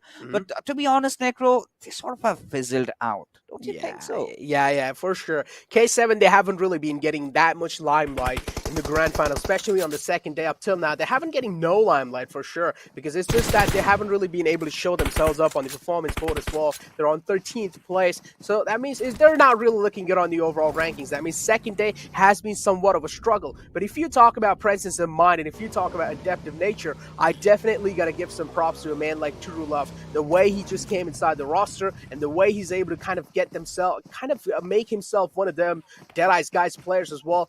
It's just absolutely phenomenal. He had less time to work with and he still made the best out of it. Yeah, 100% agree with you. Has to be definitely one of those picks that has really changed how Deadeyes are looking over on towards the games right now. But this game is also going to be a really tough affair for them, considering how the circle has played with their hearts and their minds, right? Completely shifting away from them. They've got to make some really rough choices. And if we could have the map feed in front of our screen, these rough choices are really looking shaky, but we do have few kills happening here and there, as Praveen has managed to find one off from NASR. Draws the first blood though, but NASR, now they are well aware of what's really happening. You've got Vibes watching after you, and this is a point where Team Vibes have really felt that our chances are done. I don't think we're gonna be qualifying for the GC, so might as well try to go in for the kills. Might as well go hunting for a lot of other teams. Try to spoil the game a bit. But I'm still waiting for the map feed to really pop up. It will, in fact, after some time. But there you have Killer getting one more really killer shot being connected onto Hassan, and his teammates are nowhere to be found in the nearby vicinity. 8 minutes, 20 seconds in the clock in the map of Sanhok, and finally the bodies are hitting the deck. Hassan got a haircut for himself. That was a nice one given by Killer. What a spray, man. Just some insane amount of recall control right there from that lad. And of course with the signature M416 as well. But now you have Vibes kind of trying to make an off angle on the players of NASR, making sure if they're able to sneak in some cheeky angles on the players of NASR, then maybe they can find another knockout for themselves that can help them out quite a lot. They've already secured 1 kill for themselves. That means NASR are only left with 3 players alive. That also 1 player's bleeding out. Finally, he will be back up on his feet. So NASR now looking decent. I wouldn't say good, because still we know how important it comes down to, especially in those final zones. You want to make sure you have each and every single players alive. Oh yeah, 100%. But look at Deadeyes. How on earth are they rotating? They did take the waterways, took all the way up north. Now this is some really good shot calling, because they knew, you know, had they entered from west downward, that's going to be a tough entry. They could not take the bridge because Cryptics are right over there. But they have definitely figured out a way to get inside the circle. Now this is going to be exciting and ever, because Rico Infinity, look at them, they've got such a good spot. Now they've got a good reputation of holding themselves off, because last game, if you remember, Skitten, he was taking down the players of Wizzes with Vibes, I believe, all by his lonesome. He was dealing with him. Of course, he did get some help from the players of Nick Galaxy, who eventually went on to win the chicken dinner, but you know, they know how to hold their grounds, right? Considering how the circle has panned out, we've not really seen that curveball hitting. Maybe after the 5th circle, or maybe in the 4th circle, we do see that first whammy being pulled off. But for now, you know, all these teams, they're just trying to avoid as many fights as possible. A1 Esports again taking the center, and right beside them we've got I8, right beneath them we've got Team Fate, right onto the left we've got K7. So a lot of squads that they've got to deal with. But the question is, when are we gonna see the silence being broken? Because, you know, as Sanhok is really customary to, you know, suddenly haphazardly the fights just have breaking out, and that's where the hell breaks loose. Teams, the way they're trying to play this game out, how safe they're trying to play this one out, this just tells what level of competition we're witnessing over here. This is getting so serious, and each and every single team realizes that this is the edge line. If you're not able to perform over here, that means there's a high chance of you not making up in those top boards, and that there's a high chance you're going to be missing out on a ticket as well. But now you have Fate locked their sights against the players of A1 Esports. They're looking to find themselves a free knock, but that's not going to be the case over here. A1 Esports, they found themselves a safe compound for now. They're going to be staying inside it, at least for now, but we still got to see where the next circle shift is going to be hitting, because if it moves away from A1 Esports, we know A1 Esports is one of those teams that makes a lot of rookie rotations.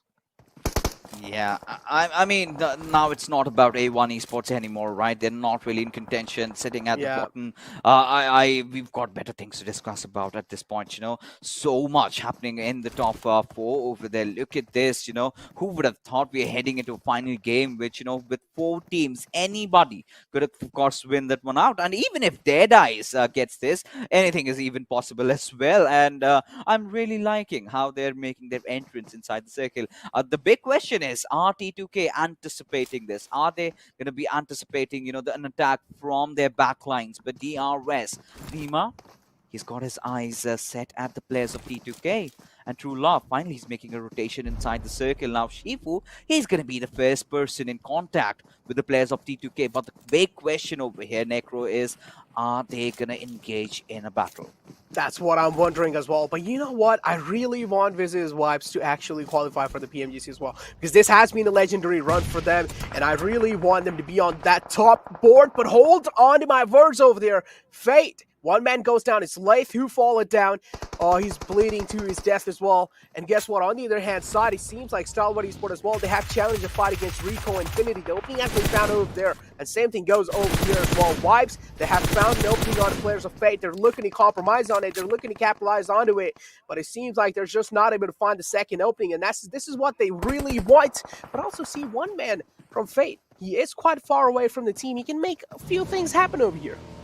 Oh, he certainly can, but at the same time, you know, Sanhok is definitely not a game where you're going to be making distance. You're going to be keeping distance from your teammates, right? Because any single moment you might get shot from a completely different team altogether. But look at Jiggle. He's got his eyes set at Isavi. He's just waiting for him to come out in the open, make any mistake. But no, Team Vibes are getting impatient. They want to go for the kill. They know that he's all by his lonesome. They have isolated him over here. And, well, Isavi, he's not going to bow out without a fight. Lobs a grenade, gets the players to a really low HP as he's gonna try and contest this one. As Praveen is right in front of this. Praveen, trying to really readjust himself, has taken quite some damage over there from Killer. No! And Sabi needs to get the first aid, but no, just too late. As Team Vibes, they are looking really fierce. And you know, these are the teams, you know, the X Factor teams that do not really stand a chance to qualify, but they are starting to rack up all those kills. That is going to completely change the perspective of how we look at this game of Sanhok. That's for sure. But I'm still wondering, did he not hear the sound cues? He was running right behind him and he decided to stop. He decided to pop a first aid. That's quite a questionable choice from his side as well. But now Fate, they're left with only 2 players alive, if I'm not mistaken. And they're going to be heading right inside the zone. They are trying to aim for the compound that is right in Quarry, or at least right next to Quarry. They will be having a safe route towards there. As I talk about safe things, no, it's not going to be safe anymore because A1 Esports have spotted Fate out. The target has been acquired. Now they're just looking to terminate it. You know, at this point, you know, I believe Visavi was hearing the sounds of his heartbeat louder than those footsteps, right? Considering the situation he was in. I mean, that would be absolutely every single player. And, you know, this is such a big stage. But A1 Esports finally managing to take a squad down. And they've secured themselves those 2 important points. Sinister, however, he's been knocked off. And I believe it's going to be the players of Team Vibes who are going to be charging in. They are madmen right now. They have been unleashed, and any single moment they're going to be going in for that kill. There you go, Killer and Praveen. But Dante will definitely try and punish them, and yes, he does, managing to get those 2 important knocks. But where is the cavalry from Team 5 as Assassin and Jiggle do have Dante in their sights? Dante taking quite some damage, but still he is alive for the meanwhile. He needs to patch himself up, but the big question is, can he do that in time? Dante could have almost been traded out, but he's quite lucky. He made it behind the rock just in time, in the nick of time. But now Assassin, he realized there's a lot of pressure on his teammates. Only 2 players alive. Imagine the heartbeat they will having right now. Imagine the adrenaline that they're facing right now. Jiggle and Assassin, the last 2 men alive from the side of Vibes. They're also one of the strongest teams that came in here. They're on 12th position currently. If they want to get themselves on top of there, we know they will have to have a banger of a game for themselves. On the other hand side, DRS and I8 going against each other. We know I8, they have been kind of stumbling on the final day. This fight means a lot for them. Oh, this certainly does, as Crypto does break the lull in the lobby, as he does take some massive damage over there, and he does deal it. AJ needs to patch himself up. Now, this is the fight that we've all been waiting for. I8 going up against DRS, the best from Nepal against the best from Pakistan, as Crypto is still trying to keep up his teammates alive over. He's done some dashing damage over there, but that's not going to be enough. He needs to find those knocks. He needs to create those openings. As Nima and Crypto, we can both see them engaging, or rather locking horns against each other, and both of them on those flank angles, they're going to be so crucial. Their positioning, the fights that they're going to be taking, as AJ, he's taking some massive damage, but I really like the way he's recovering. And DRS, they need to reset this fight. They need to get the tide, they need to turn the tides in their favor. But the big question, can they?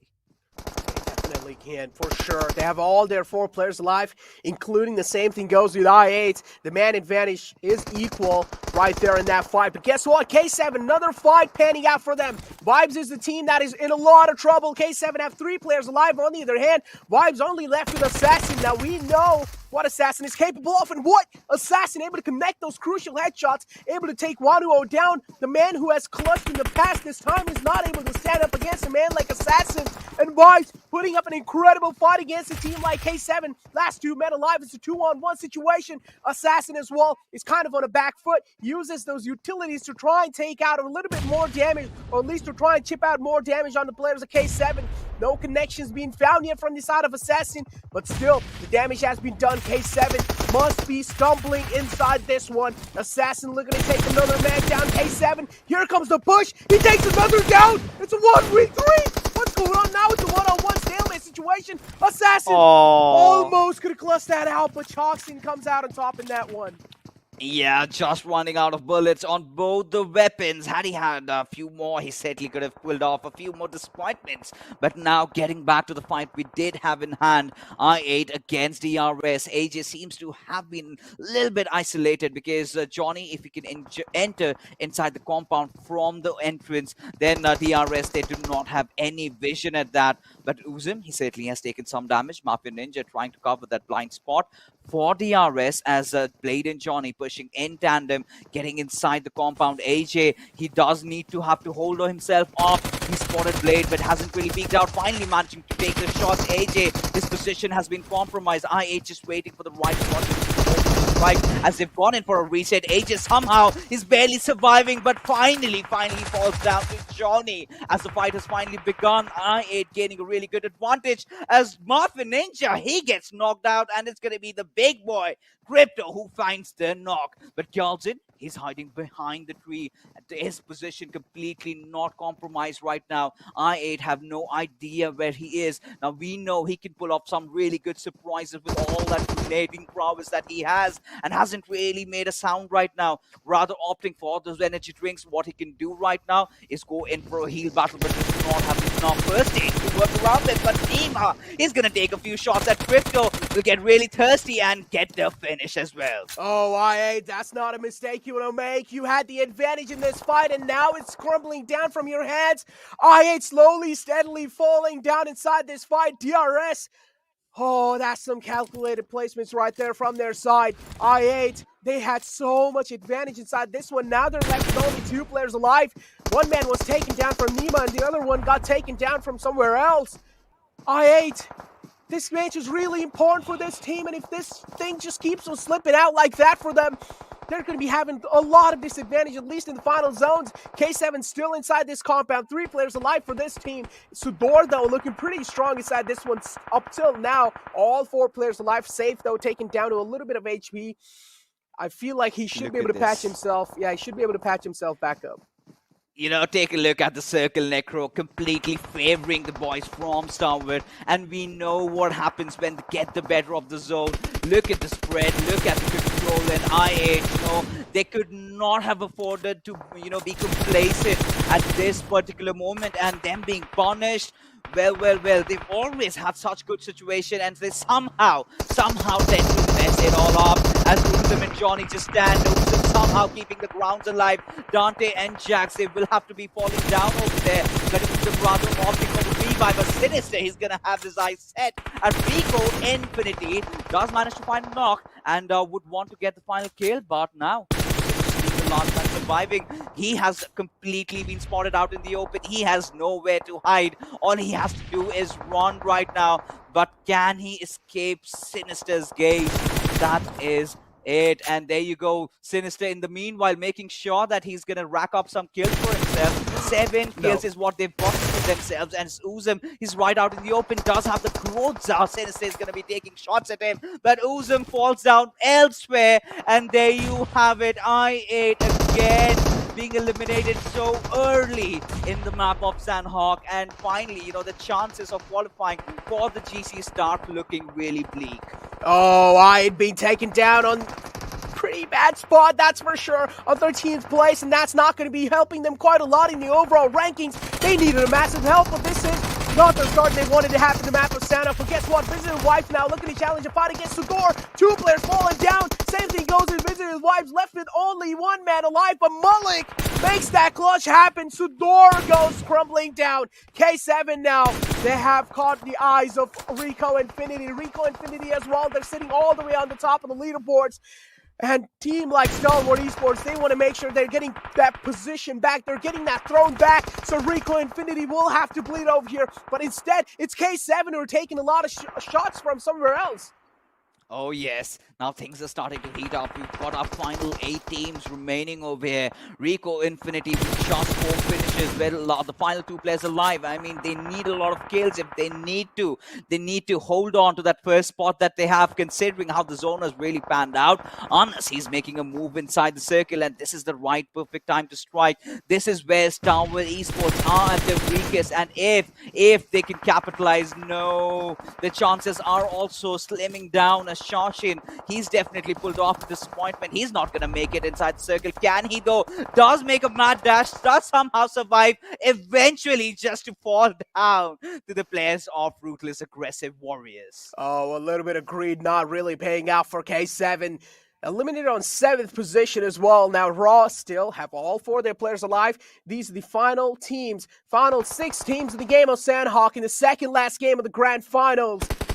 Oh, there's so many things on line. Stalwart Esports, we knew they had all the circle for themselves, and still somewhere down the line, Stalwart Esports, they're on the struggling phase as well, but as long as they have all their players alive, that's what really matters. They have the man advantage, that's what really matters. Stalwart Esports looking to take a dig on Cryptics, find one knock. Senke, the only man alive for that team. He is kind of shrouded in the smoke, though. As soon as the smoke fades away, that's when the Senke's lifeline will also fade away slowly and steadily. Raw in the front lines, Stalwart Esports top exposing himself. A rookie mistake being punished. Rookies being taken down, but they're still alive with the rest of the teammates. They are still a threat. Raw needs to take this calculated aggression. If they're not really able to make this calculate, that means things can go south for this team. And we know there's a lot of things on line for this team as well. Nate comes in, sailing, kills get confirmed. Stalwart Esports left with only one last man alive. Vika is trying his best to hold the fort down, but he's not able to. He's down quite low. Here comes the push from both these sides, and he gets taken out. Oh, he certainly does. Now Rico Infinity, considering the fact that they're still in contention, still have better spots, still have better finishes than them, they're still going to be holding on to that first spot. That is confirmed for now as Anas and Prestige. In fact, Anas has this leadership position. He is going hungry for the kills. Now, the big question is, do Rico Infinity have a contingency plan? Do they have a player with enough first aids that's going to at least try to get that second position for themselves? Because on the sidelines, I was looking at Malik from this vibes, get back to his old senses. But there you have it. Prestige managing to get the kill of Vishal with that beautiful grenade as the kill tally goes up to 6 right now. As we've got the final 3 teams remaining. It's going to be Raw against Rico Infinity against Cryptics as Prestige does charge in. Charlie not really having the best of HP as Prestige does wipe him down, which leaves Rico Infinity in a 1v2 situation. They've got the numbers for themselves. 10k right out in the open, and they get one more in the bag, and now standing tall. This is where they can start to celebrate, just one game shy, and if they remain consistent in that one, the championship is theirs. The championship for sure is there for now. They're holding the throne down with pretty much a lot of points advantage over any other team. Stalwart Esports somehow messed that up. They had the advantage inside that fight, but Raw, just a sneak attack from their side. Top making a few rookie mistakes with his another teammate. He got taken down. He got caught off guard out in the open, and this is where Stalwart Esports just came crumbling down, and that helped Rico Infinity a lot in solidifying that #1 place. And mind this, ladies and gentlemen, the upcoming game is going to be the final game. The Sanhok game was the second last. That means now we're left with only one more game left in the hand, and what that means, Fixes, you pretty much know, a lot of targeting.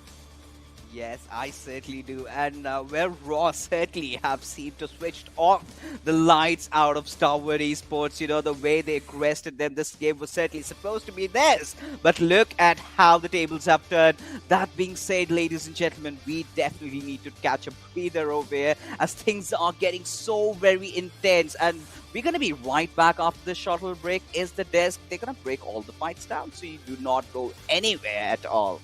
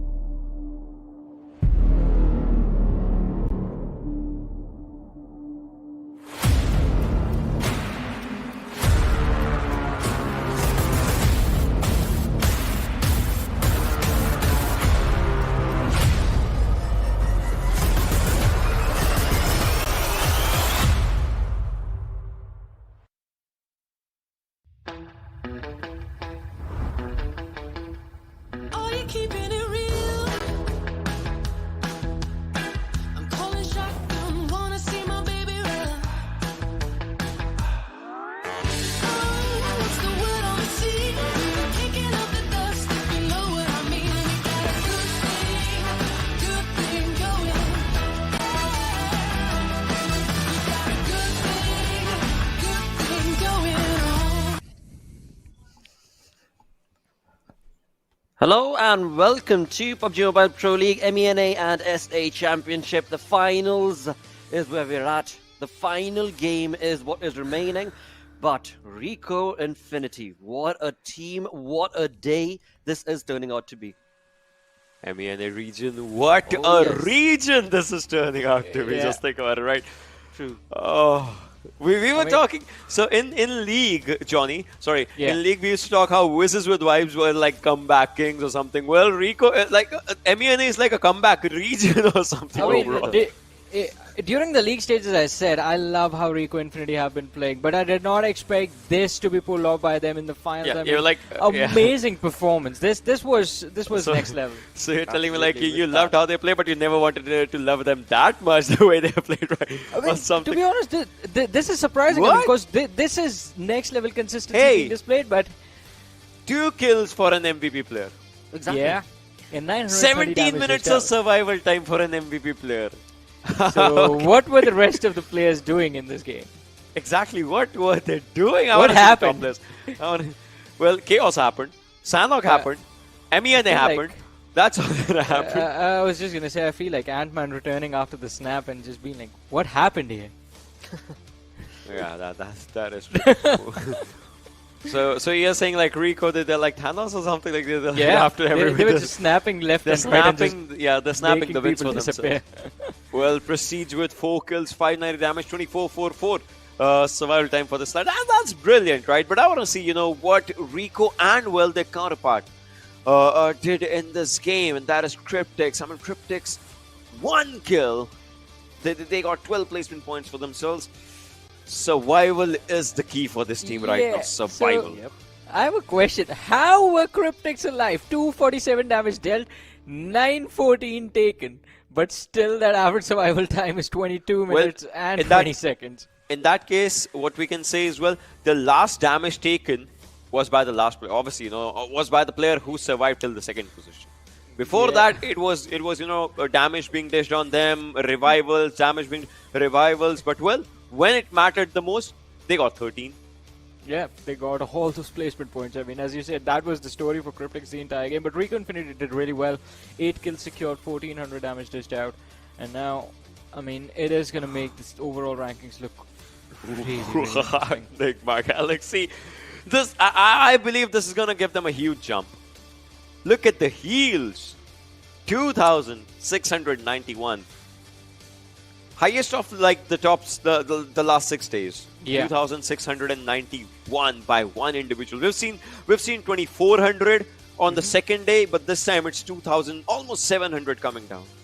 Yeah, and hey, see, that was a desperate moment for them as well, because look at that, 8 placement points and 0 kills secured by Enigma Galaxy, so those heals definitely did their job, but Rico Infinity walking away with 23 points, and Ruthless Aggressive Warriors, 12 kills secured, 22 points from Hey. this game, but it's a little too late. Blotter, I want that one word from you, right?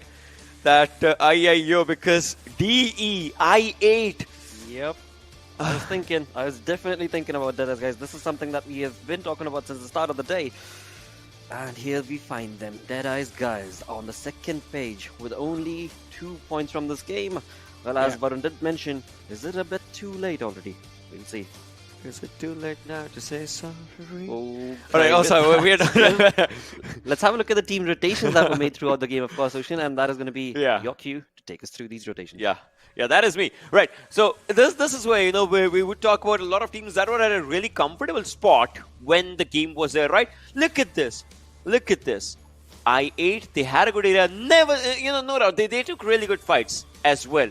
And if we're talking about Cryptics, right? this was a team that was just, kind of forcing themselves around the circle, and well, as soon as they get inside the circle, well, they were taking quite a few fights in there. And then there is this team as well, a team that solely relied on heals, more or less, which is like this. These are three different teams with three different kind of strategies. For one, it paid off really well. It got them to the second position.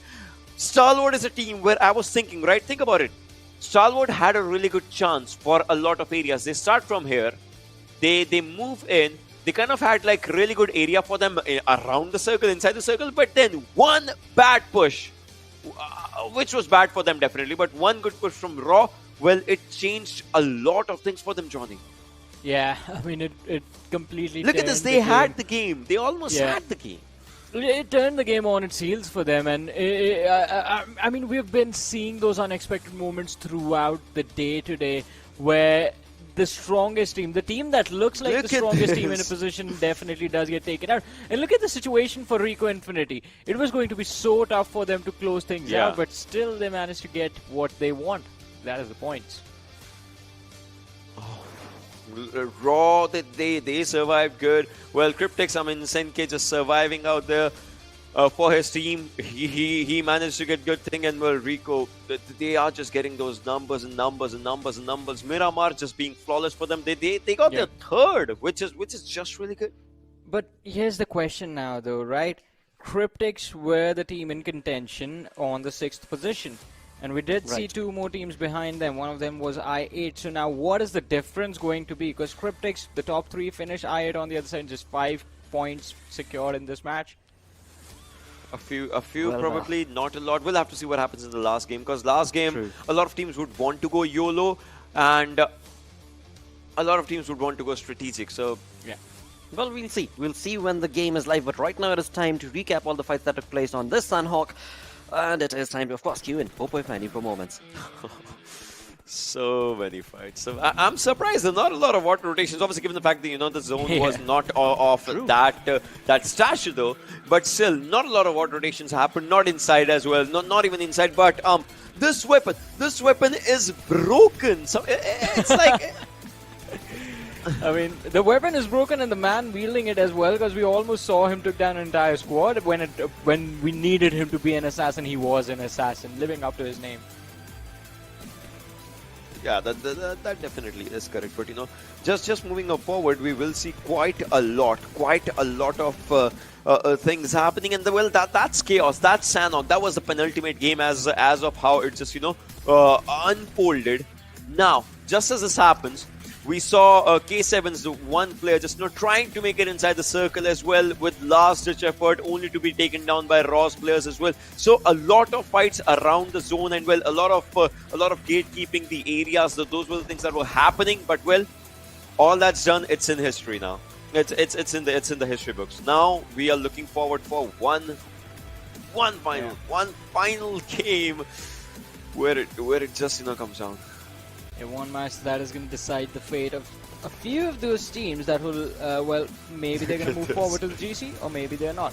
And another hilarious moment. Look at Jane. I mean, quite patient over there. Oh yeah, and now NASR's players as well, and then around the zone. This is where everyone was thinking like I8 they had really good effort for themselves, but then comes ZRS from the other side as well, just take down the players, a few players, and well, slowly and steadily the numbers started racking up. Well, I8 they start good, but they are lacking in that finish, in that final delivery. But they still have their one more chance in the final game to be able to prove that worth. And well, again, I mean, this is going to be a pretty close affair. We'll see what the storyboard is going to be indicating. But as you guys perfectly mentioned, top 6 teams for now is what we're going to be looking on towards. For now. Yes, for now. This is where, Stalwart, the push. At this moment, they were looking like a really strong team that could just hold their grounds, but then Raw just comes out of nowhere, and well, Stalwart, they were not ready for the team. Obviously, it just shows they were not ready for it. But, well, this happened, and obviously one final player remaining, they just took him down. And this symbol, this what do you call it? This emote that they do in, like, their real life, this just, comes up. Wait, what? 14, 9, 15, 13, 16, 50, 16, 32, 15. Vibes is there. A1 Esports is there. 3 kills for Stalwart and 1650 damage. Yeah, I'm going to repeat what I said earlier. What happened over here? A blood This game was nuts. But this game was worthy of the penultimate game of the finals. I mean, we've been talking about how intense the day was going to be. We've been talking about how intense the matches were going to be. Proof, ladies and gentlemen, proof the madness that has been going on in this lobby. And everyone is just giving it everything that they have to offer and more. And of course, with the one final game on Erangel, I am anticipating this sort of gameplay being showcased from all the teams as we move into the final game. But before we do, let's have a look at that storyboard where Rico, Infinity, 19-point lead for this team. $40,000, just one game remaining. Doable for i8. Still doable for i8. The entire nation has its eyes for one final game for i8 side, and it's still doable for i8 if they play their cards right. Every single decision matters right now. Well, every minute decision, Johnny. I mean, 14 points for i8, 13 points for Train to Kill, and Cryptics. All they have to do is make sure that Train to Kill and i8 Esports get eliminated early. Again, we've been so focused on i8. Train to Kill, again, another team, another big name from Nepal in contention for the Global Championship at this point. And also, I mean, the teams from MENA, they are just phenomenal, I have to say. Rico Infinity, Johnny, Bigma, Galaxy on the top two. Johnny, Stalwart can have a really good game and maybe just get to the top position. It's doable. It's doable. I mean, because they talk about Stalwart, right? They have the highest skills as of now. Yeah. Oh yes. And with that, again, as we move on forth to the second page.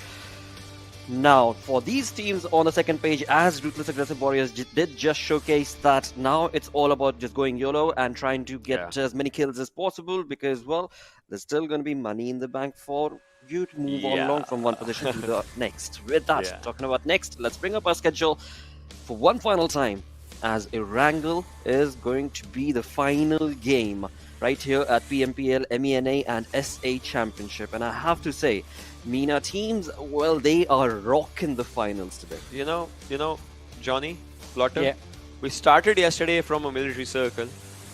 Oh yes. Let's hopefully it's gonna end there. What goes around comes around. Let's look at that action. New record in damage. 5,000 damage. 5,000 damage. I mean, it's action. Exactly. It's not a surprise, it's him. It's not a surprise. Every time there's a tournament, you have to make space for that lad already. Exactly. Somewhere in the top 10, somewhere in the top 5, you have to make space for that lad. Fair enough. Well. With that, I mean, milestone set up from action. It seems like the $2,000 is probably going to be. I think as of now he has like 4,600 damage. I think it's like, you know, we are predicting it. We are just seeing things. We are predicting it. I think he has like 4,602 damage, so he will get there. That's how Ocean makes his prediction, huh? Interesting. Getting a lot of help from a lot of places. Well, with that, let's get busy for one final time. Let's move the conversation over to our Panda Bros to take us through this game. It is over to Paint Fixers and Necro. Well, a lot of voices in the madman's head. But does the voice echo and tell him who the champion is going to be, as things are just winding down to this one last final game? $40,000 on the line, and boy oh boy, the teams from the MENA region surely know how to rock a show. They definitely do. I mean, Fixes is cold out there, but I'm still feeling the heat. And I feel like I might just start sweating after this game, because we know a lot of things are online, especially i8. They can make it. They can make it. Cryptics is the one holding them back. If they're able to get a good performance inside this one, for sure, i8 can make it on that. And they also need that ticket as well, so they will need to have a good performance over here. If any kind of small mistakes being made by i8, just like in the previous Erangel games Fixes, it's going to be costing them quite a lot. It's going to be costing them a ticket to PMGC. Absolutely, and for one last time, the map that absolutely everyone loves and adores, we are going to be heading into the skies. There you go, the flight path trajectory being right in front of us all the way from the Snow military base to where George was. But the big question, even the desk was wondering, where is the zone going to be formed? And we did touch upon it, Necro, the final game, and we did see semblances of it happening in Sanhok. A lot of teams on the second half of the table absolutely bamboozling everybody, just going bonkers, going in for the damage numbers along with the kills. They're going to be hungry for that. You know, last time there was certain player Chari and his group of soldiers that charged onto Wizzes, making their lives miserable. But are the same things going to repeat? Because we do have a few changes happening here and there. Yeah. SUDOR Esports, they do not intend to go to Wisno Ripnoi. It's going to be the boys from Cryptics, rather, trying to pull that one off. But, you know, then again, I'm really wondering as to where the circle is going to be, because for I8, well, I mean, things have been looking so bad for them, right? Considering how they started off, you know, not just inside the realms of esports, even outside. This time, the cricketing team was looking better than ever. They were doing so well in the World Cup and had a similar storyline, right? When it all mattered, you know, those slip-ups, and it's going to be breaking their hearts and mine personally, because I've been casting them for quite some time. I know what they can pull off, and, you know, just crumbling down to the pressure. And this is not the first time it's happening, is it? Yeah, definitely. I mean, you also need to understand a lot of things online, as I mentioned in previously as well. And the final game fixes, the nerves are going to be rattling, the nerves are going to be shaking, the head's going to be shaking for sure. And the circle shifts all the way in the right. Necro. Here we go. Yep. Sorry to cut you off. Starwood, they are in for a hunt. They do not want to settle for the second or the third prize. They want to settle for the very first. And, you know, this sort of takes me back, you know, Zeus trying to enter into Starwood Esports, you know, drop location onto Wizzno Ripnoi in the last NASR Championships. And Starwood, they are doing it. They are doing it. They're going to get that basic loot. They're going to go after Rico Infinity. But the question is, are Rico Infinity aware of the same? That's the question I'm wondering as well. I'm pretty sure Rico Infinity must be aware, because they have realized probably that there is someone who has dropped in the nearby vicinities. They must have seen them like parachute around, but we will only see when the time comes around. Because for now, again, Rico Infinity, they've got themselves a few vehicles and they're trying to go inside the Severny, and they will be doing so, at least say for now. Fadan has made his entrance in the Severny. Now, Stalwart Esports, as you mentioned, they're on a hunt against Rico Infinity. That means Rico Infinity is all the way on the top, and they want to make sure that they're getting rid of Rico Infinity as quick as possible, as early as possible in the game of Erangel. That's going to be helping them out quite a lot to at least try and get that first place back again. Now, you need to also get your eyes locked up on the second and third place between Nigma Galaxy and Stalwart Esports. It's tied up, 101 point between these two teams. And Nigma Galaxy, I mean, what a way to come back in the second day of the grand finals. Yes, and it was completely under the radar. Absolutely nobody saw this coming, right? Not the desk, not us, not the viewers. They've just been so consistent. You know, they've not really been going in for a lot of chickens, but, you know, they've been getting those consistent points. Now, that is how they love to play. But Dante seems to be in a little bit of a kerfuffle, as we've got K7 charging at his direction, but I believe they're not aware of his presence. He's making his movements very cautiously. He has spotted out Slough, and Shout does as well. As Dante is going to take some shots at them, but no, this way he's going to start falling down. There you go. Push one, having no trouble in taking him off, and draws the first blood. Now, this is the first of many kills to come, because, you know, again, the final game, and look at Starwoods, you know, deciding to settle for nothing less for the top spot. They are going in finally, just, well, maybe try to block off Rico Infinity's rotation, but we've got another fight. NASR going up against DEADEYES. Oh, what is going on? A lot of bloodshed in the early games. So much blood being drawn, and NASR as well are getting some of their blood in their hands. And now look at this. One man from NASR as well as went down. It's Hassan. The kill should be confirmed, and yes, Trek Boy is the man who made sure the kill has been confirmed, and even the point has been secured. But what? Even though he was such low on HP, that drop shot comes in the clutch and helps him get that kill. He single-handedly managed to take these two players down. DEADEYES, guys, Frag Boy's quite hurt, but still they're left with 3 men alive, and here comes the cavalry from both these sides, but NASR a little too late to provide the backup. Oh, they certainly are. But, you know, Deadeyes, they're still holding on. They're looking strong than ever. The Choker's tag that has been haunting them for quite some time. But all they need to do is hold on to this one last game. Hold on and get a few points. And then we are talking about the biggest league of them all. We're talking about the GC, baby. As Merkel, he's going to charge in. And Rob is what is episode 9. All locked and loaded as he completely just empties the magazine. And there you go, NASR. The numbers are dwindling. It has all come down towards Nabo. And I believe Deadeyes know that this is their fight. This is it. You know, they've got the control over the situation. The question is, when are they going in for the final kill? Yeah, the final man still standing, but anytime he can be knocked off, as soon as he reveals his position, I'm pretty sure he's going to be going down. And also, like, the color of the room is red. He does realize he's in the red zone right now for sure. If he makes any movement, if he gets spotted, he's going to be taken down instantly. But we see Deadeyes guys as well in a making that quick rotation. A lot of teams have opted out for that quick rotation, including TDK, I8, and now Deadeyes guys making that quick rotation right in the center of the zone. Enigma Galaxy's already there, so they won't really have to worry about a lot of things. But teams like Rico Infinity, including Stalwart Esports, they will have to worry for sure. But take a look at what Rico Infinity did over here. They did realize they're getting capitalized upon by Stalwart Esports, so now they're going from all the way from the right side, making sure they're not going to be having anyone haunting them. You know, I8, they are, you know, wandering in uncharted territories, right?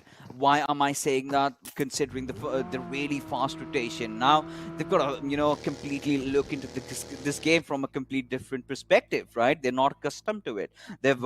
We've seen them, you know, opting for those late rotations, but this time they're going to meet a lot of unwanted people around them, and they've got to do it all. You know, they've gotten themselves in this situation, right? Right from the first game, they've got so good chances to, you know, try and close this off, and they have failed every single time. And, you know, talking about the first game, they had such a good circle. The second game, well, I mean, again, the similar things being repeated off. And in the map of Sanhok, they had it again for themselves. Such a good time against DRS. They could have done a lot of things, but they certainly just could not. And, you know, this is a replay of that fight against, or rather between NASR and Deadeyes, in which Deadeyes really held on, you know, the kind of determination that they're showing. You know, they want to get past the dark, gloomy days. They are looking at the GC. They're looking at the really big money that is awaiting them right now. And Starwood, well, they finally, you know, found out a good place to stop at. But Rico Infinity completely dodging them. They also understand that this game is so important for them. All they have to do is just get 5 points minimum, and that's done. They're done. They've already qualified for the GC. All they want is that $40,000. That's really better than the 28,000 we're talking about for the second position. Yeah, for sure. I mean, that's what they really want, and that's what it seems like they're playing for. They found themselves a stop in Lipovka, but I don't know if they're going to be calling it a home for a while. But on the other hand, yeah, as we mentioned, teams like A1 Esports, it's already done for them, right? It's already done for them. There's no way out from the position they found themselves in, all the way in the bottom of the leaderboards. So A1 Esports now, they can start griefing some games if they want to. But again, they can also play it out if they just want to play it out for the pride. They can do so for sure. Circle shifting right in the center. The teams that got themselves the center point of the circle, they're going to be happy, at least for now. DRS already are in the smack center of the next zone as well. So we can see all the team that were all the way in a little bit of kind of southern side. They are starting to traverse in the northern side over here. And this is where we might just see some bodies hitting the deck. Oh, yes, certainly. And this particular circle just rotating around. Starwood really staying aloof from all that hustle happening around the certain sides. You know, so many movements being made. The first airdrop, the big green cannon as D2K and K7 just crossing roads, and Wano having spotted one of them, and D2K, they also stand in contention to really qualify this time. But right now, Suyog, he's been taken down by Shao7 and K7. All right, they're doing this. D2K again messing things up. This grenade charge it, however, I believe he's going to dodge it. Manages to stay alive for some time. K7, they want this kill. They want it bad. Oh, a little bit of int coming in from the side of TDK. Messed things up. A little bit too confident in that fight. We did see Suyok all the way moving out from his cover. He thought maybe he can try and confirm that kill, but that didn't really happen. Instead, Wanu will strike back harder than ever. And now TDK. One man is left in such a bad spot, and he needs some way out. It's the man Jane, separated out from the rest of the pack. It's a 2-1 split. I don't know if TDK is just going to let Jane go like that. Jane will have to make sure he's keeping his identity as anonymous as possible. He has found himself a little bit more separation from K7, but again, he is trapped in those bunkers, and he needs to make it out safely. Yeah, 100%. And, you know, T2K, this match was so important for them. You know, even the desk also talked about is T2K and I8 being in really close contention. But Legend, he's being pushed at, and it's going to be the whole freaking board right at him. Chakshin, however, gets taken down as Legend still struggling to survive, but eventually gets traded off after 2 beautiful knocks. And K7, they're going to have no trouble in getting their players alive unless not until Jane or Sandesh maybe pull off some sort of shenanigans. And Sandesh, he's got his heart stomping, right? They needed something around 13 or 14 points, but K7 certainly do not intend on letting that happen. And Sandesh, look at him. He's got his buggy inside the compound. How on earth he's going to escape alive? Oh, that's a question that I'm wondering as well. At least Sandesh was on the safer side of things. But guess what? He has managed to escape this kind of a event that happened over here at K7. They find themselves in the compound. But Jane from the back lines now. It's his time to strike. Finds 2 huge kills and takes him down. But the trade is there. Jane being knocked off. Hoshuan doing a good job capitalizing onto him. K7 looking still pretty good. 2 men being taken down. They're bleeding out quite quickly, but it shouldn't really be that big of a deal. They should be able to stick the res back up onto that man. Jane crawling. He's bleeding out, but I still feel like Sandesh will be able to get a safe res even onto Jane. That's going to be leaving TDK with only 2 men alive. But DRS, as I mentioned, they are away from any kind of harm for now. They have gotten themselves a good kind of positioning, I would say, for the late game. But if the circle takes a hard curveball, if it's a hard shift, I'm pretty sure, including teams like Delta, Rico Infinity, or any of the teams that are on the edge lines, they're going to be struggling. And yes, it's a hard shift. Oh, there you go. Starwood, they're going to be really happy about it. All they have to do is not just, you know, wet their pants over there. And they've got to maintain themselves, you know, rather not force a lot of fights. They've got to get a few kills, but they've got to get into the final circles. But we've got to fight amongst us over here. Ruthless aggressive warriors against Team White. Oh, no! Both these teams, you know, kind of struggling, you know, to get into the top 8. They haven't really done a lot inside the finals this time. Again, Team Wipe, such a good team, but we haven't really seen a lot out of them. And Raw, again, changing their rosters in the final last moment, certainly not really working out as they hoped it would have. But Assault, well, he's getting assaulted at, you know, people really pushing at him. And there you go. He goes falling down, and Vibes, 3-man strong. Can they do enough? Can they do a lot of different things? As Joker, well, he completely got tunnel vision at Team Vibes and got shot from the backlines. Oh, opening being found and men's taken down. This is not a good thing for Raw. They looked pretty good. They found the opening, but now the tables have been flipped. There's also a third party from Hills. It's going to be Fate joining the fray. And Raw forgot to check their backs. As you mentioned, they tunnel vision pretty hard on the teams of Vibe, and now Vibes realize they have the man advantage inside this fight. That means they are going to be the kings inside this fight as well. They can try and take Raw down. Raw, I'm pretty sure they're going to be feeling the pain of those 30 bullets. But Vibes, no! They're walking straight up in Raw's trap. 2 men taken down, and Raw now, they're bleeding as well. Vibes. Raw is one left with the only man alive, and Chari, guess what? He successfully clutches that moment. Oh, he successfully does that, but enough casualties being taken. But Chari, does he care? No, he's happy about it. He's happy about those 4 kills, you know. They've got what they could, but now Delta has spotted out a Reef and Team Fate. They've got to reconsider this rotation right now. As we forgot, he is going out in the open. That's a really bad spot to be engaging at, but still, he's going to take his chances. They want those kills badly. They want those kills desperately. They want the chicken dinner. But now Team Fate, they've successfully managed to elope. They've successfully managed to evade them. They're going to take that bridge route. They're going to take that northern way up and get inside the circle. But DRS not moving a muscle, not moving an inch, staying at where they are supposed to be, just waiting. No, right now it's just not the skills that matter. It's also that you've got a little bit of luck also coming down because it's the final game and DRS have been looking good throughout, but can they do it in the final game where it all matters?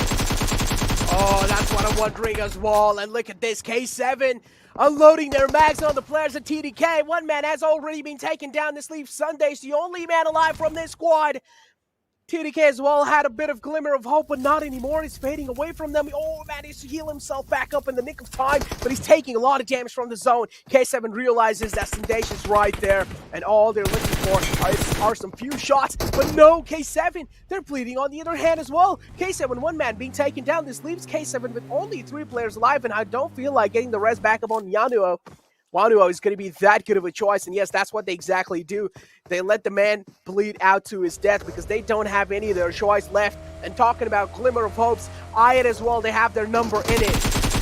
Yeah, of course, now SUDOR, they're just charging at NASA's direction, you know, taking control over this Visitor. They want to contest it. Namo being the final player alive over his car, lobbed a grenade, which apparently did not bounce out. Now he's gonna drop that smoke for himself, create that murky cover for him, but how long? You know, that's a big question because Namo is constantly trying to low toss those grenades as Al Shamri has been taken down in the process. Cotton, just the final player alive. SUDOR, they've got that beautiful corner seg, and I'm gonna feel a little bit sad about it being, you know, in fumes right now. But either way, considering how the circle has really panned out, DRS and Rico Infinity both beside each other. Rico Infinity just on the verge of writing history, being on the headlines of tomorrow's newspapers as Ragnarok indeed has spotted out Scry, will take some damage at him. But Starwood, they seem to be in trouble. Their star player, he's bleeding, he's wounded, he's succumbing to his injury slowly but surely.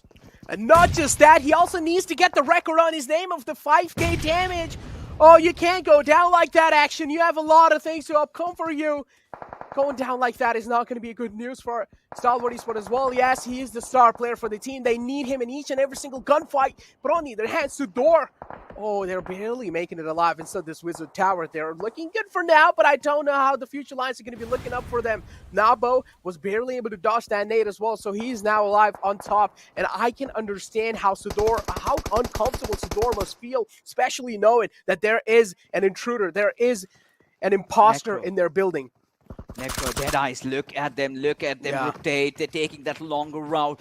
This is absolutely amazing, right? Going in from when nobody sees them coming, but Ragnarok, he's gonna take a few shots at the players of Wizzes with Vibes. Will definitely not connect it though, but he's still gonna take his chances, right? What on earth do you have to lose? Team Fate, they started off really well, but Wizzes with Vibes, they want to take this fight, or maybe not. Some questions being there, but now Nabu, he's gonna hold his territory off. Does manage to deny one of those players of SUDOR right now, but can he do this again? Just standing, rather crawling in front of the door, just waiting for maybe Cotton to make an entrance. But Seth, he was trying to get inside the circle, but gets caught from elsewhere. It's going to be the boys from DRS, but IA, they seem to have stolen this kill, and they've still got all their 4 players alive. Now, if they could get a chicken dinner, if they could pull off a disappointment, if they could take down the players of maybe, let's say, Cryptics, and they might have a chance, Necro. They might have a chance to qualify for the GC, which has never happened in the past. That's for sure. As I mentioned, the glimmer of hope is still alive, but it seems like it's fading away. Fixes Stalwart Esports found the opening on the players of I8, and now they're going to be on the panic mode. Blade being taken down, that's not a good news for a team like I8. There is a smoke wall being built just to make sure that Blade is able to crawl over to safety, and they're able to get the res back up on the Blade. For now, it seems like Blade should be able to get himself back up on the feet, and yes, he is. But it's still, they need to realize they're not inside the zone, and the zone guardian angels for now are Stalwart Esports. Oh, they certainly are, you know. But again, Star were losing out on action. That is not what they would have wanted, right? Not what would they have thought in their mind. They want to right now. Rico Watt have spotted out Ragnarok. He's not gonna let him rather walk alive from this particular situation that we have in hand. As you know, Light does come in. It does come in for rescue over there. But Rauf, indeed, he gets taken down, and a lot of gunfights happening absolutely everywhere. Where I8 have finally decided to commit. They want to go after Starwood. They know they're wounded. This is the perfect chance. This is the perfect opportunity. But Scry is still trying to maybe get onto the roof of this compound. And if he can do that, he can lob some beautiful grenades. But Pika, in the meanwhile, he's trying to get the better of the circle. He's trying to enter inside the smoke. I hope Crypto had spotted him there. That's for sure, but Chari's right next to Pika. The threat still lingers upon his head. If Chari finds himself an opening, a free kill on the SUDOR Esports, that can be the game being gripped. But guess what? Crypto is aware of his positioning. This is where Raw goes down on 10th position, and this is what I like to see. This is what I call hell breaking loose. This is what I call chaos. Indeed, and it's gonna get better than ever right now. Crypto with a beautiful crispy shot, but can he get the finish on that? You know, that's gonna have to be a no-no for here, as IA, they're still trying to survive. They still have all 4 of their players alive, but they've got to get themselves out from this situation.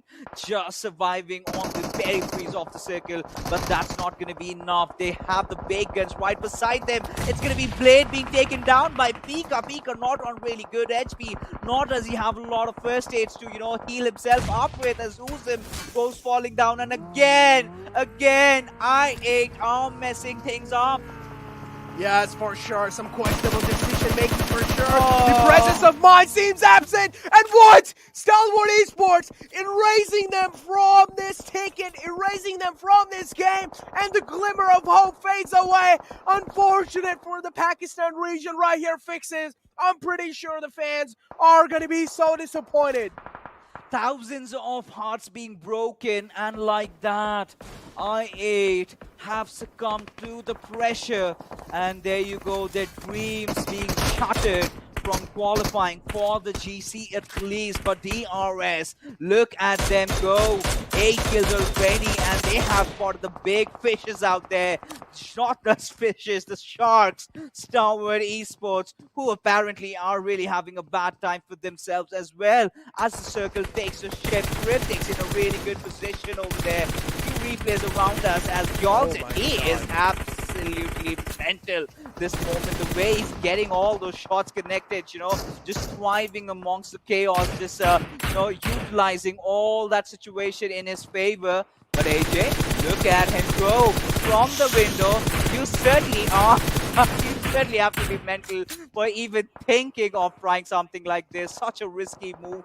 But now, this is where the brave does fare off, and this is where DRS, they're inching in closer to glory. And this is where teams are feeling the pain of those 30 bullets. Each and every single bullet being taken on your body. You're going to be feeling that pain for sure, because you want to make sure you're having every single inch of that HP supporting you in every single fight. Cryptics now going head-on-head against K7. And guess what? 2 players only left alive. Marshall falls down. Jackson doing a good job trying to stay alive inside this one. El Chapo has a lot of pressure on himself. Hokshuan is walled out really far behind. He's down quite low. He needs to patch himself up. The kill on the Marshall gets secured, gets confirmed. This leaves El Chapo, the only man alive. He's being searched. He's being searched by the Predators. Is he going to be found? That's the question for now. El Chapo still maintaining the silence, still maintaining the anonymous identity over here. But guess what? The nade lobs in right next to K7 from the side of Wizzes and Wives. They are here for a party. He's just called up, ready to strike any single moment as K7. There you go. Joshin does understand. El Chapo coming out will definitely get the final kill though, but does lose his teammate in the process. Rico Infinity, they have melted as well, with Prestige just being the sole survivor, who apparently is going to be opting for the healing battle. But I believe, Necro, they have done it. 8 first aids on this lad. DRS having all their players alive with 11 freaking kills. They also want to aim for the stars, but there can be just one champion amongst us Who is it going to be? Wizzes with Vibes. They've got their luck in those final few games. They've got their players alive. Where Reaper bot, he's making a move, but now for now, he is remaining unscathed. He's been untouched right now. But Chakshin, he's amidst everyone. He's taken a lot of fights. He's bruised. He's scarred. How much more can he do it? There can be 2 Alpha Titans in the map of Erangel, no matter what map it is. There can be 2 Alpha Titans. That means only one will walk away with this chicken dinner in the final game of Grand Finals. Jackson burning down to his death, taking a lot of damage from that Molotov. Wizzes with Vibes confirm that kill for themselves. They have all 4 of their players alive. They are looking to get this chicken dinner in their hand. Rico Infinity, they have done it, getting eliminated on 3rd position. They've gotten themselves a decent amount of points, and now it's a stalemate situation between DRS and Wizzes with Vibes. As I talk about stalemate, the first blood gets drawn between this team. DRS are bleeding. Oh, they certainly are. It all comes down to AJ. Can he hold his ground? Can he get the rest back up? Mafia Ninja finally falling down over here. The numbers definitely favoring the players of Wizzes with Vibes, who are sitting at 9 kills themselves. They know where the remainder of the players are. All they are doing is collecting all those grenades that they can do, unleashing wrath upon them. But hold on, AJ does find a really cheeky knock over there. Instantly converts into a kill. DRS, if they can win the chicken dinner, then anything is absolutely possible. They've got the kills to back themselves up with, but the question is, can they clutch it out? Can they be the conquerors of the MENA and the SA Championship? They can definitely, for sure. The top boards are looking pretty close. 3 players from both these sides. It's a 3-on-3 situation. AJ's getting bombarded down to low HP. But still, he has managed to find himself a safe spot for now. He's going to be patching himself back up. Wizzes with Vibes, they have a lot of cover to move around with. They have a lot of freedom over here inside this. DRS trying to create a smoke wall. They want the freedom as well. They want to move around. They want to reposition themselves. They want to create that anonymous angle inside the game. And as I mentioned, there can be 2 Alpha Titans. Only one will walk away with a chicken dinner. Nades being lost from both these sides. We know what DRS are capable of when it comes to that utility battle. Yes, indeed. Right now, the silence in the lobby is speaking volumes of who is going to have the party tonight. DRS against Wizzes with Vibes, 2 of the best teams from the Nepal region. We've got DRS being outnumbered, but still sitting at 12 kills high. At Galzin, he is trying to rotate. The next circle is definitely going to decide their fates, as I believe it has certainly favored the lads of DRS. A lot of grenades being lobbed at their direction, but they seem to have dodged them all. But Galzin, this one rotation might just be the one that wins them this championship. Can they do it? Yes, he is. His position anonymous than ever. Wizzes with Vibes, some point from now, they've got to make a move inside the circle. And being unaware of Galzin's position, it's going to be so devastating for them if we can manage a knock, or maybe just 2. As DRS, they are going to be building up all those soft covers. As Galzin finally breaking the silence, gets that first knock as a Molotov comes at his direction, but it's just too far away. It is too far away. 2 players fall down. This is the go call being made. DRS making this push happen on the last man alive, Reaper bot. We have seen this man clutch out some insane moment, but not this time. DRS shutting down the final man, and you can clearly see the sigh of relief on each and every single player. Mafia Ninja, Nima, both of them, the sigh of relief, man. Absolutely insane game from the side of DRS. They started these things off. They started the finals off with the chicken, and they definitely know how to end things in style. Certainly the gods of PUBG did favor them to win this one, but have they done enough? Have they amassed enough points to win the championship? And in a little while, I have this voice in the heads. We've gotten it. We know who they are. Ladies and gentlemen, put your hands together for the winners. Rico Infinity Team, hailing all the way from Saudi Arabia. They have conquered it all, securing that coveted slot to the GC and going in with $40,000 richer. Exactly, and also, as you mentioned, they are going to get a lot richer as well with the prize pool. What a show up in these games, man, especially the grand finals. Each and every single game they showed, they have the presence of mind there. They did it all. They knew a lot of things were online, especially if you either want to win this, might as well win it in style, and Rico Infinity just made it happen.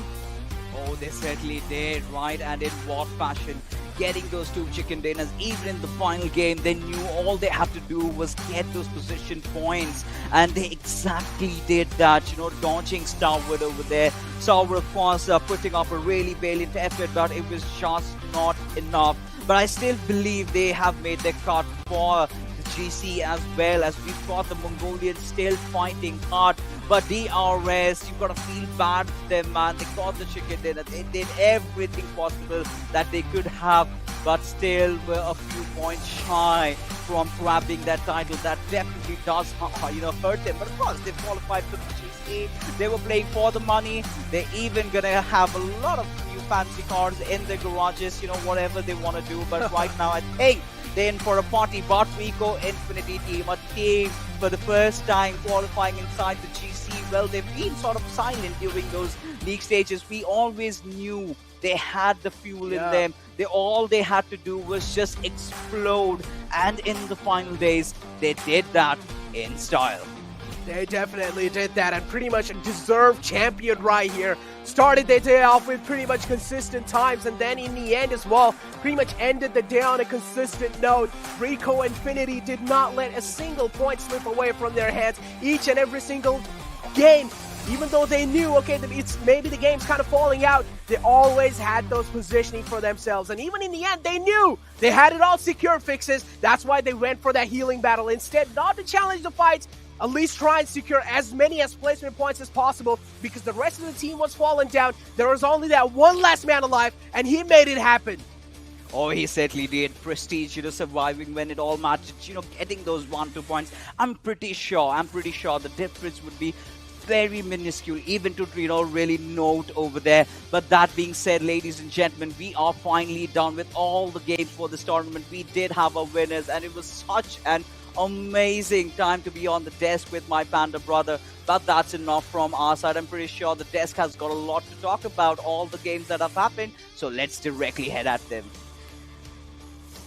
Well, we've got our champions, and they are Rico Infinity team. What a day this has turned out to be for this team. I mean, you talk about a comeback story, simply put, no, not necessarily, because this team has been dominating from one game to the next. Well, definitely, and what a way to end all of it, all this, as well as Fixes and Necro also pointed out. Prestige just surviving over there till the very end, making sure that the points were coming in his team's favor. Yeah. And DRS, that was a wonderful game. Me and Ocean were just discussing, this was the perfect game for DRS. I mean, the circle set for Yasnaya. Yasnaya, well, that's true, It certainly was. With that, let's have a look at that storyboard and find out what was the difference between the first and the second. 3 points, 3 chicken dinners for both teams. Wow. Well, see you at GC now. See you at GC. Well, that means Deadeye's guys Get in. Yeah. They have qualified. And Wow. Cryptics as well. Cryptics qualifies. Cryptics and Enigma Galaxy, 2 brilliant teams that just came down from MENA region. Here we have DRS and Deadeye's guys, 2 amazing teams. We have Rico Infinity, another one obviously winning everything, and well, Stalwart, they do it as well. Yeah, I mean, quite a wonderful run this has been by these teams. But again, congratulations to Rico Infinity, doing a phenomenal job. The advantage that they had before this game, they made sure they were going to capitalize on it. And I mean, DRS, at this point, they tried their level best. As I said, the players, the teams were doing everything that they can and more in order to make sure that they were the ones on the first position. They would be the ones lifting the trophy. DRS in this game, they basically threw the kitchen sink at everyone inside the lobby, Johnny, just imagine. making sure they would go out. Imagine had Yeah. Rico not gotten these 3 points, DRS would have won the match, and as per the tiebreakers rule, DRS would have been the champion. But well, right now, this is what the storyline reads, and I'm really happy about the way Rico Infinity came. They had their mark, they had their impact, and well, they had the tournament.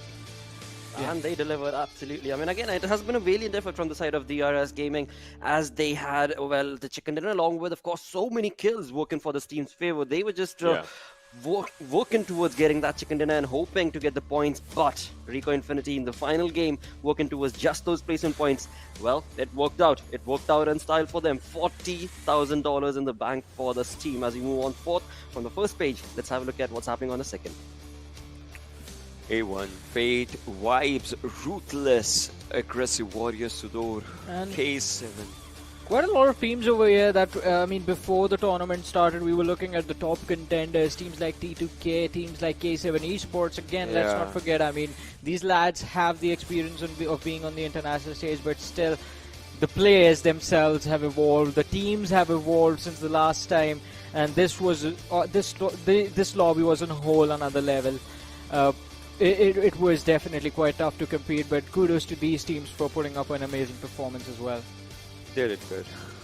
Definitely. I mean, 10 games is all they had in the finals, Yeah. and each and every single game, well, counted. And that, of course, is where a few of the things, the ups and downs, so to say, for the teams that find themselves on the second page, has definitely resulted in a different outing that they anticipated, but definitely a perfect championship is what these teams have showcased to us, with some aggressive fight, with the league play days compared to the finals itself. Such a stark difference between their gameplay. Yeah, definitely. So I'm happy, I'm sad. It's mixed emotions, right? That happens with the end of every tournament. You're happy with the results, you're sad with the results, but well, these are the results that the teams delivered. I mean, I'm pretty sure the audience would be having those mixed emotions as well, Johnny. I completely agree with that. I mean, we were supporting a lot of these teams, and I mean, we know always their do, hustle. like always. Yeah, Yep.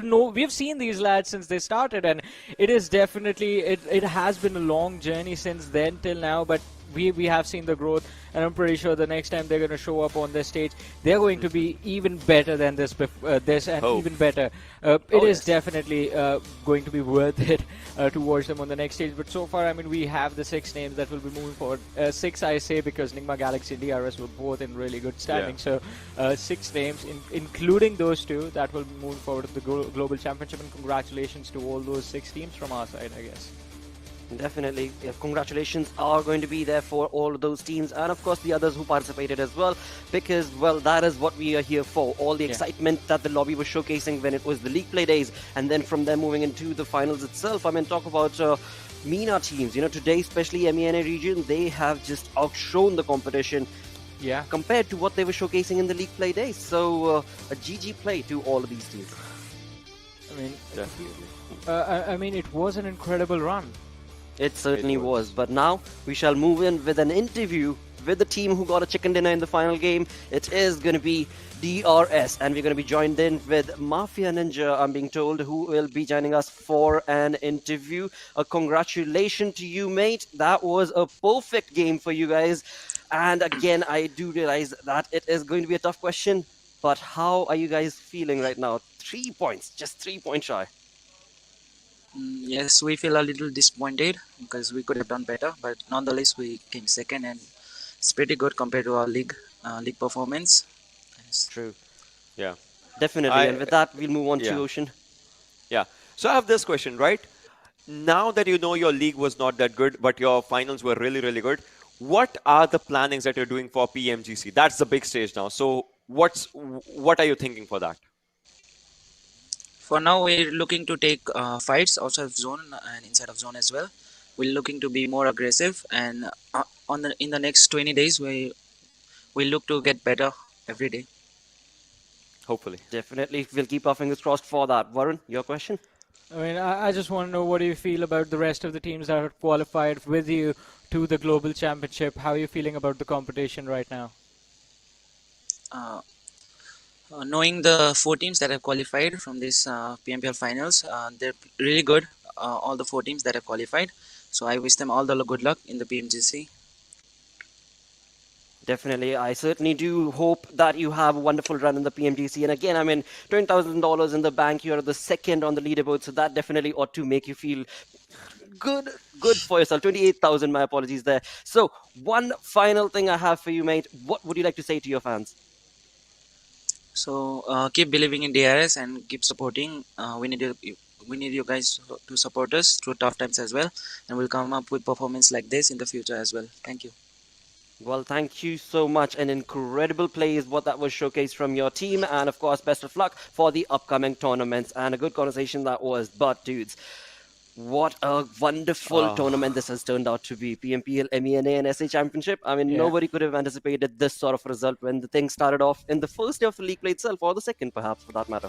Yeah, and I mean, we just heard from Mafia Ninja as well what they were trying to accomplish during the league stages. Ocean pointed out, I pointed out as well, the fights that were happening outside the zone, something new being tried out. Experiments. But again, the experiments that were happening, the results were showcased in the finals, and definitely this team has been the pride of Nepal for a very long time. They've become the pride of South Asia at this point, and we expect big things in the global championship from them.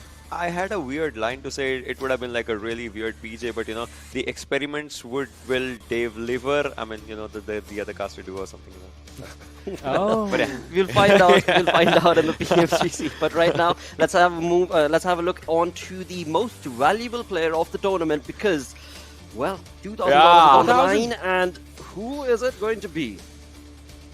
I wish we had a drum roll for this. There has to be one. It's action. See, an action-packed name coming up. 18 kills, 10 assists. That's just so good, right? His damage stats, I mean, he just got, what, 77 damage in the last game. Yeah. Not a lot, though, but obviously he was caught off guard when he was taking fights. His teammates were just far behind, so they could not just, you know, help him that much. But, well, he gets 2,000 extra for himself. Yeah, I believe he was like leading the MVP rankings by like I think 800 or 900 damage, somewhere around that number. Good margin, good margin. And you know what? I want to see Action deliver in GC the way he has been delivering right now. I would love that personally. Oh, that will happen. That will definitely happen. There is no two ways that this man can be stopped from the side of Stalwart Esports. But as we talk about the MVP, well, congratulations to, of course, Action for winning the $2,000 for MVP of the tournament. But as we move on forth, let's have a look at the head-to-head between the two top contenders. His teammate.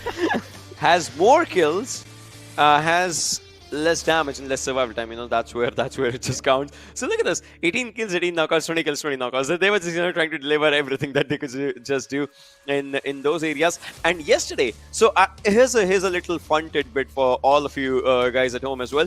You know, yesterday I went to Action's Instagram to just, you know, have a look, to scroll through his gameplays to maybe understand a bit better. We feel that this lad plays aggressive. Instead, if you cannot understand his calls, he plays more tactical than aggressive. It doesn't look like he's tactical, right? It doesn't look at all. It looks like he's aggressive. I mean, yeah, I completely agree with that, because whenever he's on the screen and you look at his player cam, right, he's always so calm. He's never hyped up. He's just like calmly looking at the screen, just doing his own thing, and just gets all the kills. You know, when it comes to teams like Stalwart Esports, it is the synergy that matters, and in that synergy, the communication is definitely going to be the one that will most definitely always be the first in the priority of the conversations. But with that, as we move on forth, we do know who got the $2,000, but let's see what the MVP list was looking like, and it is on third, Fideen, who finds himself. Yeah, Fidan, Mafia Ninja, True Love, Nima, AJ. Well, DRS definitely has all of the entire squad is here. That's oh yes, that's incredible. Incredible play indeed. With that, it's been an incredible day. Let's summarize it and have a look at the day summary, where we shall see what. Well, again, I mean, MENA has just rocked throughout. I mean, 4 games, it's been MENA. Cryptics is starting up a day, and well, they pulled off a miracle. Nixak and Lexital's coming up in again, you know, in top 3, obviously, they pulled off a miracle. Rico Infinity, well, we know they definitely pulled off a miracle. So, today's day, it was more or less about the top teams again. Yeah, I mean, For sure. But yeah, as you said about Cryptics, there was definitely a miracle they pulled off. Because let's not forget, I mean, they did not have a good start to the finals. The first game did not go their way, but they made sure they had a comeback. But at the end of the day, they found themselves in a position, and today they brought themselves to the qualification spot for the global championship. It has definitely been an interesting finals because again, just 2 days, 10 games.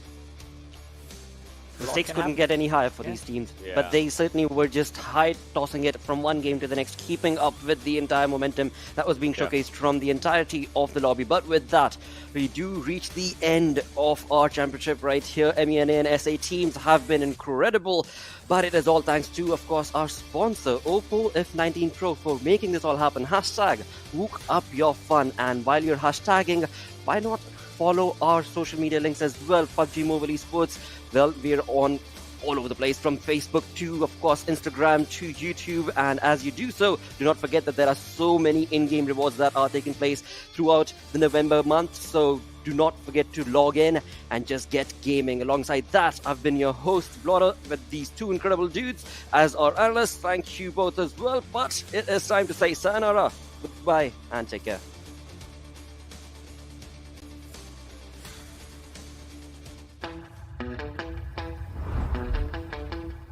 All you keep it